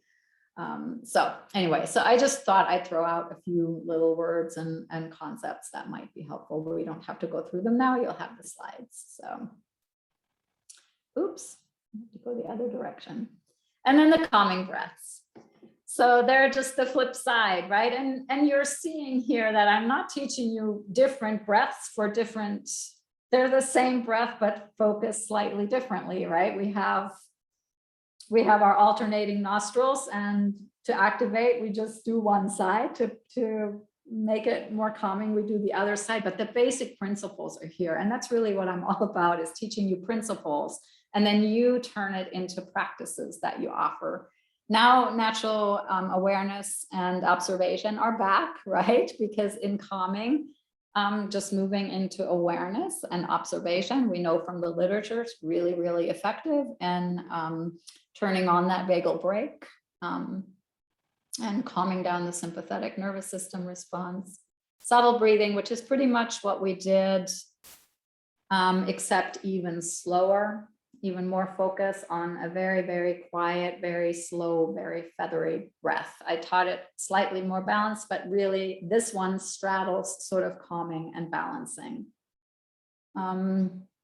This one's really nice, and this could actually be, I didn't think of this one when I was answering your question, Kari, but this bumblebee breath might be another one that's a nice agency sort of calming breath during sympathetic arousal. Some people are self-conscious doing it because you make sound, but humming, singing, those are also really great for turning on the vagal brake.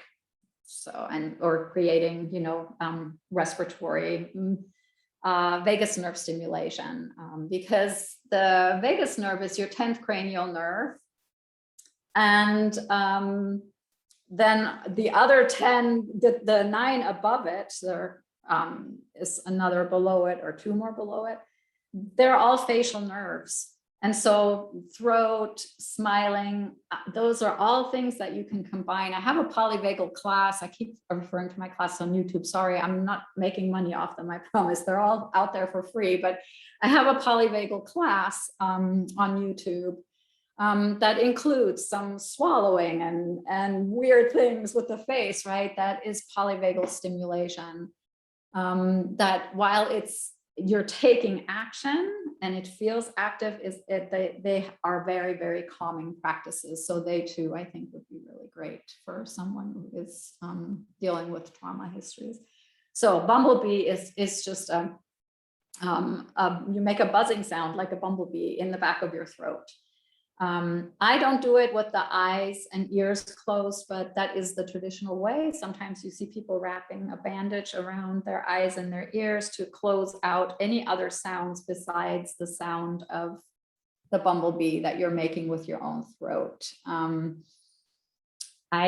I don't do it that way, but that doesn't mean that some of your clients might not actually love it. The really traditional way, the bandage even goes over the nose, and I have never even used that. That just feels too traumatizing to my nervous system. So I definitely don't, I don't go there. But again, it's an invitation for you to explore. Bumblebee does not work well over Zoom, but it works beautifully in person, and it's often inspiring for the client to do it together. And if you do it together, you also can set the rhythm.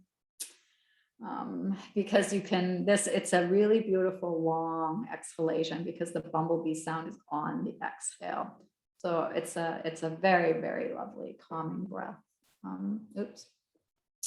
And then gentle, short breath retention after the exhalation can be another nice calming practice. It's a little bit like the comfortable pause exercise, except that you don't hold for that long. You hold shorter of pronounced air hunger, but you still are slowly building CO2 tolerance, resetting that thermostat in the medulla.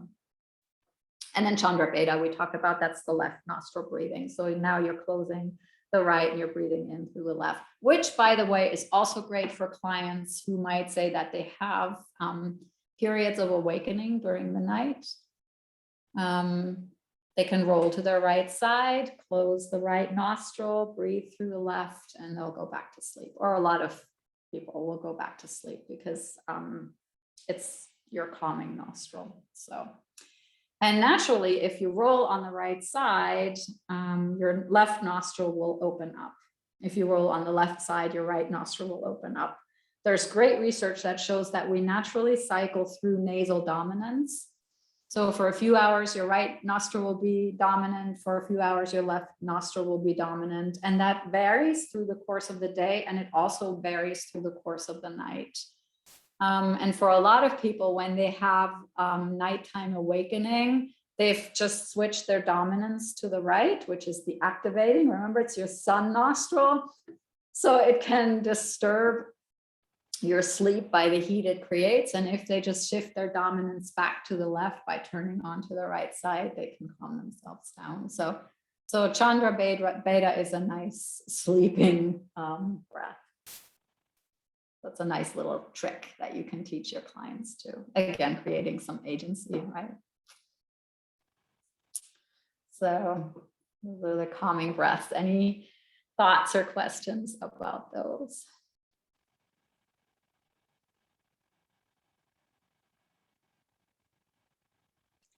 Is there any particular period of time that you would recommend, just in terms of helping people find some space in their lives to do this? Do you tend to lean toward a few minutes a few times a day, or more like set aside 20 minutes before bed kind of a thing? Or maybe that depends, but. Yeah, it probably does, but I'm a fan of shorter practices more often. And especially the breathing practices, they're super mobile. You don't have to be glued to your mat for those to happen, right? And so you can take those to the office, you can take those to the grocery store, you can take those just about anywhere. Maybe not, holding your nostrils closed, but a lot of the other things you can do. You could even be in your car and hum. Right, so some of this you could even do, you could almost multitask. I hate to say that word, right? Because yoga is all about unitasking, but people appreciate it if they can fit it in places where it can easily fit. So yeah, I would say make the practice portable and encourage more often in shorter bouts rather than having to set aside and then it becomes something more that they have to do. Yeah, but for some people, right, they may need the discipline of every morning, but I actually think it's more effective if you do something more often in small doses than one time in a big portion. I would totally agree. That makes a lot of sense. Cool. Yeah, and any of you who are into like chanting or kirtan, beautiful balancing practices that have great effects on the vagus nerve. They move you into diaphragmatic breathing. They have a lot of the throat activation. Mouth muscles move. Ruth and Kari will appreciate this, but when I worked in Oregon, I always joke with people who know what my job was like there, that the way I kept myself sane is that I did kirtan on the way to and from work. I had about a 20 to 30 minute commute, depending on traffic, and I would sing kirtan, call and response kirtan. And I would arrive at work really grounded and settled. I would leave work really, but by the time I was home, I was really regrounded and resettled. So it was just, I think it was how I kept a lot of sanity. And I really do believe it was the respiratory vagus nerve stimulation from singing kirtan. And I'm a terrible singer. The only place I'll ever sing is in my car when there's nobody else around. So. But if you're into kirtan, it's a really, really great way of cultivating breathing practices and bringing in vibration and vagal stimulation that way. Any singing probably, so.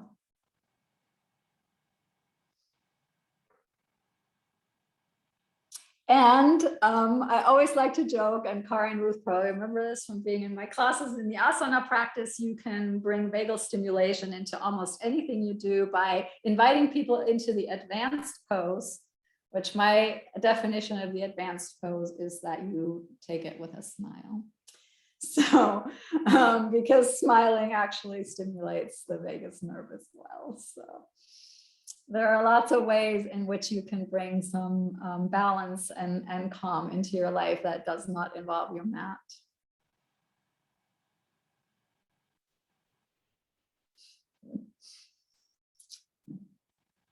Any other thoughts or questions?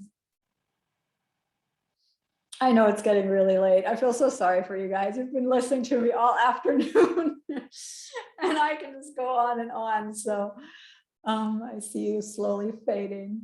I do have a slide here, as I did for energizing breathing, just with some words and some cueing that I find helpful, that you might find helpful, but nothing that you have to use. It's just an offering.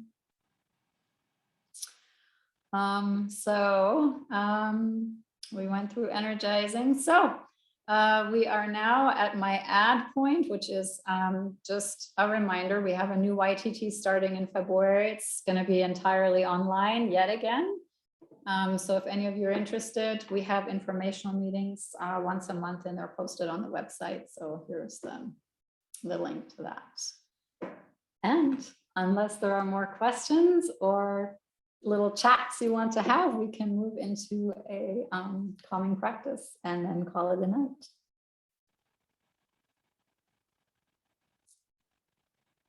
Pretty ready for a practice? Yeah, great. Thanks for the thumbs up, Gino. It's nice to get some visual feedback. So, okay, I'm going to swing my computer around and yeah, and then I'll give instructions.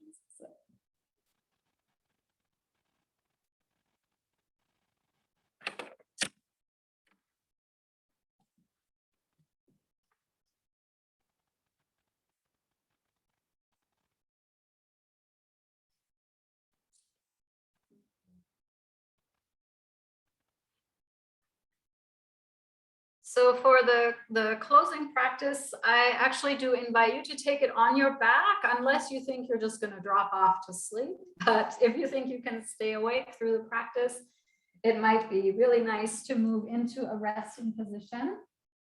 And you have lots of choices, so really honor your body and what you need in this moment. It's really beautiful to offer your body props during resting positions. So a blanket under the head, for example, is really nice for making sure that your forehead is higher than your chin and that you're not hyperextending the throat. Hyperextending the throat is a sympathetic nervous system trigger.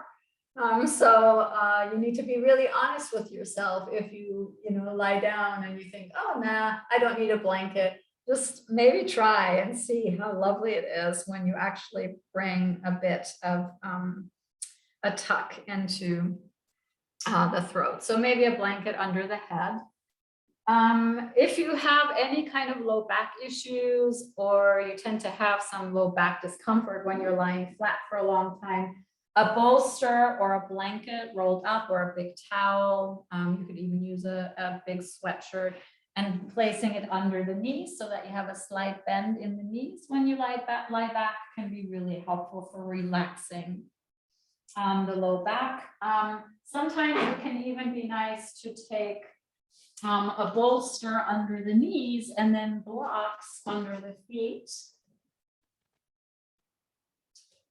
like this to bring a little bit of elevation to the legs. It's almost like a mini inversion. I mean, a really mini inversion, right? But it's there. Or you could have your shins on a chair or a yoga ball or something to create even more of a bit of an inversion in effect. So you might even offer yourself blankets under your back, especially if you're on a hardwood floor and you only have one yoga mat. That can get pretty hard in a long supine position. And then as I said earlier, if you notice partway through that you didn't choose an auspicious position, just shift it, change it, and make it easeful.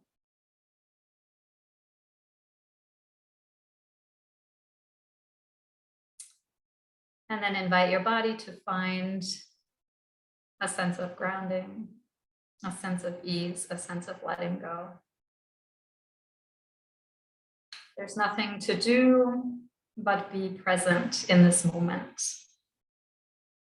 And so you might even issue an invitation to your body to relax and release any large muscles that are really not needed for holding your body in space right now.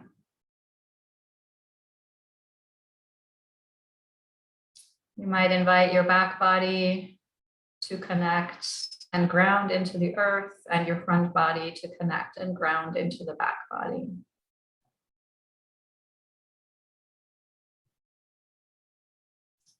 Finding a sense of ease and letting go. A sense of surrendering to gravity.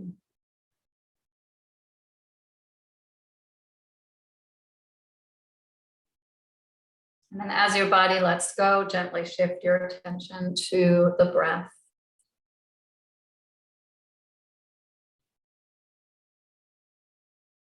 And begin by simply tuning in to whatever is showing up in terms of your inhalations and exhalations. Bringing gentle awareness to the rhythm of your breath in this moment. Maybe collecting some data about how slowly or quickly you are breathing. How full or how shallow the breath is as it moves through you.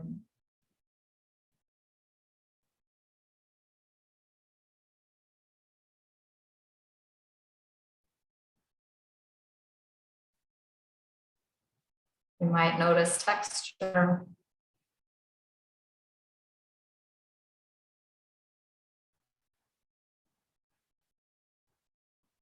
You're beginning to know what these things mean. And so from what you're observing, draw some conclusions about what you might encourage your breath to do to make a gentle shift toward greater ease, a gentle shift toward letting go of any unnecessary effort.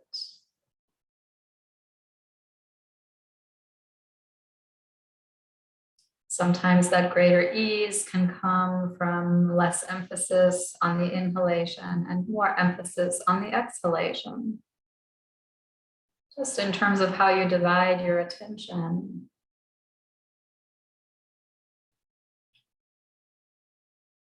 Sometimes it may mean that the exhalation gets a little bit longer than the inhalation. And since all of you have a lot of great inner wisdom about your yoga and your body, I invite you to draw your own conclusions about how you might facilitate a greater sense of ease and calm for your breath in this moment.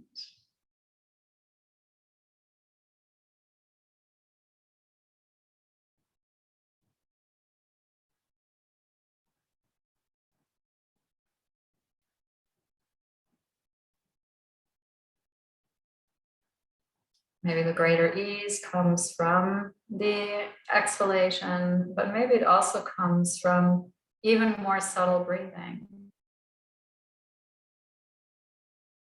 Moving less air, moving air more slowly.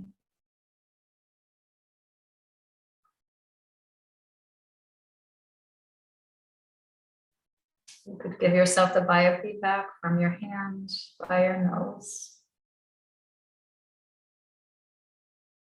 Or you could give yourself the biofeedback of not hearing your breath. Inviting so much subtlety and sweetness into the breath that it becomes almost imperceptible.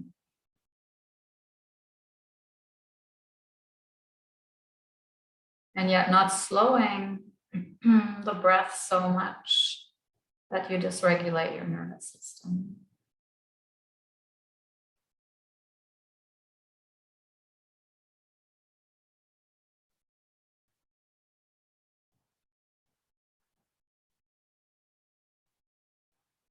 Sometimes greater ease comes from noticing the texture of the breath and inviting something a little more feathery, a little lighter, a little smoother. If it doesn't happen in actuality, you can always imagine it. You can imagine the breath being lighter, smoother, gentler.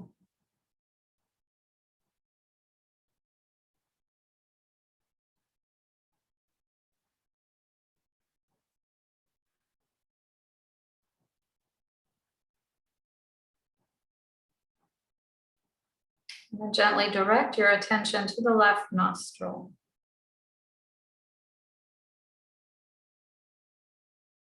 And imagine that the breath and prana, life energy, is entering your body through the left nostril. More so than the right, perhaps not at all through the right. Just imagining breath and energy entering through the left nostril.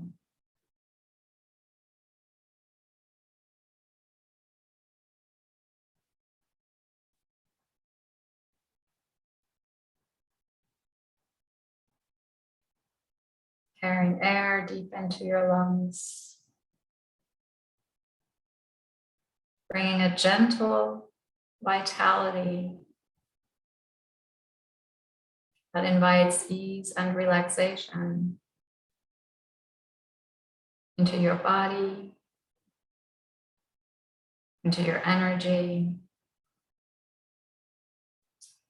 even into your mind. Breath and energy only moving in and out through the left nostril.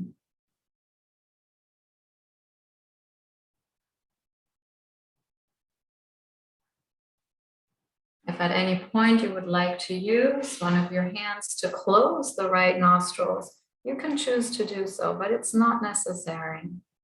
You might choose to just stick with imagining using just your left nostril to breathe in and breathe out. Lightly, gently, smoothly.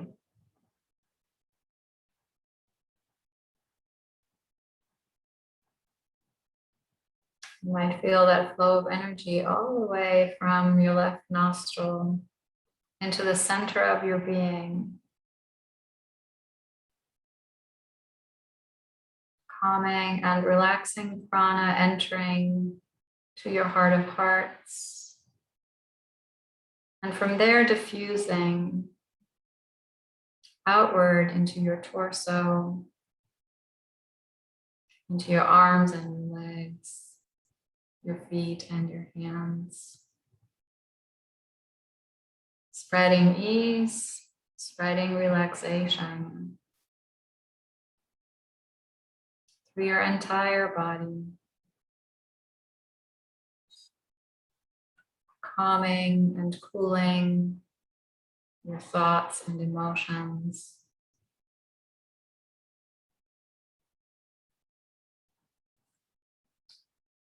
Gentleness, ease, and yet vitality continuing to flow in through the left nostril, nourishing your heart of hearts, nourishing your body, nourishing your energy and your mind.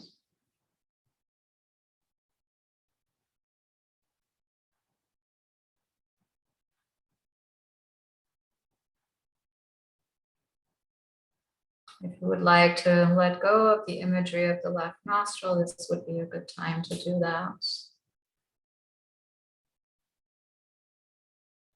You can continue simply to be aware of calming energy streaming into your body with each inhalation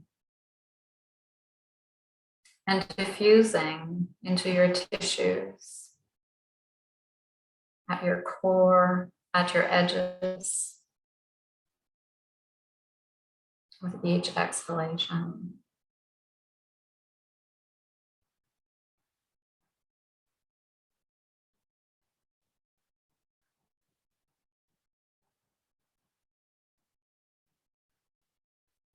Take a few more rounds of conscious breathing in this way.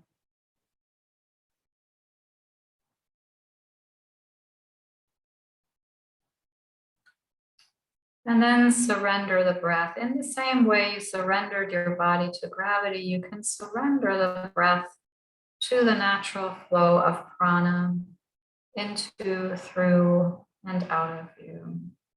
There's nothing for you to do. You can simply be present with your body, your breath, and your mind, and trusting them to their own devices as you move into a few moments of stillness.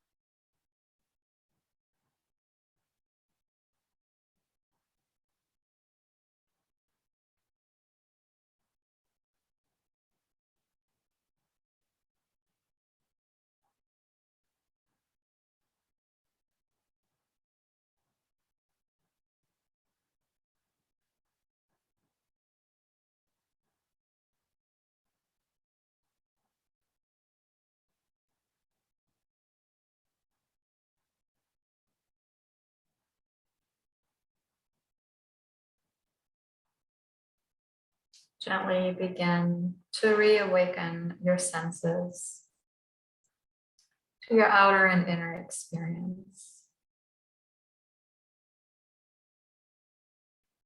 Maybe tuning into sounds in your environment, maybe perceiving the aromas in the air, or maybe tuning into sensation in your body or your energy.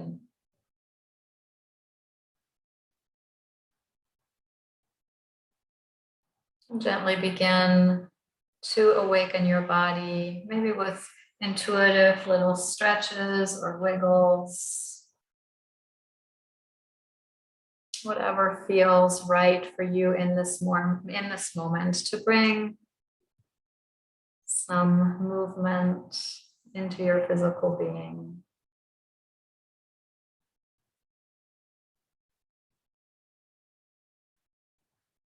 And then take a conscious breath in and out, knowing that you're inhaling while you're inhaling, and knowing that you're exhaling while you're exhaling.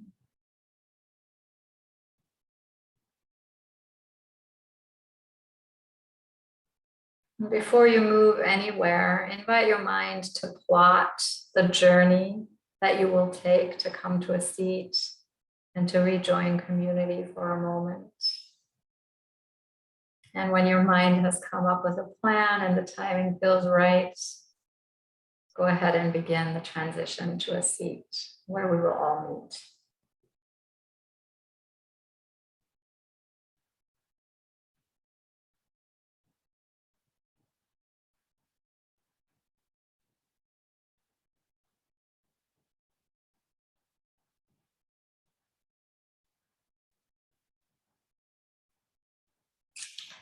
Once you have found your seat, I invite you to find an intentional placement for your hands.